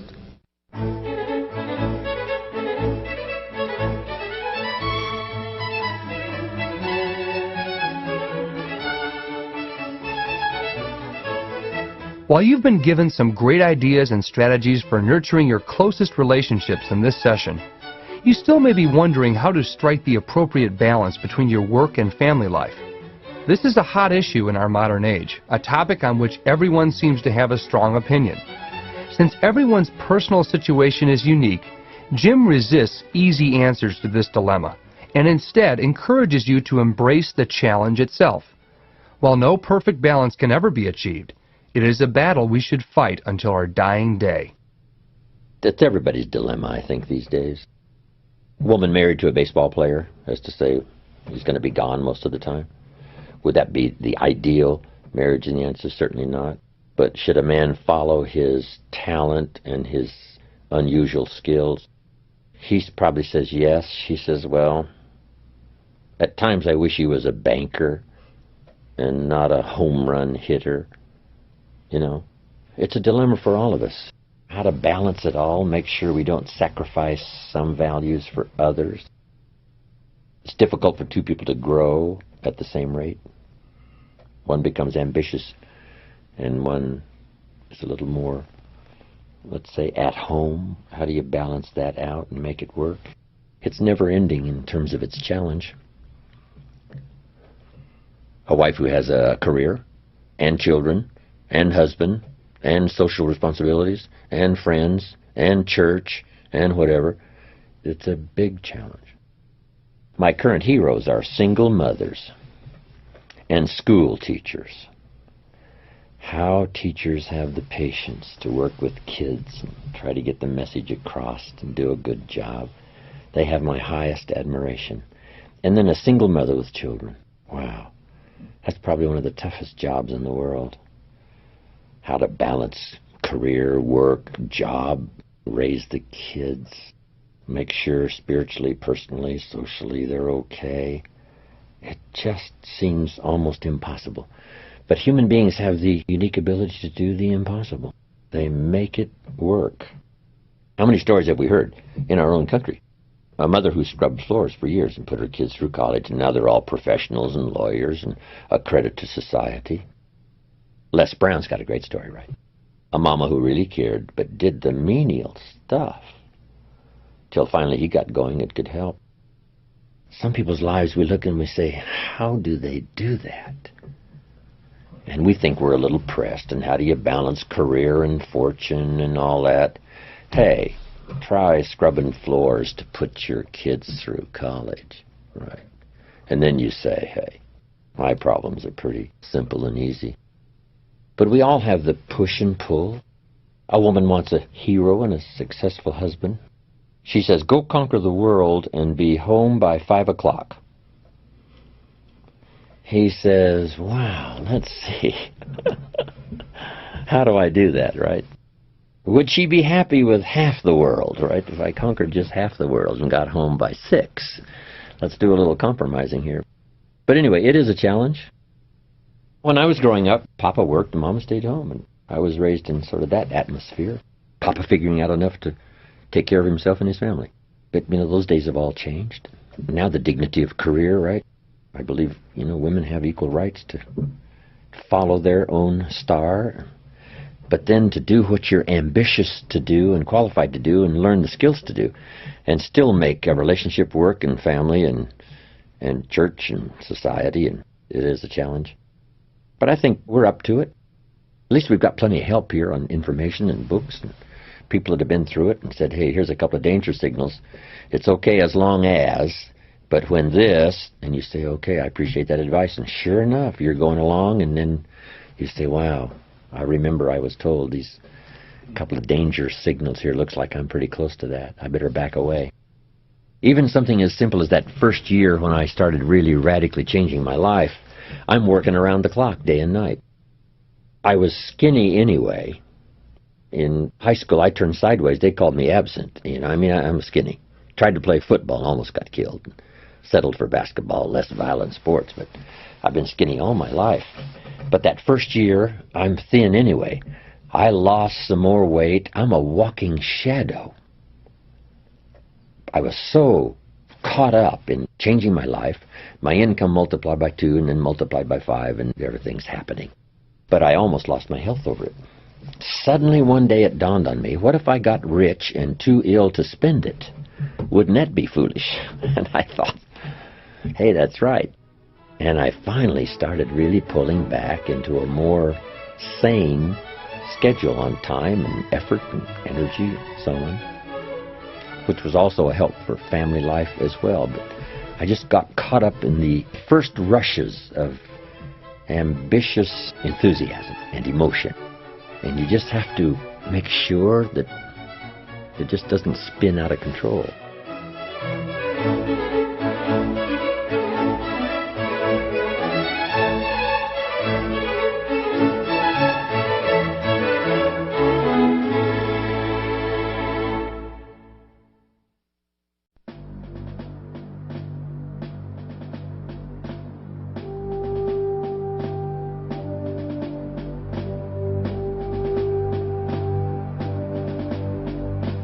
Now that Jim has presented all of his foundational philosophies and principles for turning any area of your life around, and given you strategies for 3 specific areas of your life, you are ready to begin designing your future, what Jim calls his goal-setting workshop. Before beginning the workshop itself, Jim has some key foundational ideas to set the stage for what is sure to be a life-changing activity for you. Okay, let's talk about setting goals. When I first met Earl Shoaff, not long after we had met each other, he asked me, Mr. Rohn, maybe here's one of the best ways I can help you. He said, let me see your current list of goals and let's go over them and talk about them. He said, I've got the experience. And he said, let's do it. And I said to him, I don't have a list. He said, wow, you don't have a list of your goals? I said, no. He said, well, if you don't have a list of your goals, he said, I can guess your bank balance within a few $100s. Which he did. And I thought, isn't that something? Then I said to him, you mean if I had a list of goals, it would change my bank balance? He said, drastically. So that got my attention. And all those years ago, I learned how to set goals. Now let's make these notes now on setting goals. The promise of the future is an awesome force. We look back for experience, but we have to look forward now for inspiration. And what gives us inspiration to get up in the morning and do our job, learn skills, develop all that we can possibly be, is the promise of the future. And it can be so powerful that it can overwhelm any adversary you might have, any difficulties you might have. Here's a key phrase. Reasons make the difference in how your life works out. Reasons make the difference in your appetite and zest for taking on the challenge, doing the job, becoming successful. Mr. Shoaff said, if you have enough reasons, you can do the most incredible things. You can get through the most difficult day. You can overcome the most unbelievable challenges if you have enough reasons. And so he said to me, if you haven't got a list of your goals, Mr. Rohn, it's probably because you don't have enough reasons. He said, I'm sure since I've met you, you have enough intelligence. And he said, you have enough good health. And he said, you have all of those things working for you, but here's what you must work on now is to have enough reasons. Looking into the future, developing reasons. So now make these notes. We're primarily affected by 5 things. Number 1 is the environment, the political environment, the social environment, the physical environment. Whatever surrounds us affects us. The city, the country, the countryside, the village, the office, the people. We're constantly affected and shaped by our reaction and decision making. A lot of it depends on the environment. And for the physical environment, we all need to pay attention to that. Make every contribution you can. It's one little small planet. Remember those first pictures from space? Looking back on Earth? It looked so fragile. It looked so small. We thought, wow, so many people live there. How can that be? We must take care of it. It's, right now, it's the only planet we got. Do everything we can. First, we're affected by the environment. Next, we're affected by events. Some events affect us all. Some affect the world regionally, nationally, or by the state, or by the community. But some events affect us all. Now here's the next one. We're affected by what we know. What you know, what you don't know. The accumulation of knowledge or the lack of knowledge affects your dreams, affects your future, affects your income, affects your bank account, affects your associations, affects everything. You've got to really be a student, study, so you can learn how to make wise decisions that'll give you the best chance to build for the future. Okay, here's what's next. We're affected by results. Whatever your current economic results, whatever projects you've launched, the results up until now, that affects you. The results you've had in the past, up until now, that's affected you. Now here's number 5. We're affected by our dreams. Our dreams meaning our view of the future for ourselves. Now here's a note to make. It's important to make sure that the greatest pull on your life is the pull of the future. Some people let the past pull them back, pull them back. The past can be like gravity if you let it to pull you back. Not just to think about it to get advice from mistakes to carry on for the future. But some people live in the past. They live in the darkness of the past. They live in the mistakes of the past. They live in the discouragement of the past. They didn't make it, and that affects them for the rest of their life, living in the past. So we don't want the past to pull us back, to live in the past. And all other kinds of things that affect us. It's going to affect us to some extent, but not to the extent that we should be affected by the future. So make this note. Dreams and goals can become magnets. Dreams and goals can become magnets.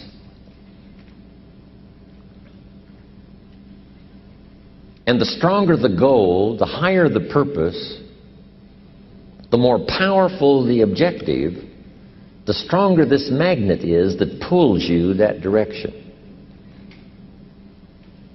Now, not only does your goals and your objectives pull you that direction, here's what they also do. They pull you through.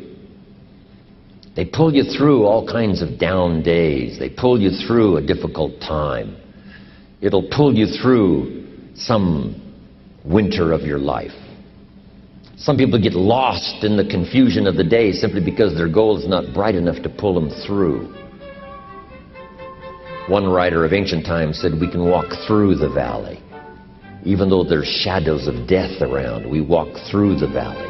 And here's why it's possible to walk through the valley, even though there's death and shadows and difficulties, is because we have a view of the other side of the valley.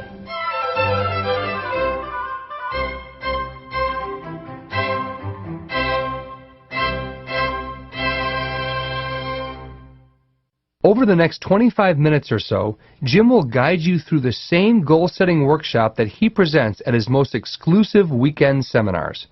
We recommend that you complete this activity in a place that is quiet and where you will not be interrupted. We also recommend that you bracket out enough time so that you can complete the workshop in one sitting. You will need a pad of paper, a pen, and a mega dose of curiosity to begin. So if you're ready, here's Jim Rohn to begin the workshop. Entitle this part of it now, Workshop. And under the workshop, I'm going to ask a series of questions, and it's going to serve as a model so that you can teach this to your children, you can teach it in classes, you can teach it anywhere. And I'm going to give you the question first and then give you time to work the exercise, okay? So you jot down the question and then work the exercise. And if for lack of time, we have to cut you working the exercise a little bit short, it's something you can continue after you've gotten home or whatever. You can continue doing the exercise. But I want to make sure I get through it all so that you have this format to follow on setting goals, because I think it's so valuable. Under the workshop, now here's the first question. What 5 things have you already accomplished that you're proud of? Let's take some credit before we go to work on the future. We've accomplished some things in the past. Let's give ourselves credit for that. When you're working with kids, this is important. What 5 things have you already accomplished that you're proud of? So I want you to make a note of that question, and then I want you to do the exercise. Make a list of 5 things that you can think of that you've already accomplished that you're proud of. Please pause the program and begin the exercise that Jim just described. When you have completed the exercise, resume listening to the program.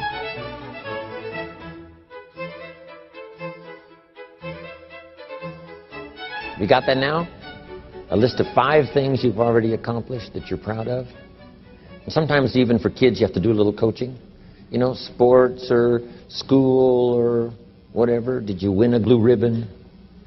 Did you come in first? So this is part of this format's to do a little coaching to help people, you know, get through these exercises. Okay, 5 things you've already accomplished that you're proud of. Okay, now here's the next exercise, and this is going to take some time. Next question. What do you want in the next 10 years? I want you to make a list of at least 50 items. Now, this is not what you think you can get. This is what you want. If everything fell into place and you could have anything you wanted in the next 10 years, what would that list be? Not something you think you can earn, not something you think you can buy, not something you think you can finally be so successful you can get. This is what would really do it for you the next 10 years. I want you to make this list. And here's the deal now. I want you to put each item one under the other. Not side by side, but one under the other. And make as long a list as you possibly can in the time I'm going to give you. One underneath the other, because we're going to do some things with this list when you finish. Just start writing now, as fast as you can. Abbreviate where you can. Make a longer list. If something's private, put it in code so nobody could figure it out if they got a hold of this list. One underneath the other. As fast as you can write. Just let your dreams run free here. Not what you think you can get, but what you want. If everything fell into place and you could have whatever you wanted the next 10 years, what would that be? Little things, major things, insignificant things, doesn't matter. Just make the list.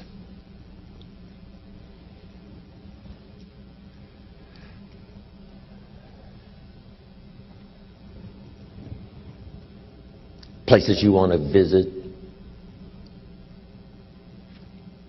What experiences would you like to have in the next 10 years? Parachute out of an airplane? Star in a movie? Play in a rock and roll band? Win a gold medal in the Olympics?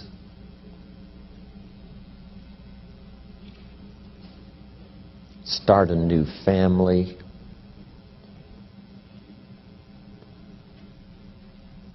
Some changes you'd like to make, some habits you'd like to drop, some new ones you'd like to acquire?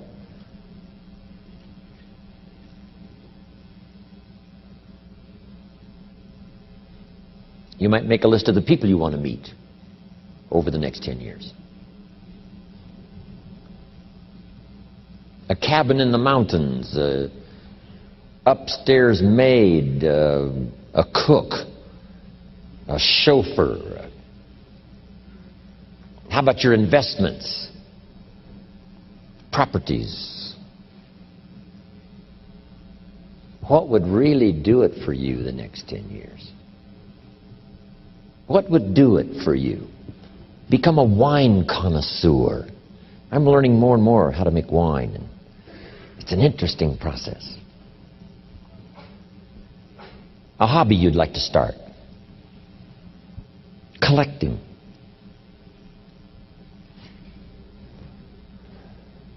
New car.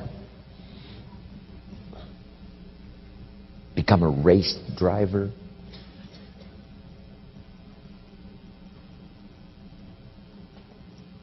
Skills you want to help teach your children. I taught my girls how to swim, how to dive. Such great satisfaction when they used to say, "Watch me, Daddy, watch me. Look how good I am. You taught me, watch me." Make a contribution to society. Make a contribution to your community. Please pause the program and begin the exercise that Jim just described. When you have completed the exercise, resume listening to the program.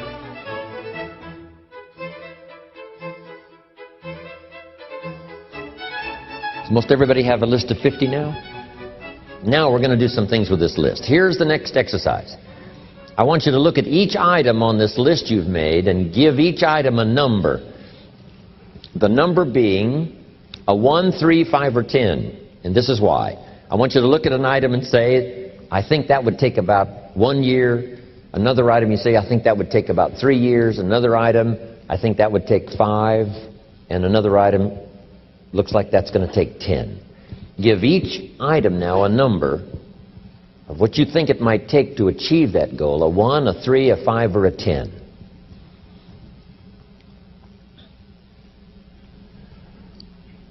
Just somewhere close. Doesn't have to be exact. That's about a 1. That's about a 3-year goal. That's about a 5-year goal. That's about a 10-year goal. If it's less than 1 year, just make it a year. If it's more than 10, just make it 10. 10 plus something. Just approximate 1, 3, 5, 10. Please pause the program and begin the exercise that Jim just described. When you have completed the exercise, resume listening to the program.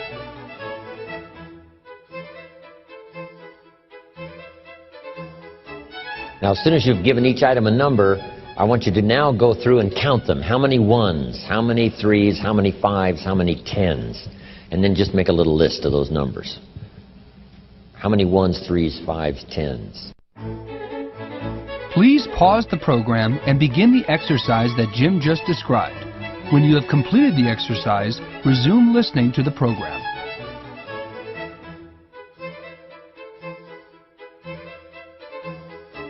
Okay. Now, make these notes. When you've accomplished some goals, you need some more to accomplish.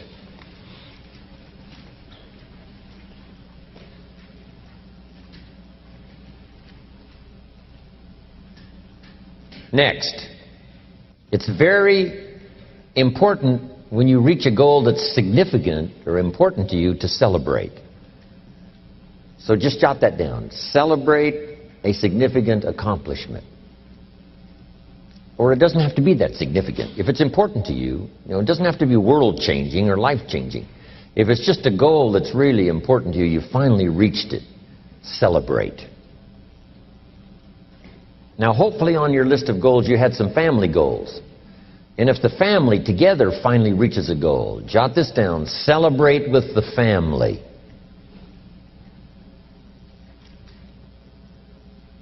And if you're checking it off, let each member of the family put their check mark on this goal because the whole family worked on this one.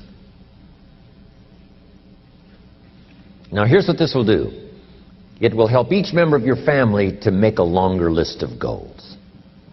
Wow, if we can accomplish this, think of what else we could do. The same is true of you individually. When you accomplish something, check it off, celebrate. It'll help you to grab your list, wherever it is, and say, hey, if I can get here, I can double that original list. So celebration creates excitement to develop a longer list. You also need goals ongoing. When the early astronauts went to the moon, some of them, when they came back from the moon, had psychological problems. Some of them drank too much, got into other difficulties. And one of the reasons is, where do you go now that you've been to the moon? So here's what they did later. They made sure that the astronauts later who came back from the moon had plenty of projects to keep them busy after they had been to the moon. And the same is true of you and me. Goals, after you've reached them, another list. After you've reached those, another list. My father lived to be 93. You can't imagine the goals he had.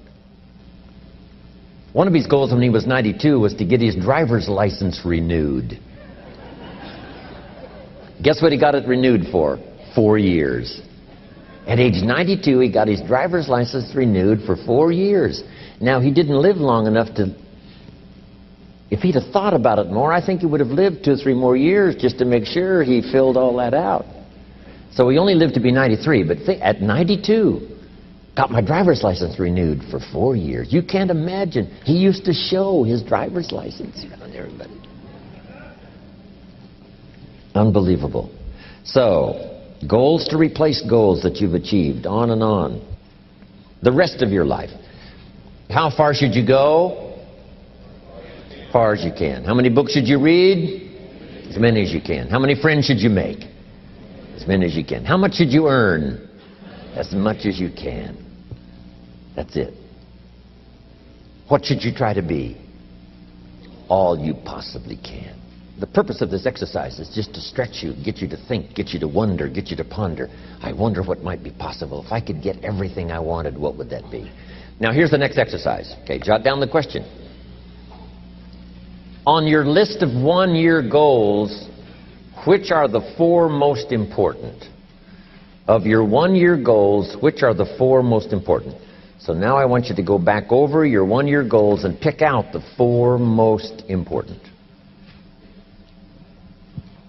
You know, if you've only got 4 now, this is an easy exercise. But you might add some more to your 1-year list if you haven't got enough. And then pick out the 4 most important. This is what turned me on at age 25. Goals for accomplishment and personal progress.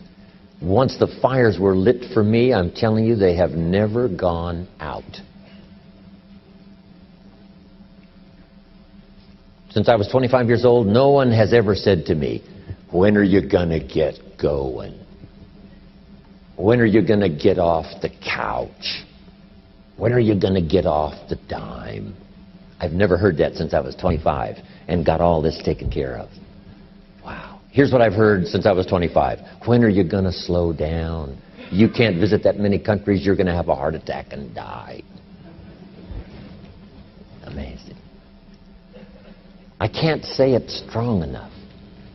It's easy to get lazy in designing the day and designing the year and designing the future and designing what you want to accomplish and just cross your fingers and hope it'll all work out, that the favorable winds will blow it all your way. I'm telling you, it's not going to happen. Keep this up. And one of the best ways to keep it up, teach it. The key is to teach it. You don't need recognition. Just go give everybody you can think of that deserves it recognition. And your own self-satisfaction is recognition enough. If they never put a crown on your head, who cares? Okay, the 4 most important 1-year goals. Please pause the program and begin the exercise that Jim just described. When you have completed the exercise, resume listening to the program.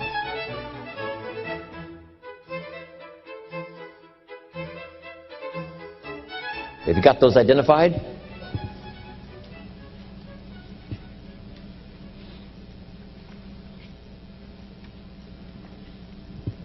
Okay, now here's the next exercise. This will take now just a little bit of time. And the question is why? Why are those 4 goals important to you? Because the why is very important. And I'm going to give you some notes on that a little bit later. So just start a little paragraph. Why those 4 goals are important to you. A couple of more minutes for this one. Please pause the program and begin the exercise that Jim just described. When you have completed the exercise, resume listening to the program.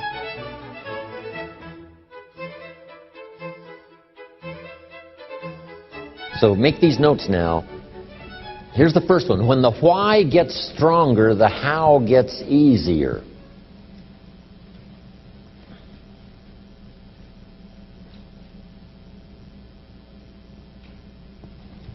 When the why gets big, powerful, strong, how seems to be so much easier. Without a strong enough why, the how seems to be too difficult almost to accomplish. Say, how do you manage your time? Hey, if you had strong and powerful enough goals, you'd figure out how to manage your time. You'd get a book on the subject. You know, you'd do something to manage your time if it was worth it. If it's not worth it, you know, why would you bother studying the art of managing your time if it really doesn't matter? But if it really mattered in the accomplishment of your goals and why you wish to accomplish them, see, you can do anything. You can get up any hour, read any book, take any class, make any change, develop any skill, do any discipline. I mean, you can do it all. When the why starts to grow, the how gets simple. Excellent question to ask children. Why? What for? Little note. Maybe one of your goals was to have $1 million home on the hill overlooking Snake River Valley. Okay. That'd be a good goal. $1 million home. Here's the next question. What for? What for?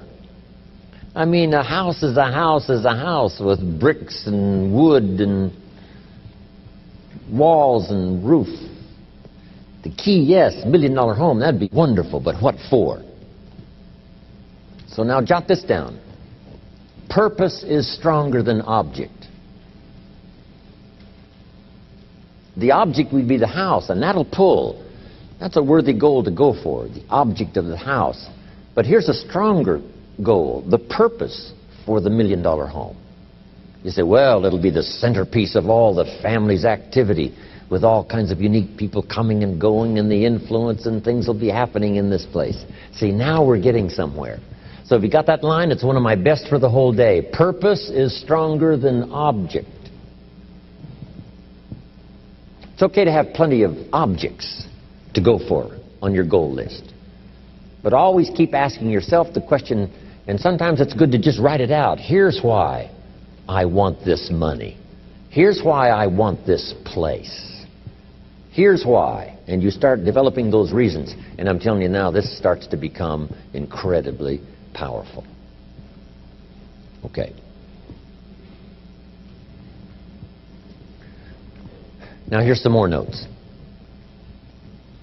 Some of your goals should be personal development.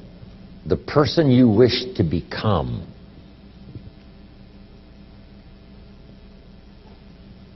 Develop skills that make you attractive to the marketplace. Develop the temperament and the attitude that makes you attractive to the business world. The attitude and the temperament that makes you a splendid father, studying the art.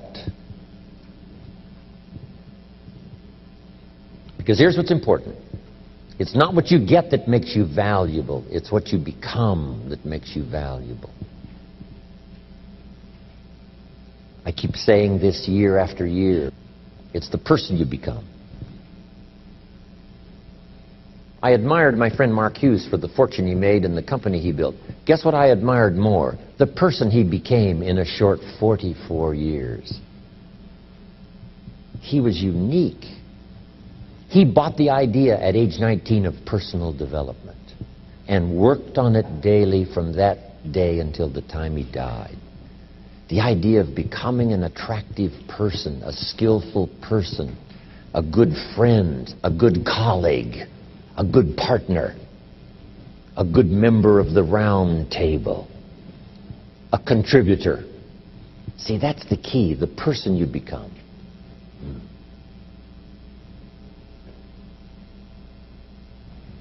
Okay, now here's the next exercise. Isn't this good stuff? I mean, I'm telling you, this stuff changed my life, altered the course of my life. From milking cows to sitting on this stool. Incredible. What a journey. Now, here's the next exercise. I want you to look now at the whole list that you've written and the exercises we've done. Now I want you to answer this question. What kind of person must I become to achieve all I want? And I'll give you time to write that down now. What kind of person must I become to achieve all I want? Please pause the program and begin the exercise that Jim just described. When you have completed the exercise, resume listening to the program.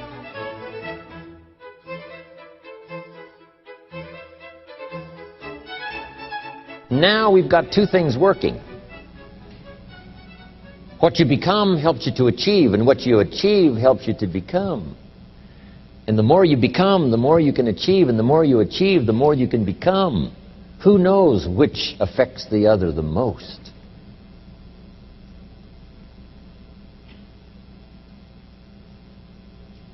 So now just write this exercise. Start with a few sentences. We won't have time for you to, take a lot of time, but just start with a few sentences. Your concept of the person you think you must become to achieve what you want. This is time for a little truth here. Maybe you need to become much wiser than you are at the moment. You need to become stronger. You need to have better health. Maybe you need a little coaching. To really become the person I want to become, I'm going to have some coaching. Physical coaching, spiritual coaching, developing skills coaching. To be the influence you want to be, you've got to build an incredible reputation. What kind of person must I be to attract all that I want in my life and the people that I want and the opportunities that I want? When you knock on the door and opportunity opens, you must stand there as a very attractive person, or you may not be invited in.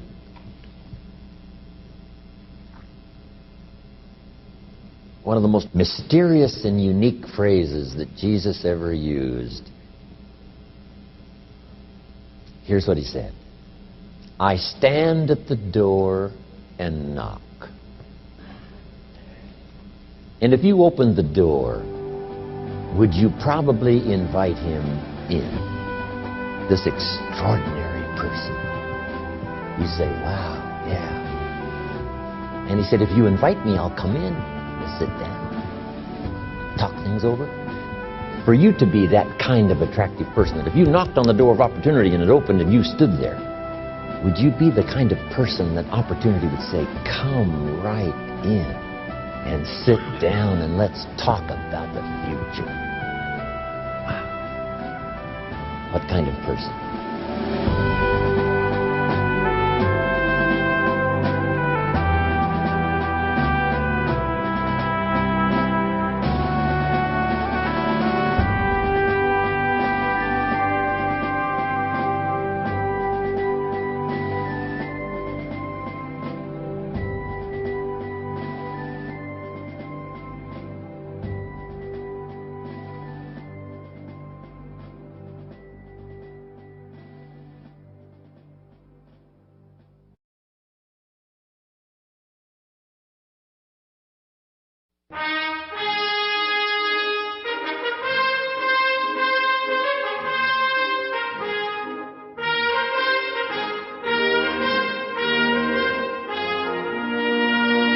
Now that you have set your goals for the future, you have a blueprint for your life.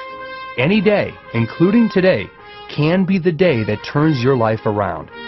To accomplish your goals as quickly as possible, Jim recommends that you simplify your life and your thinking as much as possible. That's what this session is all about.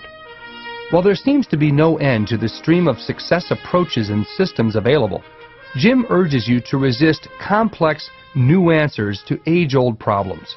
Save your hard thinking for your goal achievement and take the simple approach to success. I usually take the simple approach to life in trying to figure it out or trying to comprehend it. You know, the guy says, this happens to me, and this happens to me, and all this stuff happens to me. How come it all happens to me? And I say, I don't know. Best I've been able to figure out, those kind of things always happen to people like you. Go ahead. I think the simple approach is the best, or the witty approach. You know, I come along 16 years ago to do some things for Herbalife. And one of my friends says, I heard that some people died using that Herbalife product. And I said, not that many.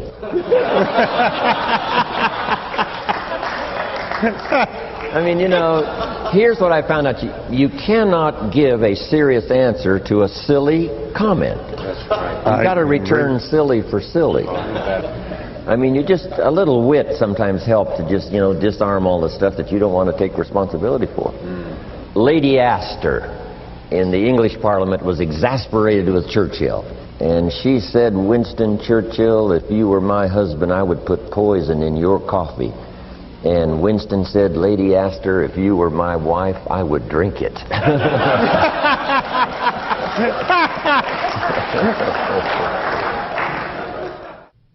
A few simple ideas can be so life-changing, whether it's economic or health.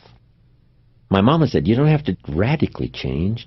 She recommended an apple a day. And I said, well, can I have some candy? She said, yes, if you have the candy and the apple, but not the candy as the substitute for the apple.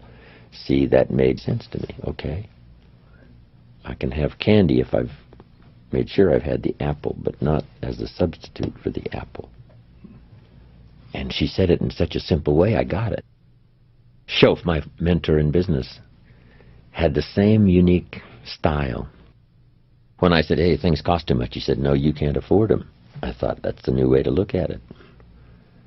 And he showed me these alternate ways to look at something. He said, how come you're not doing well? I showed him my paycheck. I said, this is all the company pays. He said, well, that's not true. I said, no, this is my check. He says, no, Mr. Rohn, this is all that the company pays you. This is not all that the company pays. Just in 2 or 3 sentences opened up a whole new world of consciousness to think about. He says, doesn't some people in the same company earn 4 or 5 times this amount that you're getting? I said, well, yes. He said, well, then this is not all that the company pays. And if you were 4 or 5 times more valuable than you are now, do you think this would multiply by 4 or 5? And I said, yes, I guess it would. He said, why don't we go to work on that? So you don't have to work on the company to pay you more money. You only have to work on yourself to become more valuable. Simple ways of saying things so simply. It doesn't have to be radical. The key is just to start. If you start making 3 presentations a day in a year, it's 1,000. The 1,000 seems like too many to do.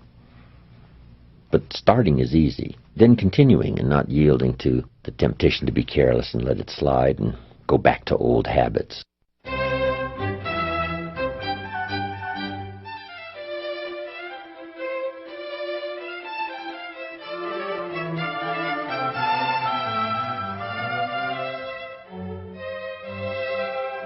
My mama taught me those little things, right? Pick up, don't leave your trash. A little thing like, I remember I got a toothpick once at the cafe, and I took the little cellophane off the toothpick and I just dropped it on the floor. Mama said, no, you wouldn't do that at home.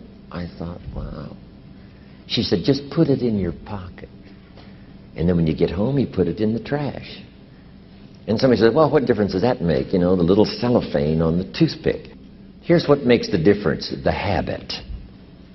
And the habit makes the difference primarily for you. Now, yes, it makes a contribution, and a little small contribution by not leaving trash. But here's what it does mostly. Give you the incredible feeling of self-worth because you have good habits. That's the deal. The habit of turning out the lights when you're finished with your hotel room. You leave the hotel room, turn out the lights. It just makes a small contribution, but what if everybody did it? I'm telling you, the energy requirements would be less. You say, well, the hotel gets the benefit. Hey, it doesn't matter to you who gets the benefit. Guess what's the greatest benefit? Being a person of unique habits. Habits that not only make you perform as far as skills are concerned, but habits that make you feel good about yourself. And then sometimes we get the question, why do it? And I got the best answer to that. Why not do it?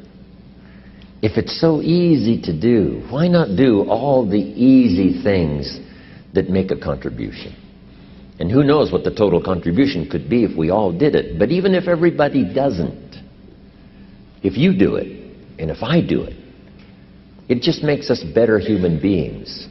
It makes us feel better about ourselves. And if I know you do it, it makes me feel better about you. And if you know I do it, I think it makes you feel better about me. Say, wow, this man was taught some good things when he was growing up. I did a little television series not long ago, and here was the title of the talk, Things My Mother Taught Me. It was kind of interesting. My mother taught me, always eat before you go to the banquet, so you won't appear hungry when you get there. And then you can do what is most important, and that's to socialize. So rather than go to the banquet to make up for, a meal you haven't had, and eating everything in sight, not having any time to socialize and mingle with the people, Mama said, always eat before you go to the banquet. Wow, that's really good advice. Little things she taught me. Mama said what? Sit up straight? The reason she said that is because she had a vision of me sitting up straight, shoulders back, right? Chin down, look up, look everyone in the eye, good posture, right? Feel good about yourself, other people feel good about you. Our parents' vision of who they wanted us to be gave us those little tips. Who was it wrote the book, Everything I Needed to Know I Learned in Kindergarten? Thank you, please. Some countries of the world show unique respect. When I go to Mexico, I love to go to Mexico because they don't just say, hello, Jim Rohn. They say, hello, Mr. Jim Rohn. When they introduce me, they say, this is Mr. Jim Rohn. They don't say, this is Jim Rohn. It's just part of the custom. This is Mr. Jim Rohn. When I first came to the South, I remember just as a kid, and they said, yes, ma'am. Yes, sir. No, sir. I mean, where I was raised, we really didn't do that.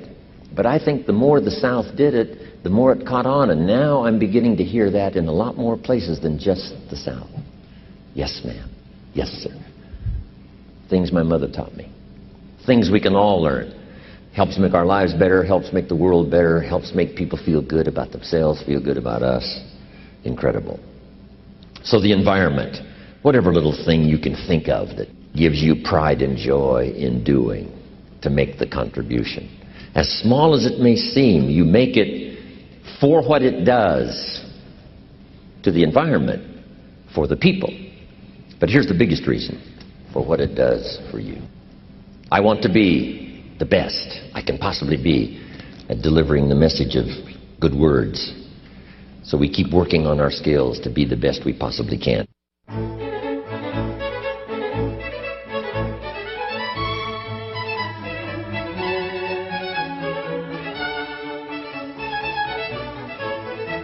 The same simple approach that Jim's mother and his mentor Earl Shoaff modeled for him has spilled over into his entire success philosophy.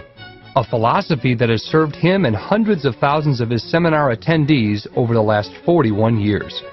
So predictably, when we asked Jim to address the challenges of long-term goal setting in a world that is changing faster by the day, his response was remarkably consistent.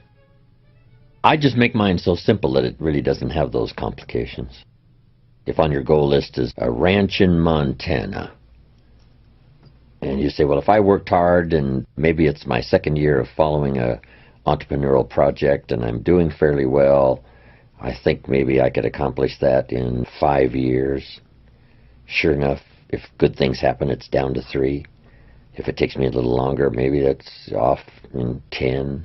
But I just leave it on my list, not to make it an obsession. And then maybe the more I think about it, say, no, not a farm in Montana. An apartment in New York on Park Avenue. I think I'll change to that. I think that makes it easier. Let that inspire you. If goals inspire you to higher achievement of things and occasions and places you want to go and things you want to see and people you want to meet, if only a little of it comes true, but all of it served as inspiration along the way to do better and work harder and say maybe some of these goals will be closer than I thought now. It looks exciting. All of that serves you well. Who cares how close you got? Who cares if you set 200 goals and only got 10? It doesn't really matter. And I think if you make it that easy on yourself, tear up the list if you want to, start over. I've gotten some better information now. I'm not going to go for that. How about something else? I think that's the key. I make it easy. Make a list of what you want and start checking off the things that are easy to get on your list, a lot of little things that you start checking off, and then let the rest of it all unfold. But you might as well dream about, having an upstairs maid and a downstairs maid if you happen to visit a rich man's home and say, wow, that's the life for me. I'm going to put that on my list. The guy's got a limousine and a driver. You say, wow, someday that's for me. And then later you say, no, this limousine and driver deal, that's not for me. But let it inspire you in the meantime. Why not? Even if you change your mind, threw that out, put in something else. One of my friends brought me on his Learjet the other day from San Jose to Van Nuys, close to my home. I thought, wow, it'd be nice to have a jet like this. But I think it only seats 4 people or 5. It was really small. Then he's got an 8-passenger helicopter. Pilot and a co-pilot and 6 passengers. It's the latest state-of-the-art. Fine machine.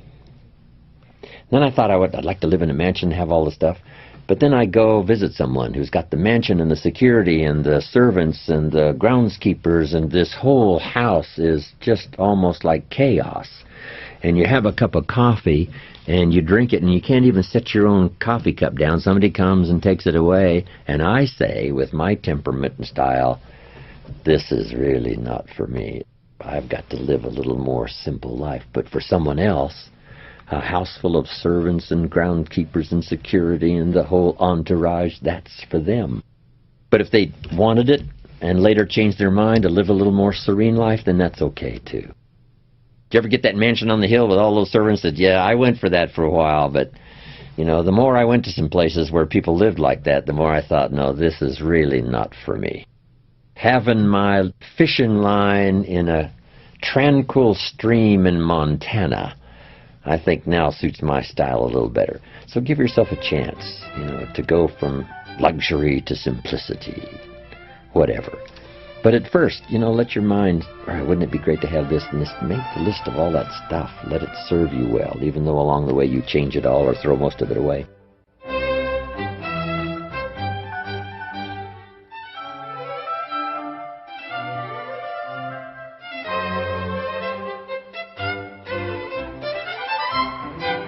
At the peak of my giving seminars back in the 70s, early 80s, I had 13 offices.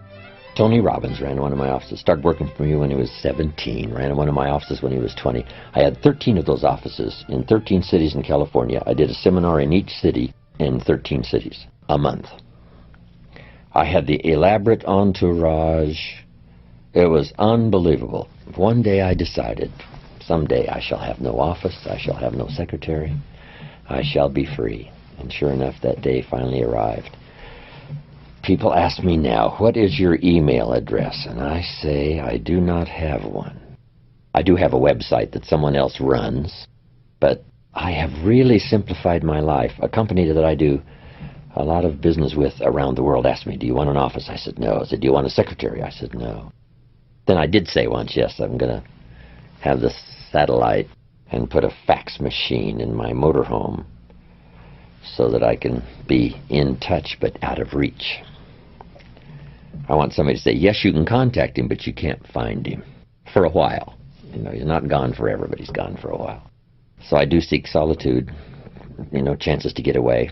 My farm in Idaho, overlooking Snake River, is a great place to get away and deal in agriculture and build a few homes. A little change of pace from flying all around the world. It's exciting for me. But for now, right, I have no office and no secretary and no email address, and so I managed to escape most of it. And I think you just have to really make the hard and fast decisions. As you can see, Jim Rohn has worked hard to walk his talk and simplify his life, while at the same time expanding his opportunities for greater success, wealth, and happiness. It can be done. Success can be simple. The following segment is the summary of one of Jim's classic speeches, "Today I am a wealthy man." In it, you will discover that the path to real wealth can be found in several simple things that we all possess, but too often take for granted. I did a speech one time, and the title of my speech was, "Today I am a wealthy man." Didn't have much to do with money. But here's what I said. I want you to jot these notes down. Here was number one. I said, I'm wealthy because of my heritage. My parents, my grandparents. My grandmother studied nutrition. Passed it on to my mother. Back in those days when my mother studied and practiced nutrition, she was called like a health nut. Right? Do you go back that far, right? Your parents or grandparents? They were called health nuts.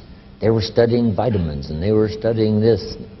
Mama used to mix up some of this stuff for me and Papa and said, if this don't kill us, I think it'll help. And we're, gagging this stuff down. My mother, with the practice and study of better nutrition, extended her life at least, the doctor said, at least 20 years. Said if your mother hadn't have done that, she wouldn't have lived that extra 20 years. He said when your mother died, the walls of her heart were paper thin. He said how she lived this last 20 years is incomprehensible. And then I told him, Mama used to do all the juices, had the distiller to distill the water. All the stuff that was considered kind of kooky, right? Back in the 40s and the 50s and 60s. Herbs and twigs, something to smoke, but Mama did all that stuff, extended her life over 20 years. My father lived to be 93, never had a major illness. I've never had one. Passed it on to my children, my grandchildren. Unbelievable. My heritage, what's that worth? It's worth a fortune. So you got to contemplate every once in a while your blessings, and part of your blessing is your heritage. Next is the heritage of your country. We that come from the free countries, engaging in enterprise to start with $1 and make a fortune, become a millionaire. What value is that heritage? It's unbelievable. We enjoy the benefit of courts we didn't start. We enjoy the benefit of laws we didn't create. We enjoy the benefit of learning institutions we didn't found. We enjoy the benefit of medicine we didn't discover. Wow. Heritage. Next, I said, I'm a wealthy man because of my experiences. Experience makes you rich. Here's what you must treat your experiences as: commodity. You must treat your experiences as high value. You must treat your experiences as capital so that you can invest in the future what you've learned in the past. My experiences now have taken me around the world. A birthday celebration last year, right, in 16 cities. It was one of the most unbelievable experiences of my life. A group got together in Italy and gave me a helicopter tour of Sorrento, Naples, Vesuvius, the Isle of Capri, Pompeii from the air. Wow. Unbelievable experiences. Next, I'm wealthy because of my friends. It's one of the greatest wealths of all, friendship. Those wonderful people who know all about you and still like you, right? Friends. I just lost a friend. David died 2-3 years ago. He was the one I used to talk about. If I was stuck in a foreign jail accused unduly, if they would allow me one phone call, I would have called David. Why would I call him? He would come and get me. End of story. That's what you call a friend, right? Somebody who would come and get you. Next, I said I'm wealthy because of what I've learned. I'm wealthy from the people who have taught me, from the Earl Shoaffs of the world and from other people that have made a contribution to my intellectual discovery, that have helped me to refine the track I live on, for good health, for prosperity, for all the things valuable. Can't put a price tag on someone's book or someone's conversation. Someone who gives you knowledge when you need it the most. When you can't think of the ideas, your head is so clouded, maybe with despair, and the clouds of difficulty hover near. This is when you need somebody to whisper valuable information in your ear that helps you to survive and then to finally succeed. What is that knowledge worth? You can't put a price tag on it. What's this seminar worth? You couldn't put a price tag on it. The cost of the seminar pays for the lights and the room and somebody like me to come, and the staff and all the other things. But the price of the seminar can't be the ideas. Here's what we have to do. Charge you for all the stuff, and then the ideas are free. Because how could you put a price tag on the ideas? That would be impossible. If you read a book that spared you from having a heart attack, what would it be worth? Someone says, $19.95. Say, no. No. That's what it cost. That's what it cost for the cover and the ink and the pages and the words and getting it to you and the brokers and all the stuff in between. That's the $20. You couldn't pay for the ideas. They're free. Key thing I've learned, never begrudge the money you spend on personal education. Because if you can keep developing your mind and your perception and your awareness and your ability to discover, the fortune is yours. The health is yours, the promise is yours, a good family relationship is yours, friendship is yours, everything is yours. If you keep accelerating your education, it's the best money you can invest in your personal self-education. Next I said, I'm a wealthy man because of my future. You can't believe the people who say to me, Jim Rohn, what do you want to do in the future? We've got the wealth and the resources to do anything you want to do. What do you want to do? Do you know how unbelievable that is? What do you want to do? Incredible. Next I said, I'm a wealthy man because of unique love experiences. I told you about Judy. That was a unique experience for me, even when we parted.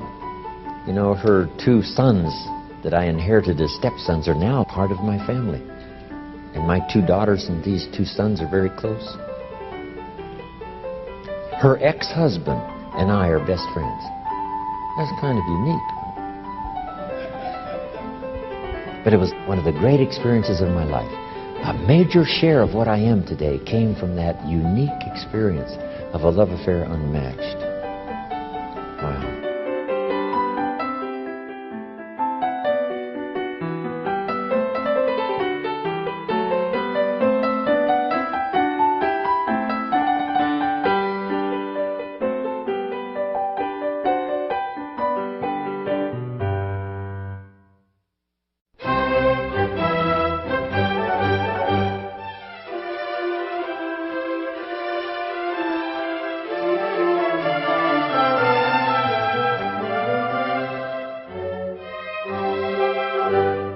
Jim Rohn has often said that the statement, let's go do it, is infinitely more powerful than, I'm going to do it. Truly, no one is an island. We are all interdependent and can dramatically increase our chances for personal transformation by utilizing the wisdom and guidance of others who have been down the path before us. That's what this concept of mentoring is all about. Since mentors played such a big role in the day that turned Jim Rohn's life around, we asked him to discuss his major mentors and the incredible personal qualities they possessed. These ideas can be helpful for you as you either search for your own mentor or as you mentor others. Well, I was lucky. I wasn't searching for a mentor, but one just sort of fell in my lap. A friend of mine said, you've got to meet this guy I've gone to work for, Earl Shoaff. He's rich, but he's easy to talk to. He's got a unique philosophy of life and business. I said, okay, yeah, I got to meet this guy. And then I met him. He invited me to join him in his business and became my mentor. I got the sense right away he delighted just as much in other people's success as he did his own. That caught my attention right away. Then he had the ability to look into the future and see the possibilities that I couldn't see. I can't remember how often he said, trust me. I'm telling you, trust me. Here's how it will go if you'll stay steady and do it right. See, that was great mentoring. Then Bill Bailey. We've been associated in business and projects for many, many years. Bill's unique. Bill can read a 200-page book in about 20 minutes. and then tell you about this book and make it more interesting than if you read it yourself. And from his Shakespeare acting to his boxing career and in the Navy and his business career of wealth and productivity. Years ago, of course, he was the big game hunter, the larger-than-life character. It's just been my good fortune to know him all these years.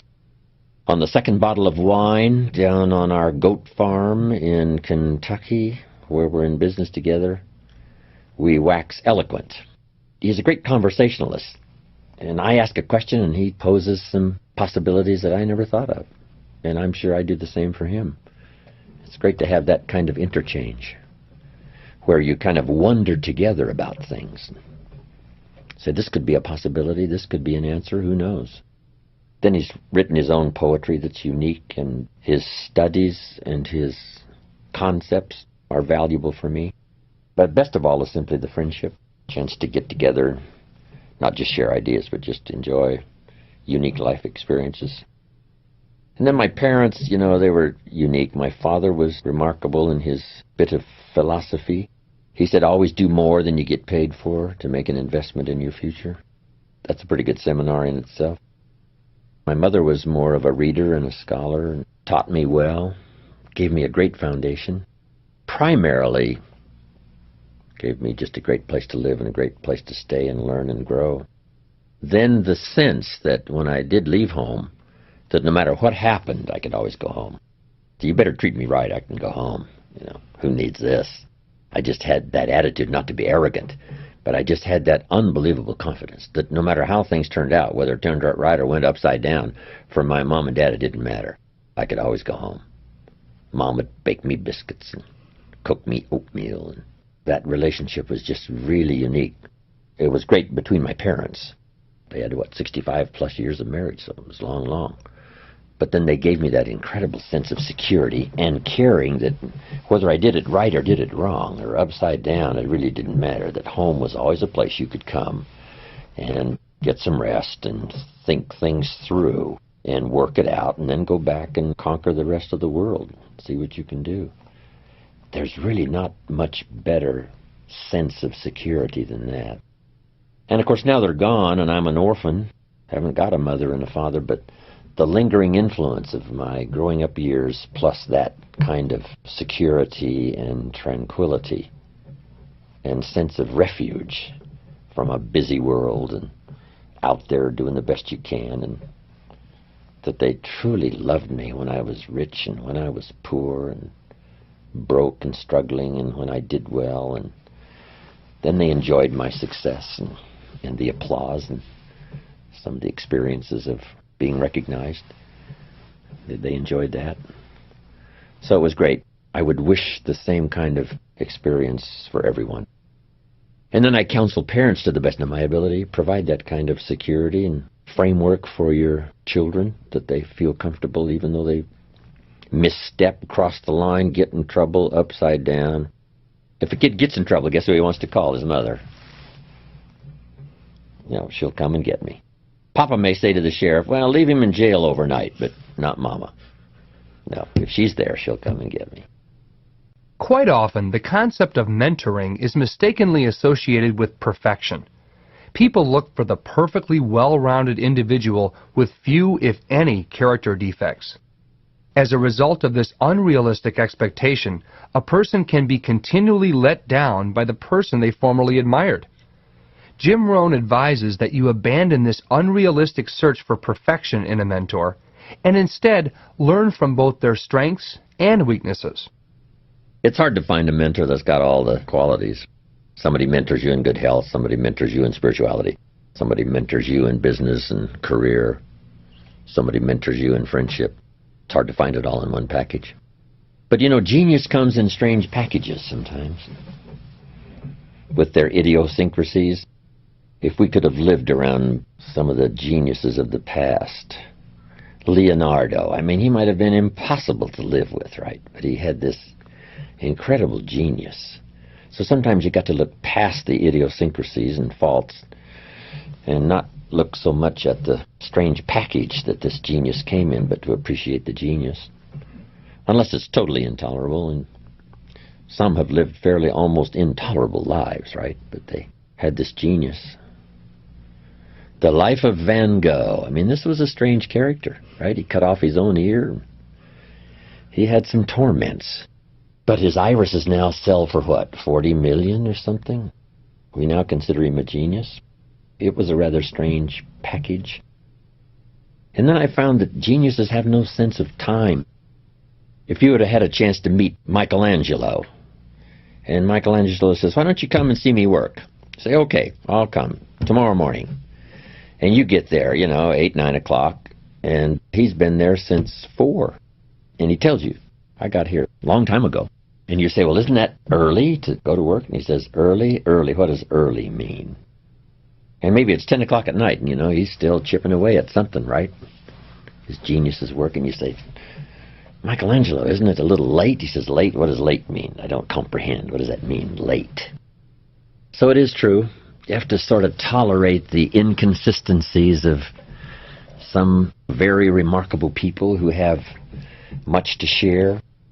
Too bad about my friend and my mentor, Earl Shoaff. He drank champagne every day. Champagne's okay, but not every day. And he smoked his Camels. He was not a chain smoker, but pretty close. Back when the packages didn't say, "These things will kill you." So, what are you going to do?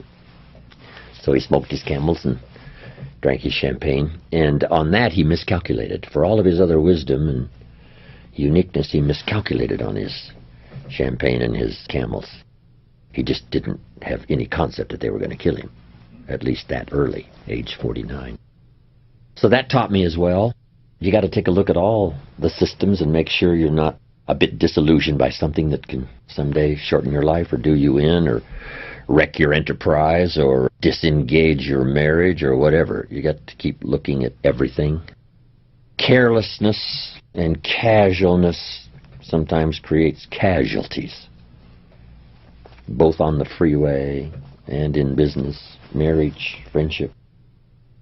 My advice started long ago, I think, when I said, be a student, not a follower.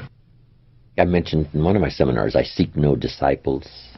I'm not looking for a following. I just want to find people who want to share good ideas, come together and let me share my experiences and see if that's valuable. Personally, I wouldn't be so enamored, I think, by someone as to sort of make them a god and make myself a disciple. I would not do that. Only the Lord's disciple. Because on the radical side, it can cause trouble, You wind up in a fire in Waco, Texas. Koresh and his followers. So that's the radical extreme. I think if you use a mentor, not as an idol or a hero necessarily, but as a source of great information. And if, fortunately like me, they become good friends, that's just the added bonus.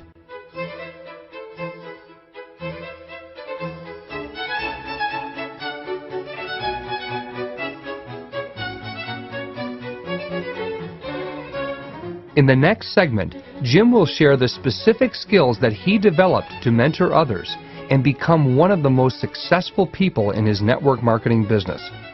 This is information that you can use to mentor an individual or a team to outstanding levels of success that they never thought they were capable of. Let me quickly give you now a list of the skills that changed my life forever.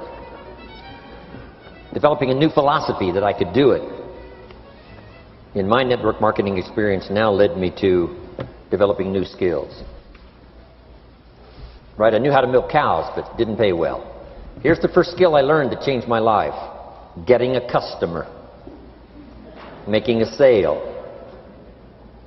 If you share a unique product, talk about its merits, persuade someone that it's the best, they agree to buy, that's the simple art of sales. So we're not talking like high-powered spacecraft technical skills here. It's simply sharing something you've discovered with someone else and doing it well enough to where they agree they would like to participate. Now here's what happened when I learned sales. It multiplied my income by 5. Now it didn't take that much because I wasn't doing that well in farm country. But it did multiply my income by 5. Sales. Getting customers, laying that incredible foundation for an entrepreneurial career. So now I've got two skills, milking cows and making sales. Here's the next one I learned that changed me forever, and that's recruiting, introducing the business opportunity to new people, learning how to give a good invitation, learning how to give two kinds of presentation, formal and informal. And the third part of recruiting, of course, is following up. Once you start a new life, now you got to take care of it, like a new mother would take care of her baby. You don't start a new life and abandon it. You start a new life and nourish it like a mother and protect it like a father. You got to be both mother and father to a new person. Nourishment, ideas like a mother. Protection, help defend your new life against the encroachment of outside voices that would try to talk them out of it. So you got to be mother and father in this art of recruiting. We call it being a sponsor. And being a sponsor is like being a bridge, helping somebody from darkness to light, from skeptic to faith, from not knowing to knowing, from no confidence in themselves to starting to gain confidence. You're the bridge that helps people from the shadows to the sunlight. It's one of the most exciting positions to occupy in all of network marketing industry, is the bridge, helping people crossing the bridge out from discouragement into recognition. Being this bridge, that's what the recruiting magic is all about. You've got the answers. They've been looking for the answers. You've got the answers. And you help them cross this bridge. You see something in them before they can see it in themselves. You assure them that it's possible to be more than they are, therefore they can earn more than they've got, have more than they possess. This is one of the great arts in the world. And here's what's exciting about this art. It pays big money. Because now you operate a unique philosophy taught first in the Bible. Because the question was asked, how can we achieve greatness, great wealth, great power, great influence, great recognition, great self-esteem? How can we achieve greatness? The master teacher was asked. And here was his formula for achieving personal greatness. He said, find a way to serve the many. For service to many leads to greatness. For those that are interested. Some people aren't interested, but for those that are, service to many leads to greatness. Someone says, well, best I can do is just take care of myself, which is okay, but it doesn't lead to greatness. Somebody says, I got enough bills of my own, I can't worry about someone else's bills. That's okay, but it doesn't lead to greatness. Greatness is helping people pay their bills, you forget about yours. Because if you help enough people pay theirs, yours disappear. Help people with problems, your problems disappear. The key to greatness, the master teacher taught, is finding a way. Now, a lot of people would like to serve many people, but they don't have a way. And what's exciting about you and your business is you've now got the way. Whether you use it or not is up to you. Whether you cash it in or not is up to you. Whether you make a fortune or just a little, that's all up to you. Each person's ambition, it's called the same marketing. The same product. The products are the same for everybody here. The marketing system is the same. The difference is each person's philosophy and each person's individual ambition. But whatever your ambitions are, now you've got the ways and means. And here's what you've got the ways and means to do. Serve as many people as you would like. Now here's what's exciting about recruiting. With what you're involved in here, you can directly and indirectly affect the lives of dozens of people. Some of you are going to directly and indirectly affect the lives of hundreds of people. And some of you, if you wish, can directly and indirectly affect the lives of thousands of people. And the pay is accordingly. If you affect a few, you earn that pay. If you affect the many, you earn that pay. But the secret is found in the Bible. Service to many leads to greatness. Now, John Kennedy said it in his inaugural speech. Here's what he said. Don't ask. Don't we wish that was the current political philosophy? John Kennedy said, don't ask. That's important if you understand philosophy. He said, don't ask what the people can do for you. Don't ask what the country can do for you. Don't ask what the government can do for you. That's not how you get rich. That's not how you have high self-esteem. That's not how you get trophies to put on the mantle above the fireplace, asking what the people can do for you. Don't ask, he said, what the people can do for you, but ask, what could I do for my country? And the country means the people. What could I do for the people? I want trophies. I want recognition. I want high self-esteem. I would even like a chance to make a fortune.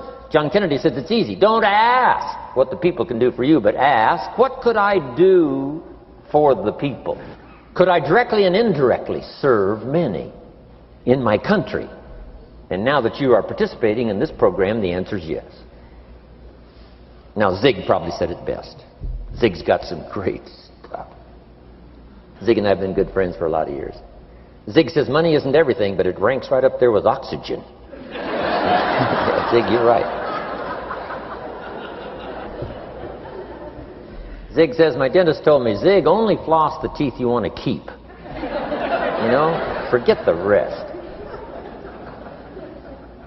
But here, Zig is famous for this now. This is one of Zig's philosophies, and it goes right along with the other two, the Bible and John Kennedy. Here's what Zig says. If you help enough people get what they want, you can have everything you want.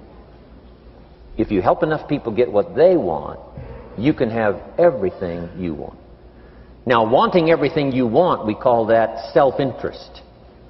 But it's okay to have self-interest if you do it in a positive way. By helping enough people get what they want, you can have everything you want. Now, you can accomplish all that by learning this next skill called recruiting. And I learned it, and it made me fortunes. So now I've got 3 skills: milking cows, making sales, and recruiting. Here's the next skill I learned that paid big money: organizing. Once you got a few, get them to work together, see, and that's magic. Getting people to work together is magic. Now, yes, it's challenging, like having some, several members of your family. Getting them to work together is challenging, but it's magic. Getting husband and wife to work together is challenging, but it's magic when it happens. But everything magic is challenging. You just got to jot that down. Everything magic is challenging. But once you figure out the challenge and go for it, then the magic occurs. Let me tell you how magical people working together is. Let me quote the Bible again. It says, if 2 or 3 agree on a common purpose, nothing is impossible. Just try that on for your mental size. If 2 or 3 agree on a common purpose, nothing's impossible. Everybody's looking for a challenge. Here's what I teach, especially the kids. Here's the best challenge in the world. Let's go do it. Not you go do it. Let's go do it. If 2 or 3 of us decide on a common purpose to do it, nothing's impossible. Incredible. Working together, organizing. Now, when everybody's an independent, now it's a little more challenging. Like having kids, they've each got their own opinions. They've each got their own ambitions and desires. It's challenging. You've got a variety. But that's what makes life, the variety. Getting people to work together. It's like herding cats.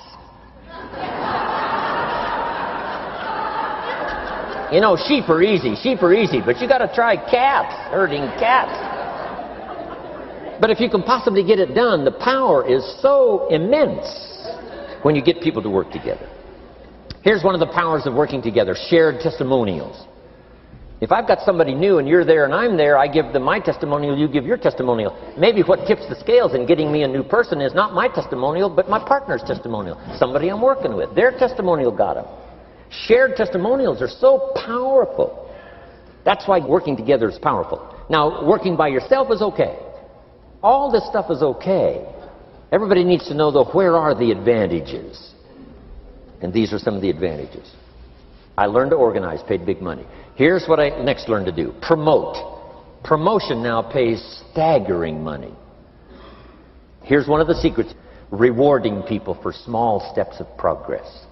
Rewarding people. Sometimes it's just recognition, handshake, pat on the back. Mary, you're doing a fabulous job. And you figure out what those recognitions are. Small steps of progress. Guess what promotion pays if you learn it well? Big money. Getting people to do something they wouldn't ordinarily do by themselves. People will do some unique things by themselves, but if you can figure out a way to say, Mary, if you do this and this, she says, well, I'll go for it. Now, she wouldn't have thought of that on her own. Here's what works magic. It's better than money. Money's a bit unimportant. Here's what's important: ingenuity.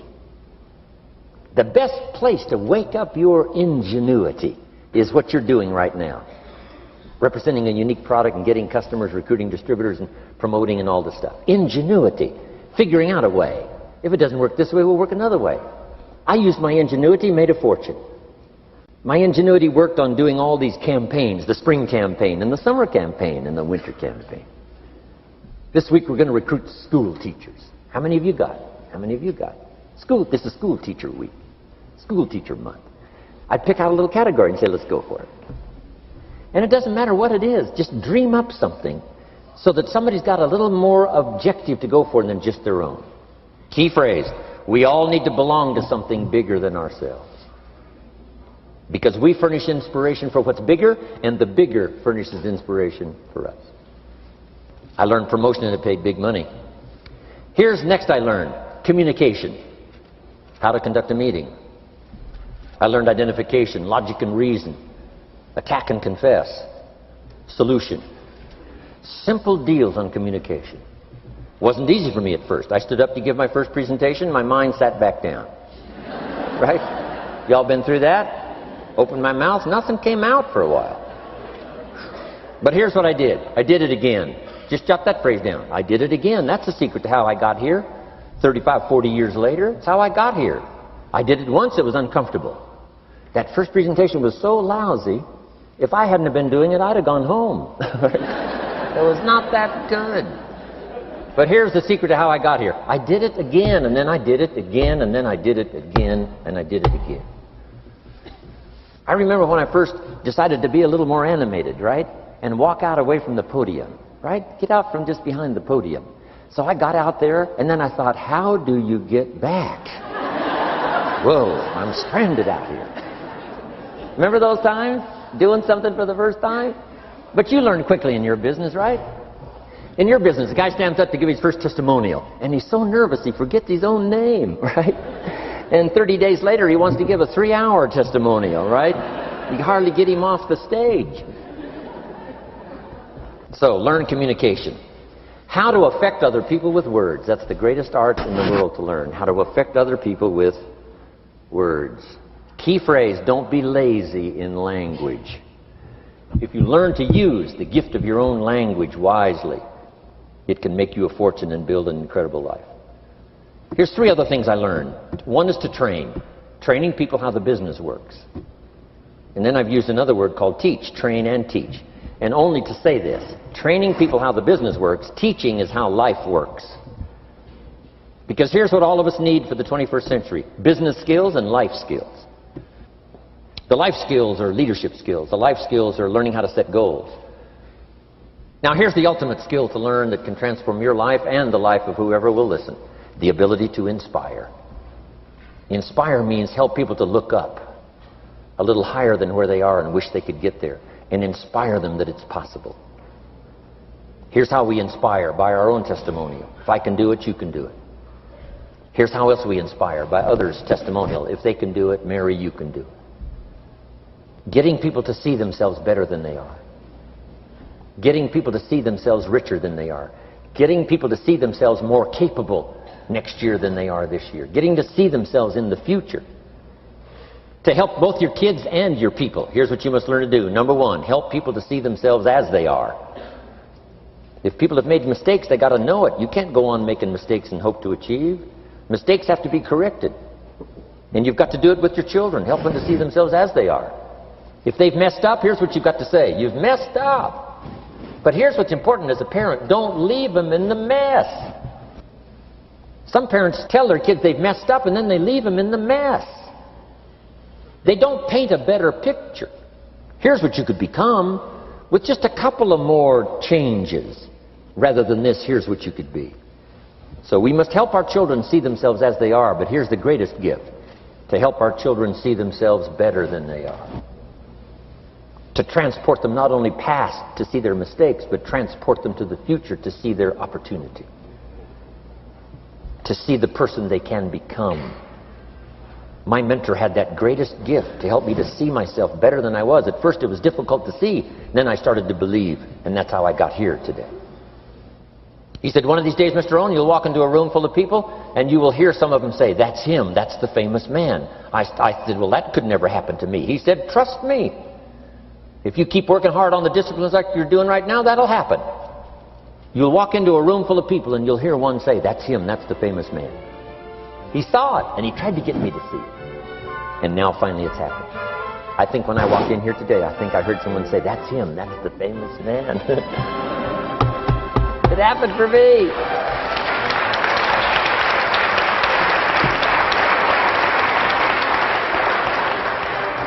And if it can happen for me, it can happen for you. Just master these skills to inspire.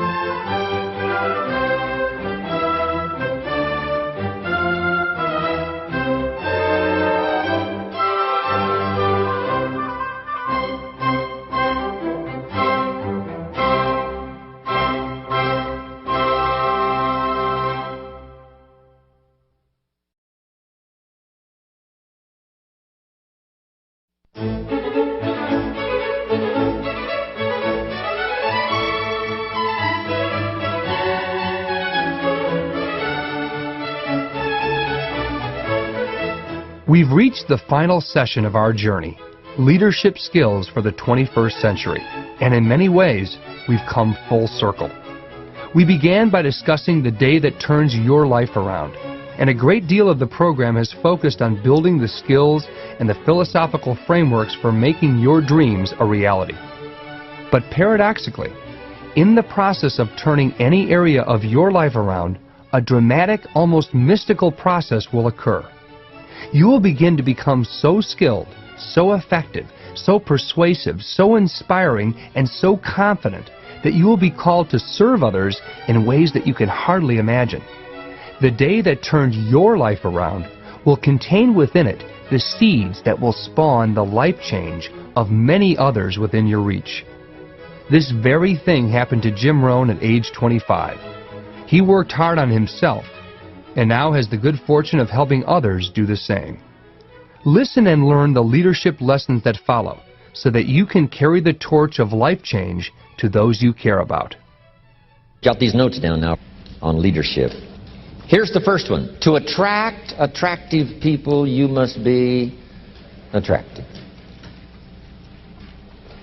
Sometimes when we need other people in our enterprise, we go to work on them, when the real key is, first of all, to go to work on yourself and become an attractive person.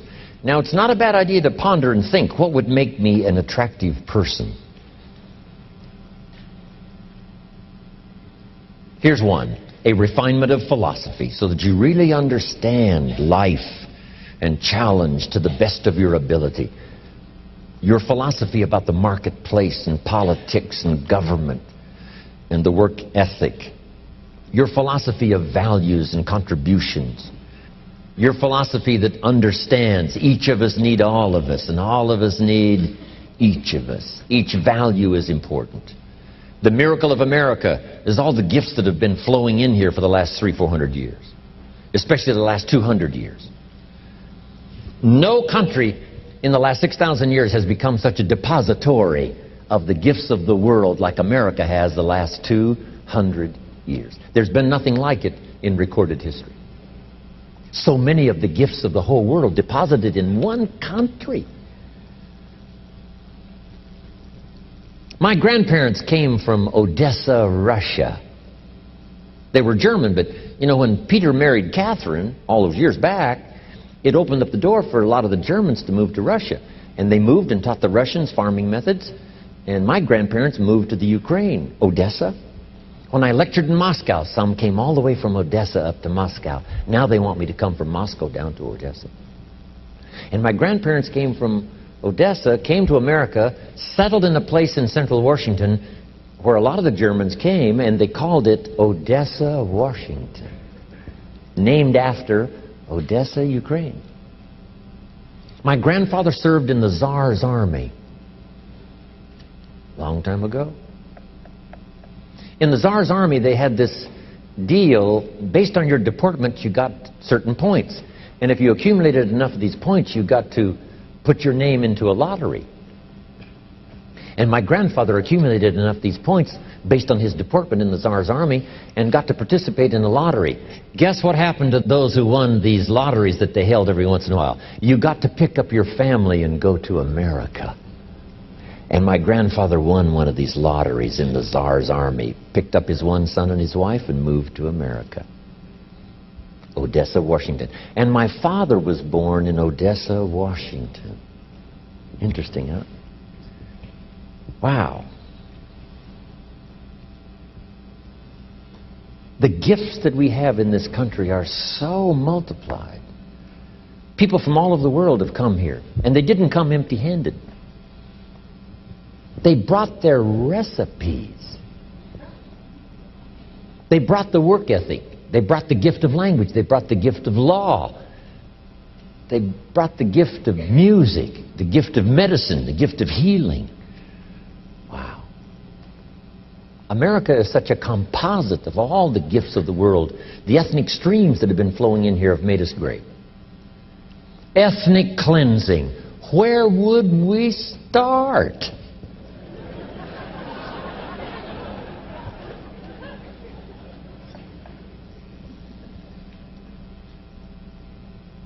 Amazing. Now here's what we need to do. Participate in the gifts that America has. Now here's the joy I have, to go back where these gifts came from. That's why I love to go back to Italy, and I love to go to Poland, and I love to go to Czechoslovakia, and I love to go to Israel, and I love to go to all the places around the world to see where America came from. And then the gifts they brought here helped me to develop my gifts. Now I'm taking some of my gifts back to where it came from. Can you imagine the feeling of now making that transcontinental contribution? Because they came here, now I go there. It's big time for a farm kid from Idaho. But to attract attractive people, you must be attractive now, working hard on yourself. Jot this down. Leadership is really the challenge to be something better than mediocre, something better than average. The step above, not just to be above from ego standpoint, but the step above so you can help someone else. What speaker was it that said, in order to lift someone up, you must be on higher ground? How true. And the challenge of leadership to be something more than average or mediocre has these components. Make this list. This is a good list. Learn to be strong but not rude. Strength we need, rudeness we don't need. Here's where it's important to learn the graces, not just the skills. Next, be kind but not weak. Sometimes it's easy to mistake weakness for kindness, but not true. Kindness is a powerful strength, but don't let your kindness become weakness. Next, learn to be bold but not a bully. Boldness we need. Bully we don't need. Throwing weight around we don't need. Trying to impress we don't need. Express, yes, but impress, no. Next is to be thoughtful but not lazy. To dream but not just become a dreamer. To think but not just become a thinker. To have a philosophy but not to become just a philosopher. I know they call me, the great business philosopher, which I like the title, it's okay. But my philosophy says, jot it down, results is the name of the game. The name of the game is not philosophy. Philosophy is just a useful tool to set you on a good track so that a year from now you'll be in a better place than you would have on the old track. Hopefully most everybody here, maybe everybody here, is going to set a new track for your health and for your family and for your future and for your activity and for your productivity and for your spirituality and all the rest of good values. So be thoughtful but not lazy. Here's the next one. Be proud but not arrogant. Pride we need. Team pride and community pride and state pride and country pride and personal pride and family pride. But not arrogance. Don't let your pride slip into arrogance. Here's the next one. Be humble but not timid. Some people mistake timidity for humility. But humility is a virtue. Timidity is an illness, a malady that can be corrected. You can learn to drive your timidity into such a small corner, it does not now disturb the rest of the house. Here's one more. In terms of sophistication, doesn't take much to learn and practice the art of sophistication. Here's a good one. Humor without folly. Humor has its place, but just don't cross the line so that your humor becomes folly. Next, it's okay to be witty but not silly. If you want to lead as a parent and lead as a manager and lead as an entrepreneur, if you want to lead as a community leader and lead as a senator and lead as an important person of influence and power, witty, yes. Silly, no. Next, every leader must understand the law of averages so you can use it for your benefit and for your company, anything you might be involved in. Here's what the law of averages says. If you do something often enough, you'll get a ratio of results. And anyone can create this ratio. In baseball, we simply call it batting average. If you go up to bat 10 times, get a hit, we say you're batting 100. 3 hits out of 10, you're batting 300. You don't have to be perfect going up to bat. These days, batting 250, 300, you can make $4 or $5 million a year. In sales, that's about all you got to do. You don't need to bat 1,000. Right? You don't need to bat perfect. You can get plenty of no's, but the yeses can make you rich. So don't worry about the no's. Concentrate on the yeses that make you rich. Key. Once the ratio starts, it tends to continue. If you can get 1 yes out of 10 presentations, chances are if you give 10 more presentations, you get another one. 10 more, you get another one. Next, the ratio can be improved. The 4th time you talk to 10, you get 2 instead of 1. Now you're starting to grow. We must also understand the ratio and the law of averages when it comes to dealing with all of the projects concerning human beings. Here's the simple ratio. Everything's a pyramid. Just make that note. Everything is a pyramid. And the reason is because all humans are different in temperament and desire and goal setting. If we go to university and we count the number of freshmen, so now we count the number of sophomores. Is it the same number of sophomores as freshmen? This stuff's not hard now. This is real easy stuff. If we count now the sophomores, are there just as many sophomores as freshmen? And the answer is no. Somebody says, why is that? It's just one of those things. You don't need to study this.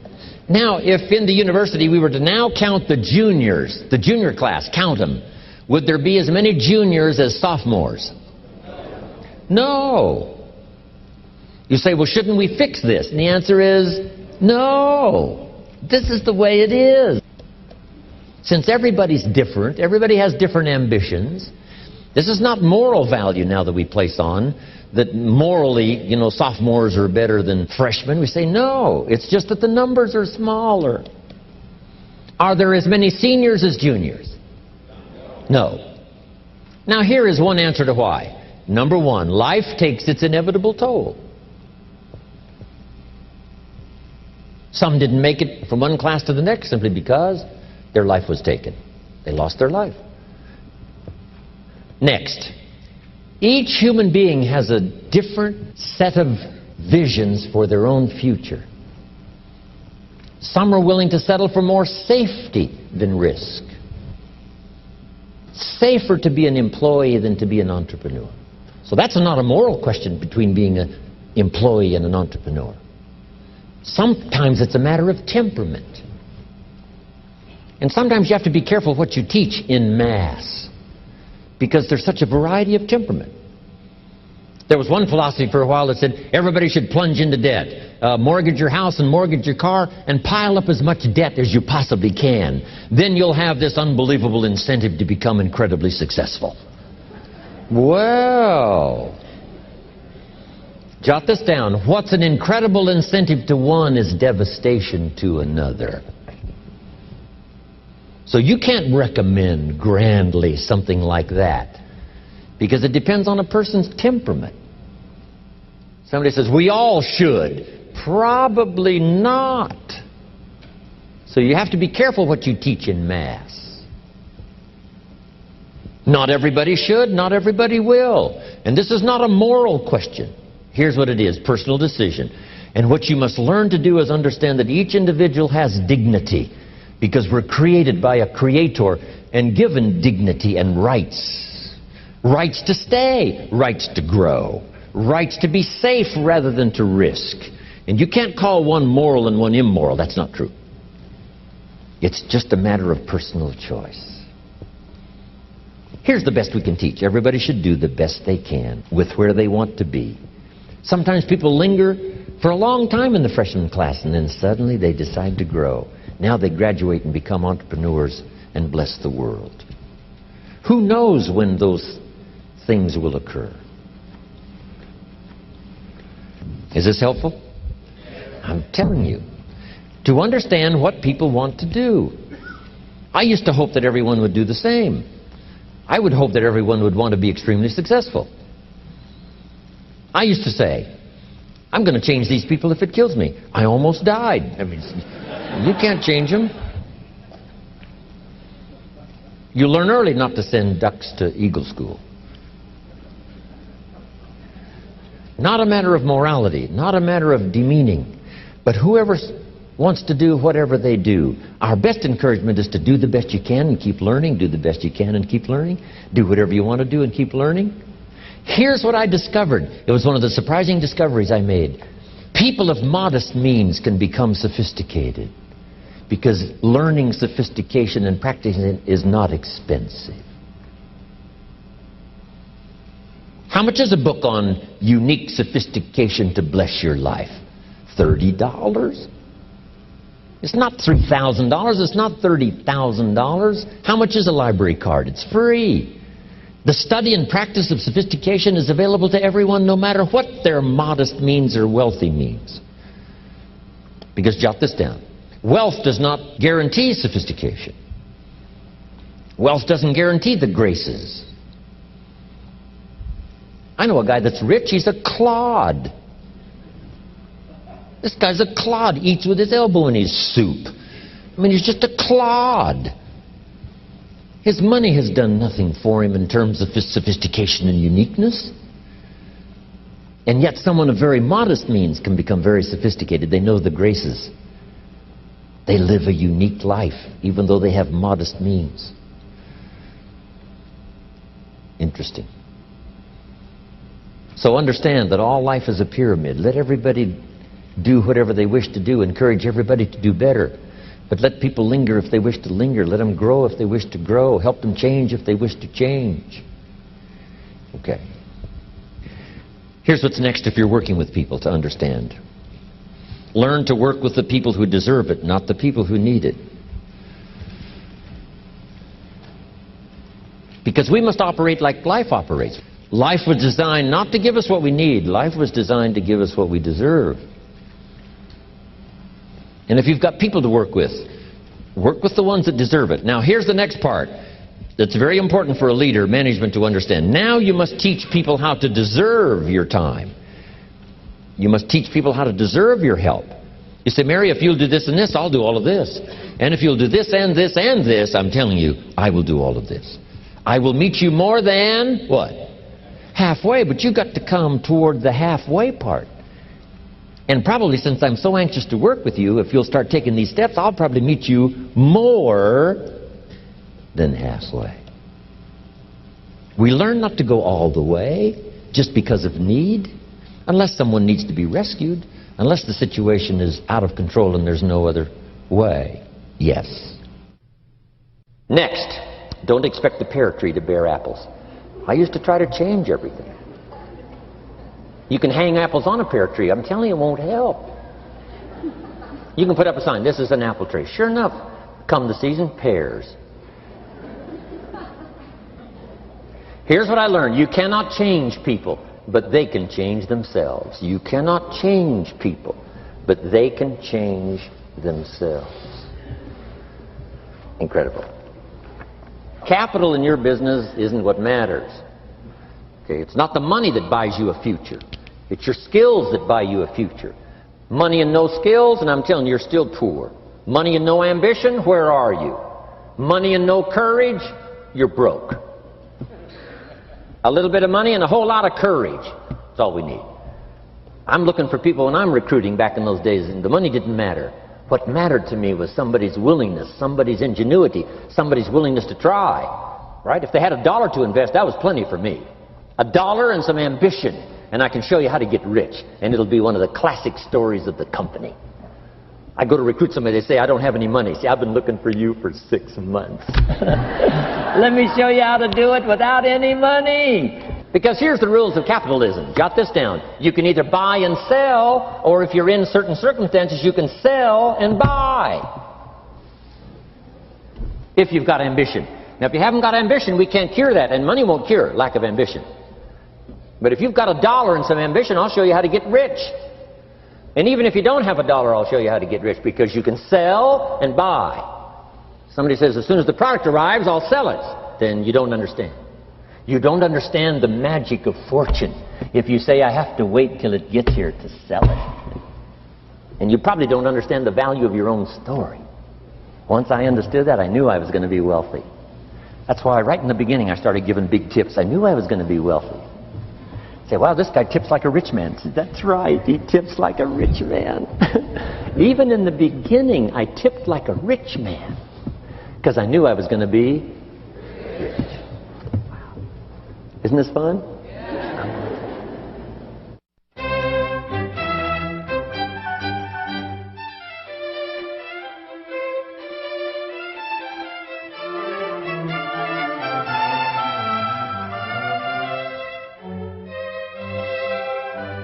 Every leader must understand the story of the frog and the scorpion, which represents good and evil.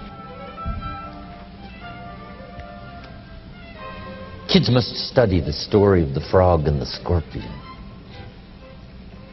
The story says the scorpion and the frog appeared on the bank of the river about the same time, and the frog was about to jump in the river and swim to the other side, looked like, obviously. And before he jumped, the scorpion comes up and engages the frog in conversation. And the scorpion says, Mr. Frog, I wish to get to the other side of the river, and I'm a scorpion and I can't swim. Would you be so kind this time to let me hop on your back, and you swim across the river and deposit me on the other side? The frog looked at the scorpion and said, no way. Scorpions sting frogs and kill them. I'd get out there halfway and you'd sting me and I'd drown. And the scorpion said, hey, with your frog brain, you're not thinking. If I stung you out there halfway across the river, yes, you would die, but so would I. I'm not interested in committing suicide. I want to get to the other side, please.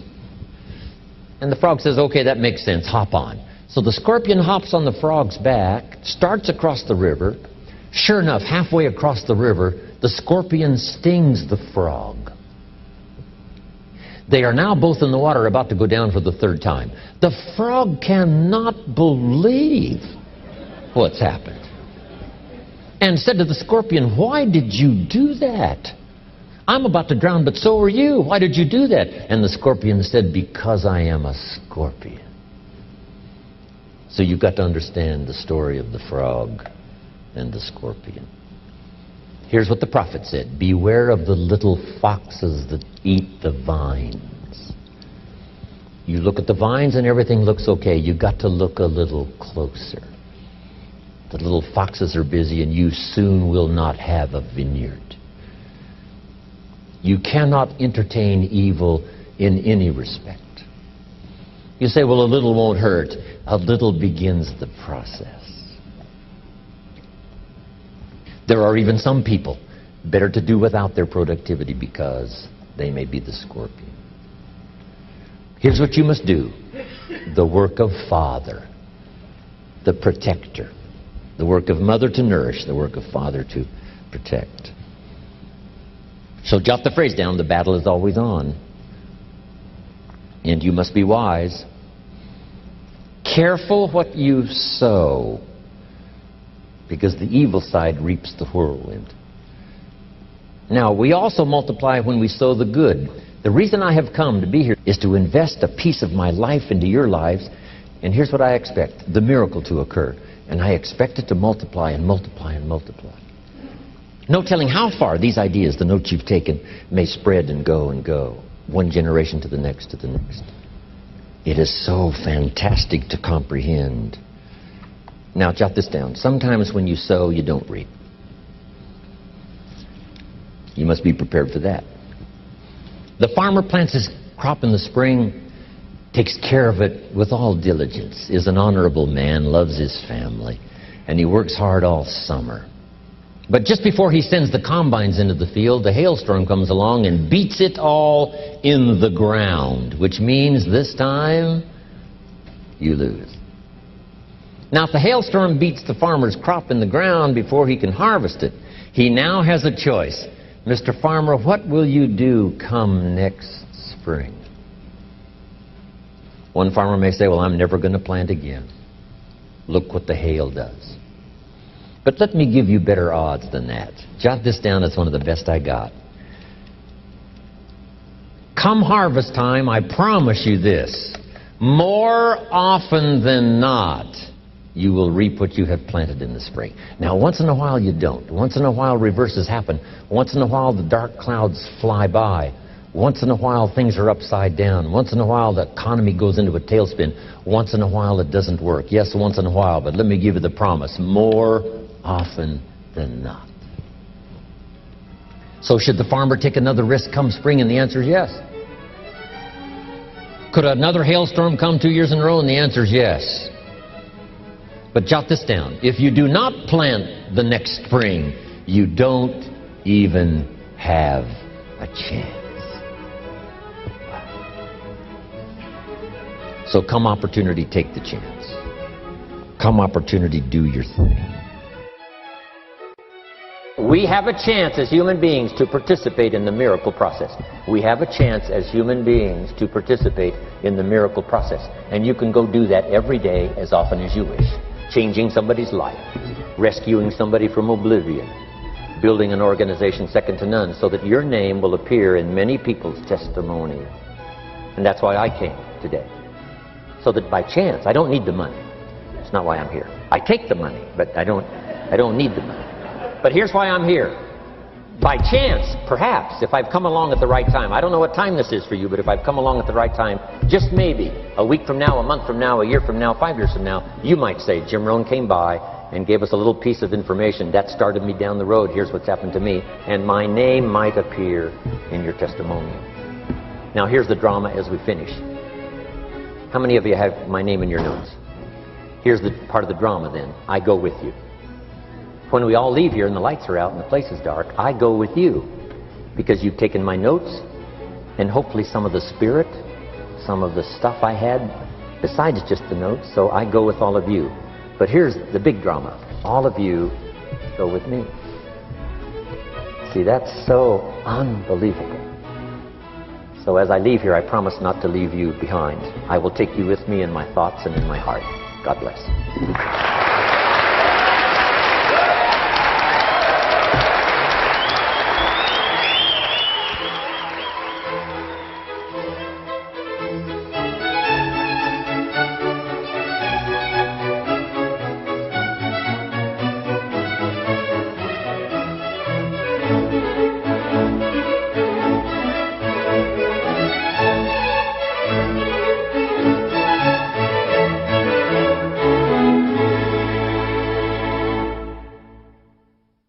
What do you really want out of life? It's a big question. In many ways, it's a very personal question.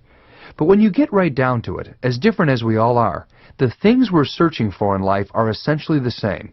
You want to be happy. You want to feel good. You want to enjoy the time you've been given. You want a job you really love. You want the relationships in your life to be healthy and enriching and wonderful. You want enough money so that you don't have to worry about money. You want to develop the skills to do something meaningful with your life, something that contributes to the world in a positive way and fulfills your sense of purpose. By listening to this program, you've discovered that information does exist to help you become skilled in one area of your life. Now you can get the information to become skilled in absolutely anything. Even your spirituality can be strengthened by developing the right skills. And skills, quite simply, are the secret to success. Ask anyone who has ever achieved their dreams. They'll tell you that skills are the key. Many people never learn these kinds of life skills because they're not taught in school. You have to go out and get them on your own. But where do you go? The fact that you're listening to this program now means you're already part of the way there. Why not go all the way? We are the Nightingale Conan Corporation, and for over 40 years, we have been the world's leading producer and publisher of powerful audio information for personal development. But we're much more than just a company. For tens of thousands of satisfied customers around the world, we're their partner in success, a one-stop source for ideas, information, and inspiration to create an extraordinary life. No matter what you want to accomplish in your life right now, we have a program that addresses your needs and interests. Whether you're looking to redesign your business, master powerful investing techniques, conquer procrastination, build a better vocabulary, enhance your conversational skills, or raise your consciousness spiritually. Our vast audio program library contains hundreds of titles covering every subject in the personal development spectrum. Our authors are world-renowned experts in their fields. And our information is delivered to you via the most powerful and convenient method available, audio. Audio learning is today's fastest growing media for training, education, and self-improvement. And the reason is simple. Audio programs give you the one thing you need more than anything else: time.